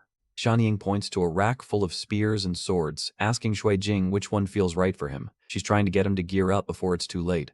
Shuijing just clenches his fist and says he only trusts his own power, refusing a weapon. Shan Ying drops the hammer, telling him that Suzuka with a sword is basically as strong as 9 senior brothers combined. Shuijing's jaw practically hits the floor. 9! He screams, finally realizing the scale of the threat he's facing. Shan Ying confirms it with a serious look. He's a 9-fold sword wielder. That's a level of lethality most martial artists never even reach. Shuijing imagines himself facing a master of the hidden dragon style. He realizes even his best defense, the turning golden scale, might not be enough to stop a full power strike from a top-tier weapon user. In his mind, he sees an army of senior brothers swarming him at once. He knows that against 9 opponents of that caliber, his chances are basically 0. He stares at his palm, muttering about certain defeat. He's finally understanding that raw talent isn't going to be enough for this particular stage. Suddenly, Shan Ying pulls a massive, heavy-looking black object from a bag with a loud tada. She tells him his savior has arrived and orders him to take a look. Shuijing reaches out and touches the black-wrapped bundle. It's heavy and seems to hum with a strange, dark energy. He casually comments that it's a nice blade, which shocks Shan Ying. She hasn't even unwrapped it yet, so she's wondering how he could possibly know what it is. Shuijing explains that he didn't just guess, the sword actually called out to him. He says it feels like the blade specifically wants to be used by him, which is some legendary tier foreshadowing. Shan Ying looks thrilled, telling him it's perfect. She says she's never given him a proper gift, so this legendary blade is her official present for his big debut. Shuijing is curious about the price tag on a gift like this. He's probably expecting it to be expensive, but he has no idea what's coming. Shan Ying lists off the materials: dragonbone steel, star iron stone, moonlight silk, and blood amber. She even mentions it was forged by the legendary Master He Zhuxi. She casually drops the bomb. It's worth about $20 million. Shuijing looks like his soul just left his body. Our boy checks his bank account and sees a measly $430,000. He realizes that this sword is worth more than his entire net worth multiplied by 50. He awkwardly thanks her, feeling way out of his depth in the rich people's world. He tries to give it a test swing, but the blade is massive and awkward. He realizes that having a weapon is one thing, but actually knowing how to use it is a whole different struggle. He wishes he could just use it like a character in a video game who instantly masters any item they pick up. Unfortunately, reality is way more demanding. He puts everything into a stance, and the sword begins to glow with an intense, pulsing energy. He's determined to figure this thing out before the first round. The master watches from his wheelchair and simply calls the display sloppy. Even with a $20 million sword, Shuijing still looks like an amateur to the old pro. Xu turns to his master, asking if their style has anything specifically for weapons. He's desperate for a shortcut to bridge the gap. The master starts pouring tea, explaining that at the highest levels, all martial techniques are interconnected. He's about to give a demonstration of true mastery. The master accidentally drips some tea on the floor, and it literally burns 4 deep holes right through the wood. He explains that any technique you can use with your hands can be transferred to a weapon. The old man gets a serious look, reminding Jing that the tournament is coming fast. He knows his pupil needs a powerful trump card if he's going to survive the first round. Suddenly, the master's eyes glow a fierce red as he releases a terrifying aura. He's pulling Jing into a mental space to show him the true meaning of a weapon skill. Jing finds himself in a dark, blood-red void, surrounded by hundreds of broken swords. He's looking around in shock, wondering what kind of nightmare his master just threw him into. A vision of a severed hand appears, dripping with blood. The imagery is brutal, showing the lethal potential of what he's about to learn. Jing looks like he's having a total mental breakdown inside the vision. He's sweating and pale, completely overwhelmed by the crushing pressure of the master's killing intent. A massive, shadowy figure with a giant cleaver stands atop a mountain of skulls. This looks like the physical manifestation of the weapon style the master wants him to master. Jing is shown gasping for air, looking absolutely terrified. The weight of the vision is so intense, it's physically draining him in the real world. Back in reality, the master calmly asks how it feels. He's watching his student's reaction with a knowing smile, waiting for him to process the experience. Jing's eyes snap open, now glowing with the same fierce red intensity as his master's. He's shaking but focused, finally understanding the true killing intent required for the tournament. Master is giving a high-level lesson on Asura blade intent. He explains that this terrifying power is what you get when you push active chi to its absolute, insane limit. He adds that it literally allows your mental will to affect others out of thin air. Jing looks totally skeptical, wondering if something like that is even scientifically possible in this world.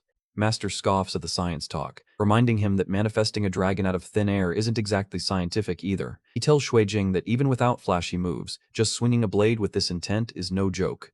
Master declares that they should start now, ready for a live demonstration. Jing is sweating bullets, asking if it's a bit overkill for the master to spar with him personally. Master laughs it off and says he has a better idea. He's going to let Qingjiao be his sparring partner instead, knowing she won't hold back as much as he might. Master tells Jing he doesn't need to worry about forms or fancy techniques right now. The only order of business is to attack Qingjiao with the genuine intent to kill.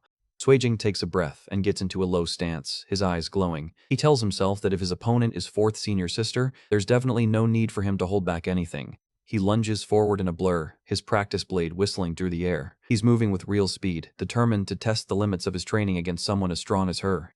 But Qingjiao is like a ghost. She effortlessly dodges the strike, her hand moving in a blur as she prepares an instant counter before he can even recover his footing. Bam! She lands a direct hit on his shoulder with her bare hand. The impact creates a shockwave that rattles the whole room, showing why she's one of the top disciples. Jing is thrown back, skidding across the mats, but he immediately grips his blade tight. He shouts again, his red eyes burning with a new level of determination. Master watches from the sidelines with a knowing smile. He's genuinely impressed, noting that the kid has real talent when it comes to weapons on top of everything else. He thinks to himself that at this rate, Jing will have the basics mastered in a week. No, maybe even 4 days is more realistic for a monster like him. The intense training is suddenly interrupted by a loud yell for the Dragon Lord as someone bursts into the hall, looking panicked. A disciple reports that someone from the Golden Wind dojo has just broken in. Master looks up, his expression turning cold as he realizes trouble has found them even here. A guy gets sent flying across the room from a heavy blow. It looks like the intruders aren't here for a friendly visit and have already started throwing hands.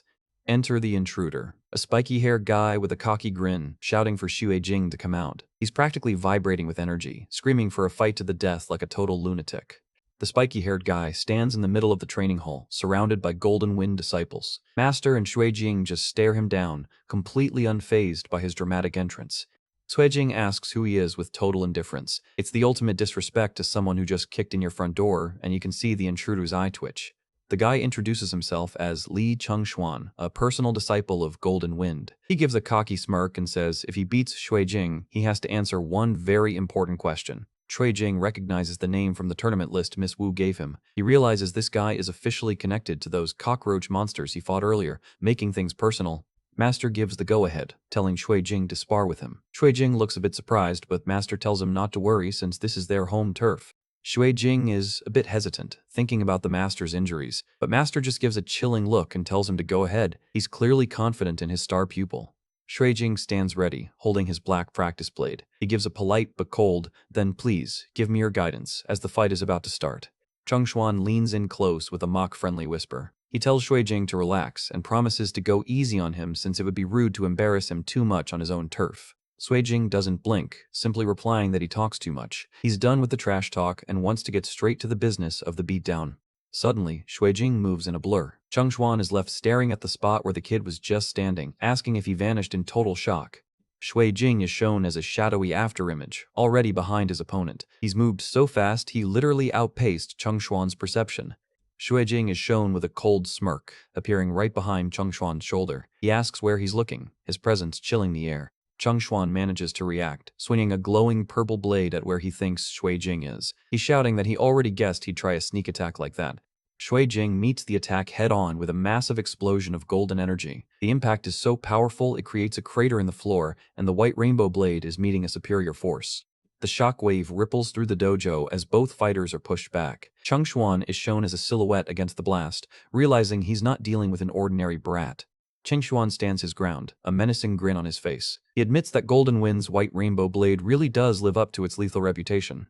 Shuijing is shown gripping his practice blade, which is now glowing with a fierce golden white light. He notes that the white rainbow blade really is something special.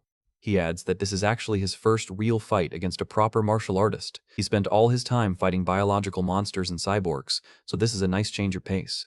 Chuan lunges again, his purple energy blades leaving streaks in the air. He's shouting that he's finally found a proper opponent, looking like he's having the time of his life. They clash in a flurry of strikes, purple and gold energy exploding everywhere. Each hit sounds like a thunderclap as they trade blows across the training hall.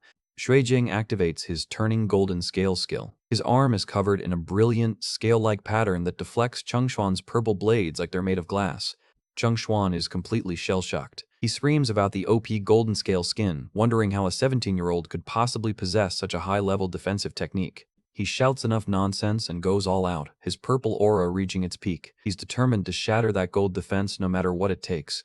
A massive shockwave erupts as their power peaks. Shuijing is shown delivering a world-ending blow that sends a pillar of light straight through the ceiling.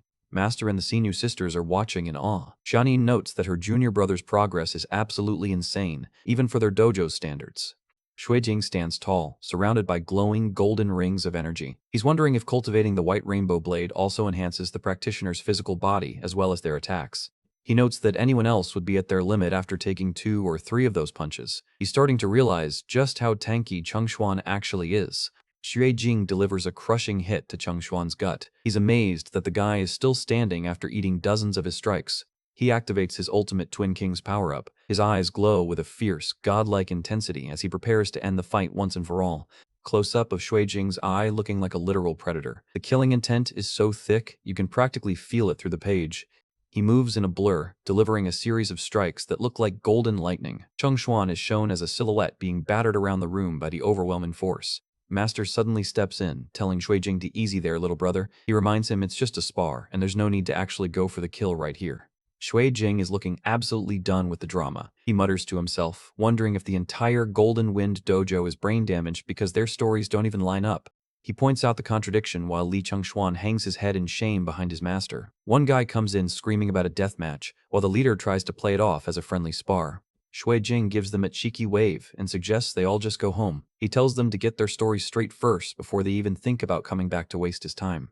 The master of the Golden Wind dojo lets out a booming laugh that fills the room. He seems genuinely impressed, calling Shuijing a disciple who truly lives up to his expectations. The Dragon Lord laughs along from his wheelchair, with Shan Yang standing loyally by his side. He backs up his student, telling Zhao Hongyuan that it makes zero sense to start trouble and then immediately ask for mercy. The Dragon Lord looks Zhao Hongyuan right in the eyes with a calm but piercing gaze. The tension in the room is thick as the 2 old masters face off over their disciples. The Golden Wind Master looks down at the floor for a moment, gathering his thoughts. The atmosphere is tense as everyone waits to see how he'll respond to being called out. He finally looks up and mentions that he heard Shuijing is entering the U19 tournament too. He offers to give the kid a few rounds of practice right now to see what he's made of. Zhao Hongyuan stares directly at Shuijing with a cold, calculating expression. Senior sister Shanyang is already on high alert, asking what exactly he's getting at with this offer. Shanyang steps forward and points a finger at the intruders, her eyes blazing with fury. She's not having it, calling them out for being rude and then trying to lay hands on her junior brother. The Dragon Lord stays calm, watching Shui Jing and thinking about the potential benefits. He figures a spar with this old man might actually help Shui Jing grasp the essence of the Golden Wind White Rainbow Blade. Shui Jing considers the risk, knowing the old master might have hidden motives, but the Dragon Lord just gives him a reassuring look, reminding him that this is their turf. Shui Jing realizes that with his master and sisters here, he's safe from any real foul play. He decides to take the challenge, hoping to learn something new for the tournament. He reaches down and firmly grips the hilt of his heavy training blade. He's ready to see how a master-level opponent handles a weapon.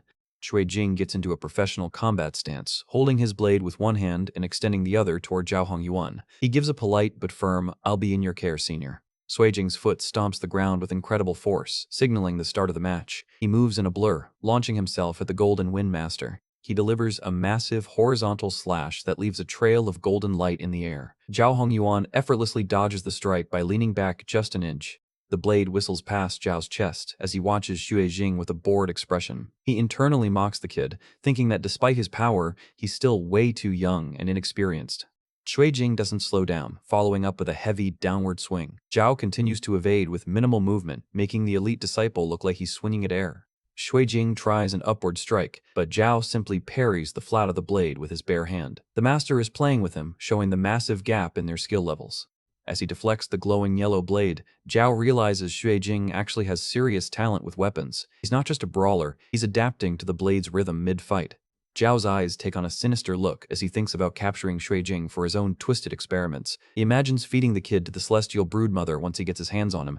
A golden system window pops up, announcing that Shui Jing has just unlocked a new skill, Strange Strike. He smirks, realizing that even getting played by a master is giving him experience points. Suddenly, Zhao Hongyuan backs off and raises his hands to stop the fight. He makes an excuse about needing to take his useless disciple home to heal up before he gets too tired. As they turn to leave, Zhao tells Shui Jing that they'll meet again in the tournament. He gives a final warning not to underestimate him next time before walking out with a huff. Shanying is annoyed, telling Shui Jing he was way too nice for giving that old guy a graceful way to bow out. The Dragon Lord just smiles, saying he was only stating the facts of the match. Shui Jing visualizes the fight in his mind, analyzing the energy flow. He realizes that at the last moment, Li Chengxuan hadn't even fully raised his qi, meaning the kid was holding back too. Shui Jing gets a serious look, concluding that Chengxuan took heavy damage even while blocking. He knows the rival disciple's true strength is far beyond what they saw today. The Dragon Lord notices Shui Jing's sharp focus and calls out to Qingjiao. He asks her to hand him a blade, deciding it's time to give his student one more big push before the tournament. The master grips the hilt of a sword as he prepares to demonstrate a true killing technique. He can feel Shui Jing's eyesight getting sharper, and he wants to test that new perception. Qingjiao hands over the weapon while Shanyang watches with a worried expression. The air in the dojo begins to vibrate as the old master gathers his energy. Close up on the master's hand as he tightly grips the sword's handle. You can practically feel the power beginning to surge through his arm. A massive red aura explodes from the master, forming a terrifying grid of energy around him. This is the Asura Blade Intent, and it looks like a literal prison of death. Shui Jing stares into the red light, his face drenched in sweat but his eyes unwavering. He recognizes the intent immediately and prepares his own internal defense. Shui Jing grips his own blade, his expression full of grit and pain. He tells himself that if he wants to master this intent, he has to face it with the genuine resolve to die. In the mental world, a giant golden dragon manifests behind Shui Jing to counter the master's aura. He's pushing his visualization to the absolute limit to stay conscious. The two masters of intent clash in a void of red and yellow energy. The sound of their mental blades colliding ripples through the training hall like a physical force. Minutes pass as they stay locked in their spiritual duel. Shanying and Qingjiao watch from the side, wondering what kind of nightmare the two of them are currently fighting through. The green-haired fifth senior brother walks in munching on snacks, looking totally confused. Qingjiao explains they're fighting in the mental world, and he's just shocked he missed the start of the show. Inside the vision, the master's voice echoes, telling Shui Jing that he can only win by responding with an even fiercer killing intent. The pressure is becoming unbearable as the red energy intensifies. The mental world becomes a chaotic storm of slashes and power. Master's face appears in the aura as he pushes Shui Jing to the very edge of his spiritual capacity.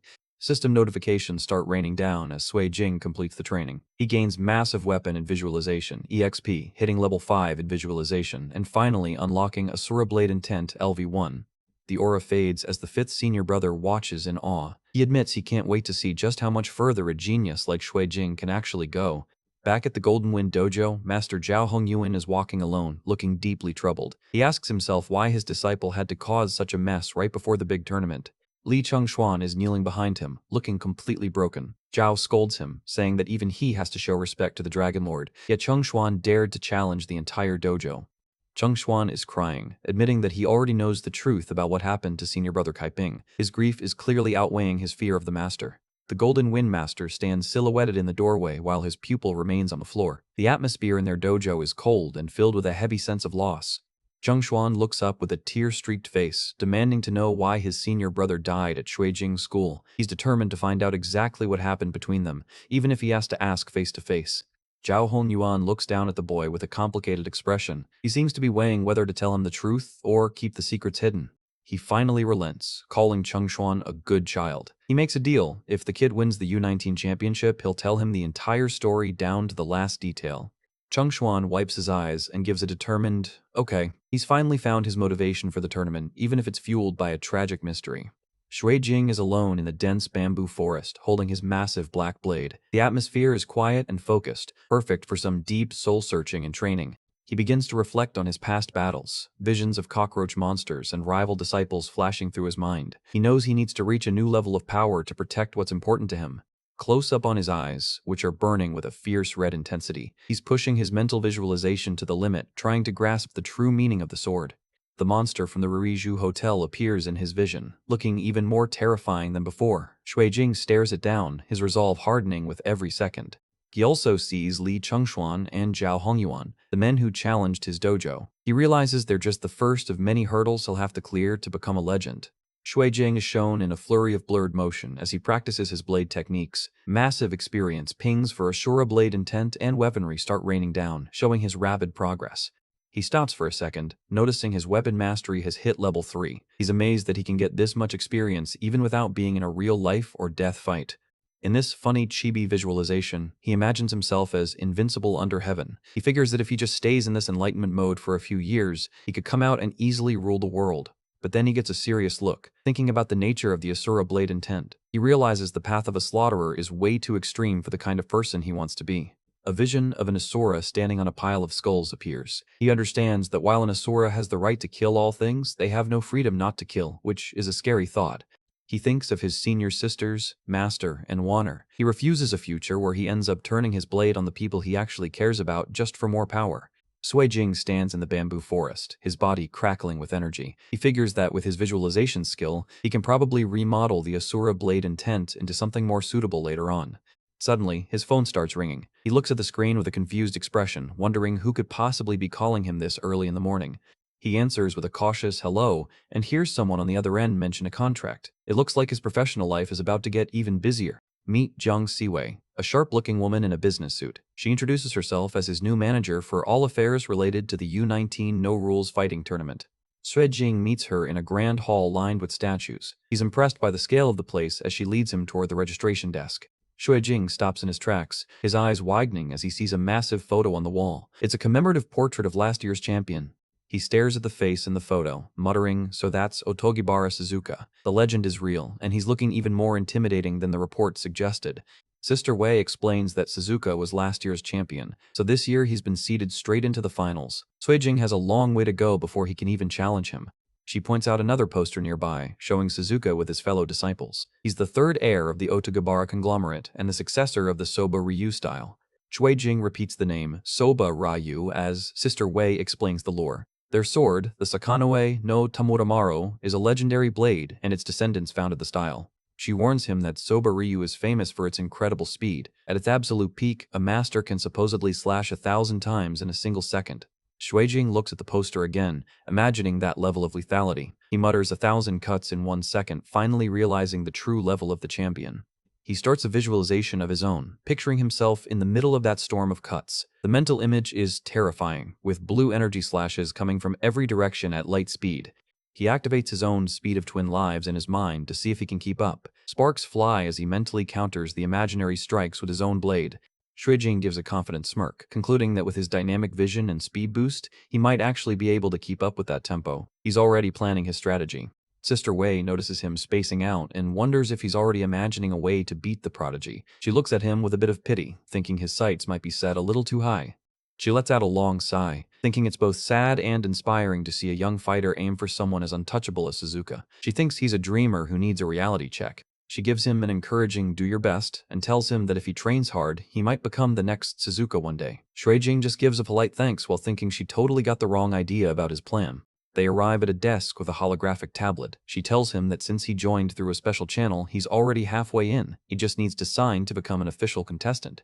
Suijing reads the fine print, a monthly salary of 180,000 and full employee benefits. He's stunned by how professional and well-funded this tournament actually is. He doesn't hesitate for a second, signing the signature area with a flourish. He's officially a pro now, and the organizers are being remarkably generous with the tax handling. Sister Wei mentions that the rules of the U19 are a bit different from other competitions. She pulls up a diagram showing how the matches actually work. She explains the revival round. Even if he's up against an opponent so strong he can't win, he's allowed to forfeit the match and head to the revival zone instead. We see a vision of the revival zone, a chaotic area filled with lower-tier fighters. As long as you survive there until the end, you still have the qualification to challenge the champion. Shueijing's chibi inner monologue starts working overtime. He figures if he just chooses to forfeit from the start, he can reach the finals without any risk. Talk about a galaxy brain move. But then he reconsiders, realizing that if everyone else thinks like that, the revival zone will just be a massive meat grinder of elite talents running into each other early. He snaps back to reality and gives Sister Wei a grateful look. He tells her they can stop for today, looking forward to getting some more training in before the first round. Sister Wei gives a polite sound of agreement and reminds him to contact her any time if there's something he doesn't understand. She walks off, leaving him to his own devices. Shueijing heads down to the beach, the sound of the waves crashing against the shore providing a relaxing backdrop for his thoughts. He reflects on Otogibara Suzuka, admitting the guy is even stronger than he imagined. Between the speed and top-tier weapon techniques, Shueijing knows he has a massive mountain to climb. Suddenly, the peaceful vibe is shattered by some guys shouting. A group of tough-looking punks are surrounding a woman on the beach, looking like they're trying to start some trouble. One of the guys, a dude in a red vest and bandana, is acting like a total creep. He's calling her pretty lady and telling her to come hang out with the dark horse candidates of the tournament. Bandana guy starts bragging that once they win the championship, she'll be a champion's wife and have all the money she wants. He looks absolutely ridiculous with his tongue sticking out like that. Shueijing just sighs, muttering about the quality of the average contestant. He's genuinely disappointed that these are the people he's supposed to be competing against. He stops as something catches his eye. He sees a glass of water on a table, and there's something about the way it's reflecting the light that seems off. Close up on the woman they're harassing. She's only shown as a silhouette, but the golden energy radiating from her is blinding. Shueijing mutters that that woman is something else, realization dawning on him that she's no ordinary beachgoer. Shui Wan is chillin' on a beach chair, looking every bit like the school beauty. She's got that cool, sophisticated vibe down to a science. We're told she's been a cheerful and beautiful girl since childhood. Her grades were always among the best, making her the perfect student on paper. But Shueijing knows the real truth. She is far from perfect. Between sleeping in late, cheating at games, and having terrible gambling habits, she's a total disaster behind closed doors. Check out this flashback. Even as a kid, she was distracting young Shueijing by pointing at a non-existent airplane just so she could cheat at a board game. Talk about a born hustler. She's even notorious for running around using Shueijing's name to bluff and scam people. She's definitely got some serious black sheep energy going on. Back in high school, she was basically pimping out her cousin for free meals. She'd offered to introduce him to her friends as long as they treated her to lunch. We're back on the beach where Shui Wan is lounging in her chair. The peaceful atmosphere is about to get wrecked in a major way. Suddenly, massive green vines explode from the sand with a huge boom. The thugs are caught completely off guard, screaming in disgust as the ground literally turns against them. One of the creeps gets a vine wrapped tight around his wrist. He's looking at it in total disgust, but he's about to realize it's way more than just a weed. The vines are relentless, wrapping around the thugs like giant snakes. These guys thought they were the predators, but now they're just plant food. This is just bizarre. The vines actually force two of the thugs to lock lips. It's a very awkward, pixelated moment that is definitely going to leave some emotional scars. Shui Wan is just sitting there with a mischievous grin, taking a photo of the lovey-dovey thugs on her phone. She's already thinking about how much blackmail she can get for this. She teasingly tells them it's an important moment in both their lives and they really shouldn't be making such disgusted faces for the camera. Talk about cold-blooded. The thugs are left tied up with their tongues hanging out, looking absolutely pathetic. Shui Wan is having a total laugh riot at their expense. She's laughing so hard she has to cover her mouth, clearly enjoying the total humiliation of the creeps who tried to bother her. Shueijing finally walks up, looking down at the weird green plants and asking what the hell they are. He's completely missed the forced kiss part of the show. Shui Wan acts all surprised to see him, clapping her hands and asking what he's doing in Maple City. She's putting on her best innocent girl act now. She immediately starts teasing him, asking how he got even taller in just a year. She even asks if he's had plastic surgery because his face looks different. Yeah, that's called getting a protagonist upgrade, sis. She pokes his arm and is genuinely shocked by his new muscles. Shui Jing just stands there with a deadpan expression, letting her investigate his gains. Shui Jing isn't letting her off the hook, asking about the giant thing she just pulled back into the ground. She just blinks and acts like she has no idea what he's talking about. She just laughs it off, claiming she doesn't know anything while making a silly face. She's blatantly denying everything that just happened right in front of him. Chibi Shui Jing is getting heated. He knows she's lying through her teeth, but he's got his own secrets to keep about his martial arts training. She tries to flip the script, asking him again why he's in Maple City. Shui Jing is internally panicking, worried that telling her about the tournament will just make her worry. He finally decides to be honest, admitting that he's here to enter a fighting tournament. He's braced for a lecture, but she might just surprise him. Shui Wan looks genuinely surprised, noting that someone's finally grown a spine. She acts offended that he didn't even discuss such a big move with his big sister. Chibi Shujing lets out a nervous noise while she admits she really didn't expect him to actually walk the martial path. She's looking at him in a whole new light now. She looks surprisingly calm and happy for him, though she's still got that teasing glint in her eyes. It's clear she really cares about her cousin despite the bullying. Shui Jing tries to sound cool, telling her that since he chose this road, he's ready for anything. He even flexes a bit, saying he's really strong now, which is a total humble brag. Shui Wan gives him a predatory smirk, challenging his claim. She asks how she's supposed to know what his real skills are if she doesn't test them herself. Sui Jing is totally confused, asking how. He knows she isn't a fighter, so he's wondering what kind of test she has in mind. She points to a lighthouse way down the beach and challenges him to a race. If he wins, she'll stop nagging him about martial arts. Sounds like a sweet deal for our boy. Sui Jing is all in, telling her not to go back on her word later. He thinks a simple foot race on sand is going to be a walk in the park. They get into a starting stance on the sand, the tension building. This is about to be the most one-sided race in history, or so he thinks. Go. Shui Jing takes off like a blur, activating his speed of twin lives. He's moving so fast the sand is literally exploding behind him. But instead of running, Shui Wan just stays kneeling and snaps her fingers. A glowing blue energy appears on her hand as she prepares to cheat. Shui Jing is caught in midair as a massive green vine lashes out at him from the sand. He's totally shocked that she brought the plants out for a race. He manages to leap over the vine with a whoosh, muttering that he knew she'd find a way to cheat. He's determined to reach that lighthouse no matter what she throws at him. Shui Wan looks totally relaxed, pulling at her collar and telling him they're only just getting started. This test is about to get a lot more intense. Suddenly, the entire beach is covered in those weird green plants. Shui Jing is weaving and diving through a forest of vines that never seem to end. A vine nearly takes his head off, but he ducks just in time. Shui Wan is teasingly cheering him on, telling him he's got this while trying to trip him up. Shui Jing is pushing his movement to the limit, barely staying ahead of the lashing tentacles. He's realizing that his cousin's magic is actually a serious threat. His perception skill kicks in, and his eye glows with a bright blue light. He's starting to analyze the movement patterns of the vines to find a clear path through. He spots a gap in the defenses. He's locking onto a small opening and preparing to launch himself toward the goal. He lunges through the opening, but Shui Wan just gives a confident smirk. She knows she's already hooked him right where she wants him. She brings her hands together with a final, "It's over." It looks like she's about to drop the final boss of plant life on her poor cousin. A truly gargantuan vine rises up behind him, making the other ones look like twigs. Shui Jing is shown as a tiny silhouette in the air, realizing the scale of her power is just ridiculous. He decides he has no choice but to show off some real skill. His eyes glow a fiery orange-red as he prepares his ultimate countermove. He lets out a primal roar as a massive, spectral golden dragon erupts from his body. This is the peak of the hidden dragon style, and it is glorious. Shui Wan is left staring in total shock. Her jaw dropped as she sees the literal dragon manifesting over the beach. She finally realizes just how strong her little brother has become. Sui Jing is shown slumped and panting at the base of the lighthouse. He's reached the goal, but that massive display of power has left him completely drained. Sui Wan strolled up like nothing happened, reminding him that he still lost the race. She's giving him a cheeky finger-pointing gesture, rubbing in her victory despite his flashy move.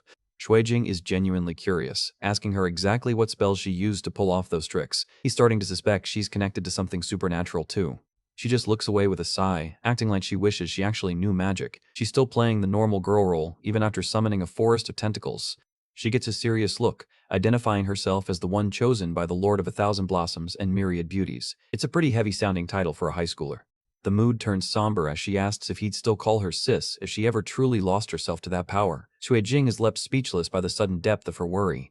Shuijing is internally panicking, thinking that name sounds exactly like a heretic god. He's staring at her, wondering if his cousin is actually connected to a dangerous divine relic. Before he can get too deep into his thoughts, she snaps him out of it with a hard smack on the back. She tells him to stop overthinking and reminds him that he still owes her a meal. She says she's not picky and suggests they just grab something at his hotel. Shuijing is shown looking a bit annoyed but accepting his fate as the unlucky junior brother. Exterior shot of the Mikado Hotel at night. It looks like a high-class place, perfect for an expensive sibling dinner that's going to bankrupt our hero. Back inside the room, Catgirl Wanner is pouting on the couch, wondering what's taking Shuijing so long. She's already imagining him out on a date with some pretty girl. She hears footsteps in the hallway and her ears perk up. She thinks that must be Xiaojing back, hoping she's about to get some fried chicken and attention. She jumps toward the door, ready to give him a piece of her mind for being late. She's even yelling that she won't forgive him, no matter what he brought home. But the door opens and there's Shuijing with a beautiful woman leaning drunkenly on his arm. Wanner is left standing there in total, speechless shock as the woman announces she's staying here tonight. Close up on Wanner's face, and man, she is livid. She's surrounded by a literal aura of fire, her eyes glowing red with pure, unadulterated jealousy. Shuijing is in big trouble. Wanner is absolutely fuming, pointing a finger at Shuijing while he tries to de-escalate the situation. His cousin looks totally unfazed, even with a literal aura of fire erupting behind the catgirl.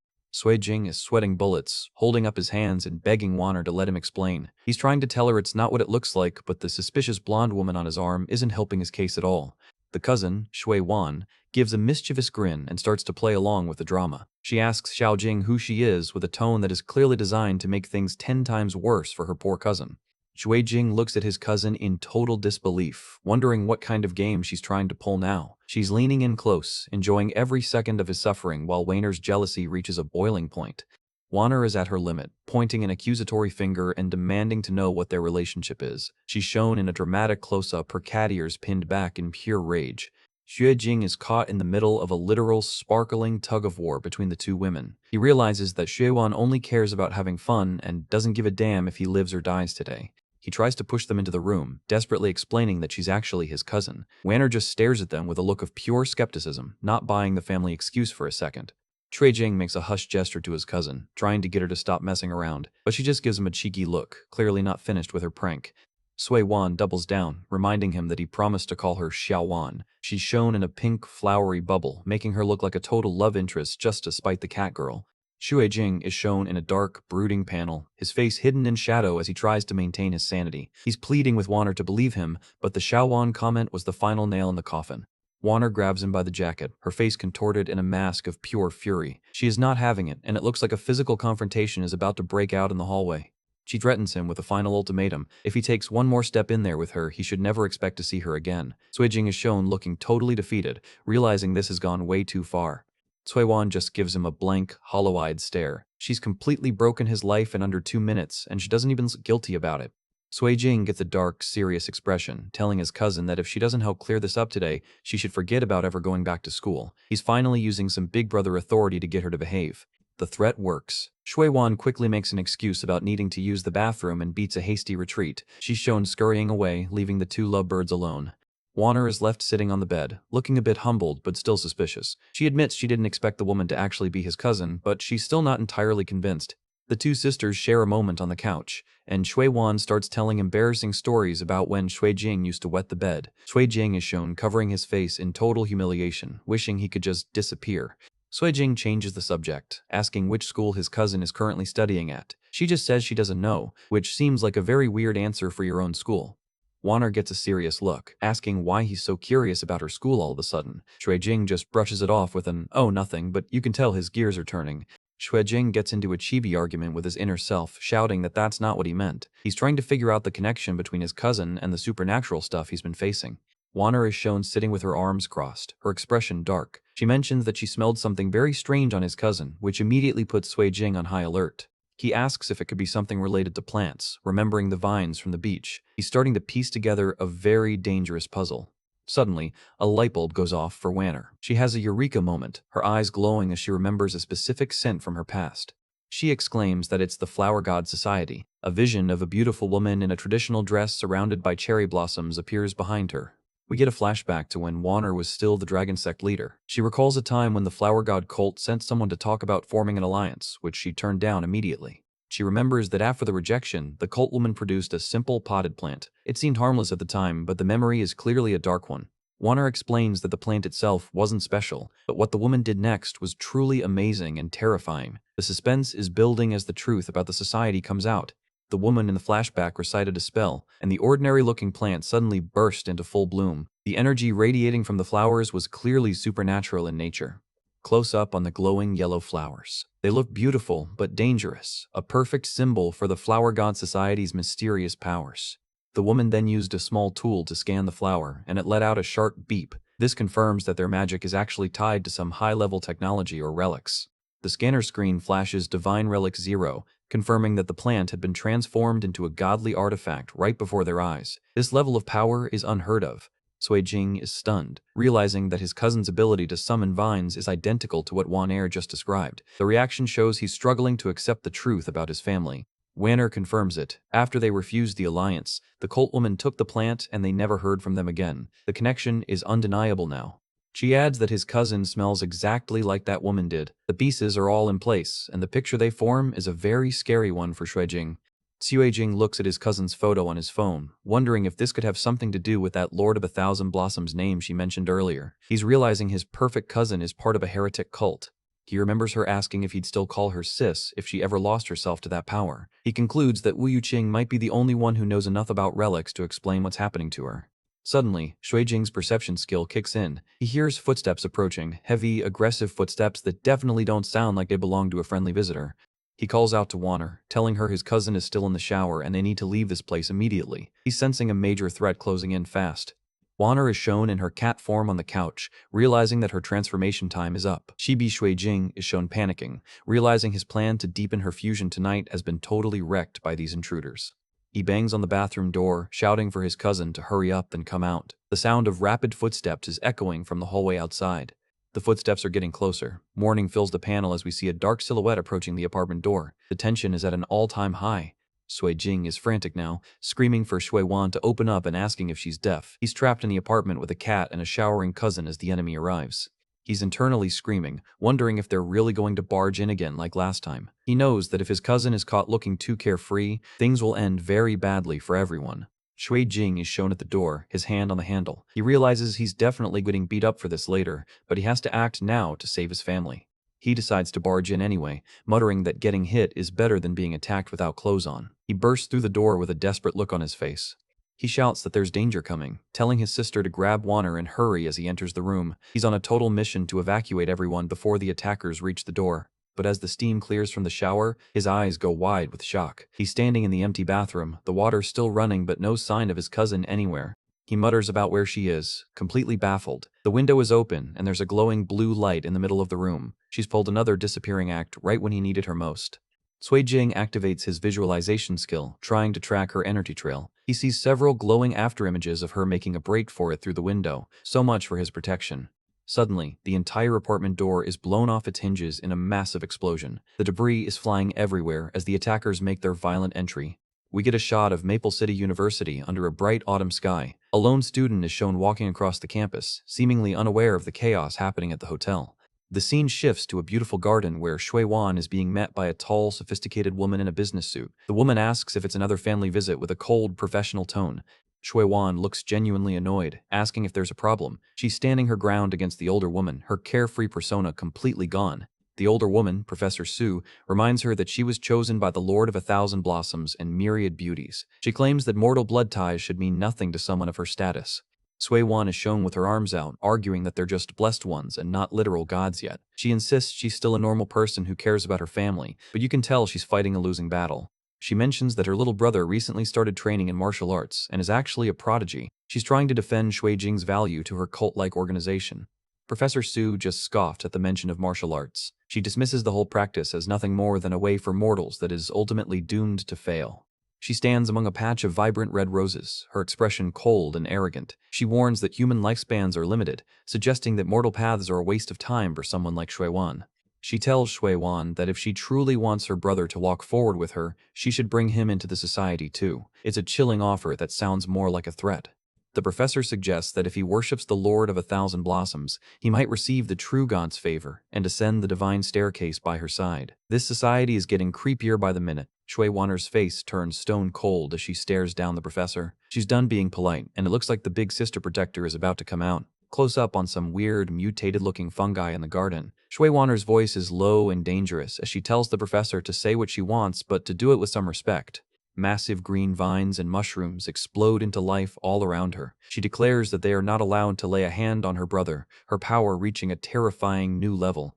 Professor Su remains perfectly calm, even as the garden turns into a nightmare of flora. She actually finds the display surprising and cuter than her usual giggly act. The professor gets a sinister, glowing look in her eye as she delivers a final, chilling message. She whispers that they're too late, her face distorted by a weird, colorful glitch effect. Whatever she's already done, it can't be good for Shui Jing. Shui Jing is back in the apartment, sensing Wanner is in danger as the door is blown open. He's on high alert, ready for a fight with whoever just made such a violent entrance.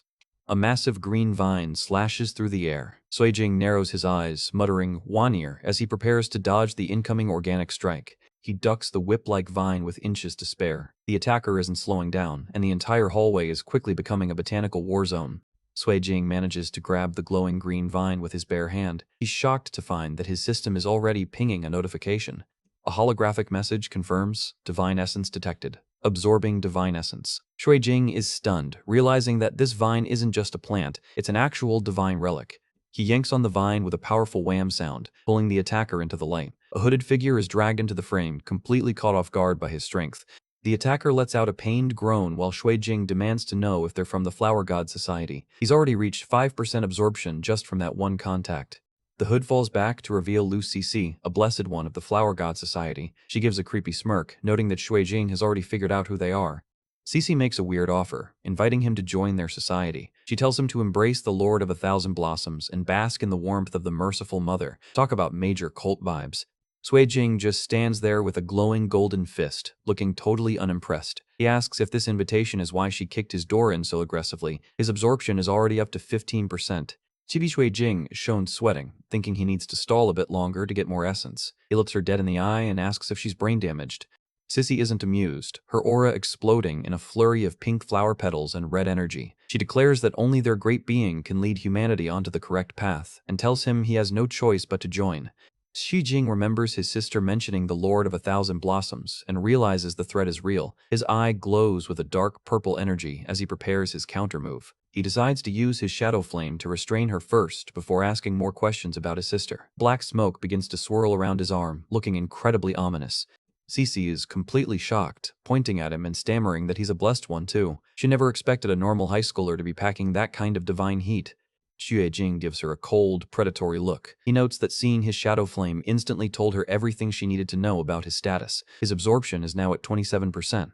Cece keeps up the sales pitch, telling him how rare it is to receive divine grace. She promises that joining them will give him the power to control plants because apparently that's better than black fire. Sui Jing just smirks and points out that their blessing ritual doesn't exactly have a high success rate. He's calling out her society's shady methods, and he's not buying any of it. A message from a superior, Lu Cece's master, tells her to focus on the mission. She's getting distracted by the debate while Shui Jing keeps farming her for essence. The system finally pings. Divine essence absorption complete. Shui Jing is thrilled, knowing that his next upgrade is finally within reach. A massive golden YES button appears in the air. Shui Jing doesn't hesitate for a second, slamming it to upgrade his shadow flame to level 2. The upgrade is done, and it's a massive buff. His control range is up 20%, he's got a 10% slow effect, and his grab chance is now a guaranteed 100%. He flatly tells her he absolutely refuses to join her cult. In this cute chibi panel, Shui Jing is imagining himself flying around with his new shadow flame wings. He's super hyped about the huge control boost he just got. Back to reality, Sissy is fuming, screaming why. She can't understand why anyone would turn down her god's wonderful grace.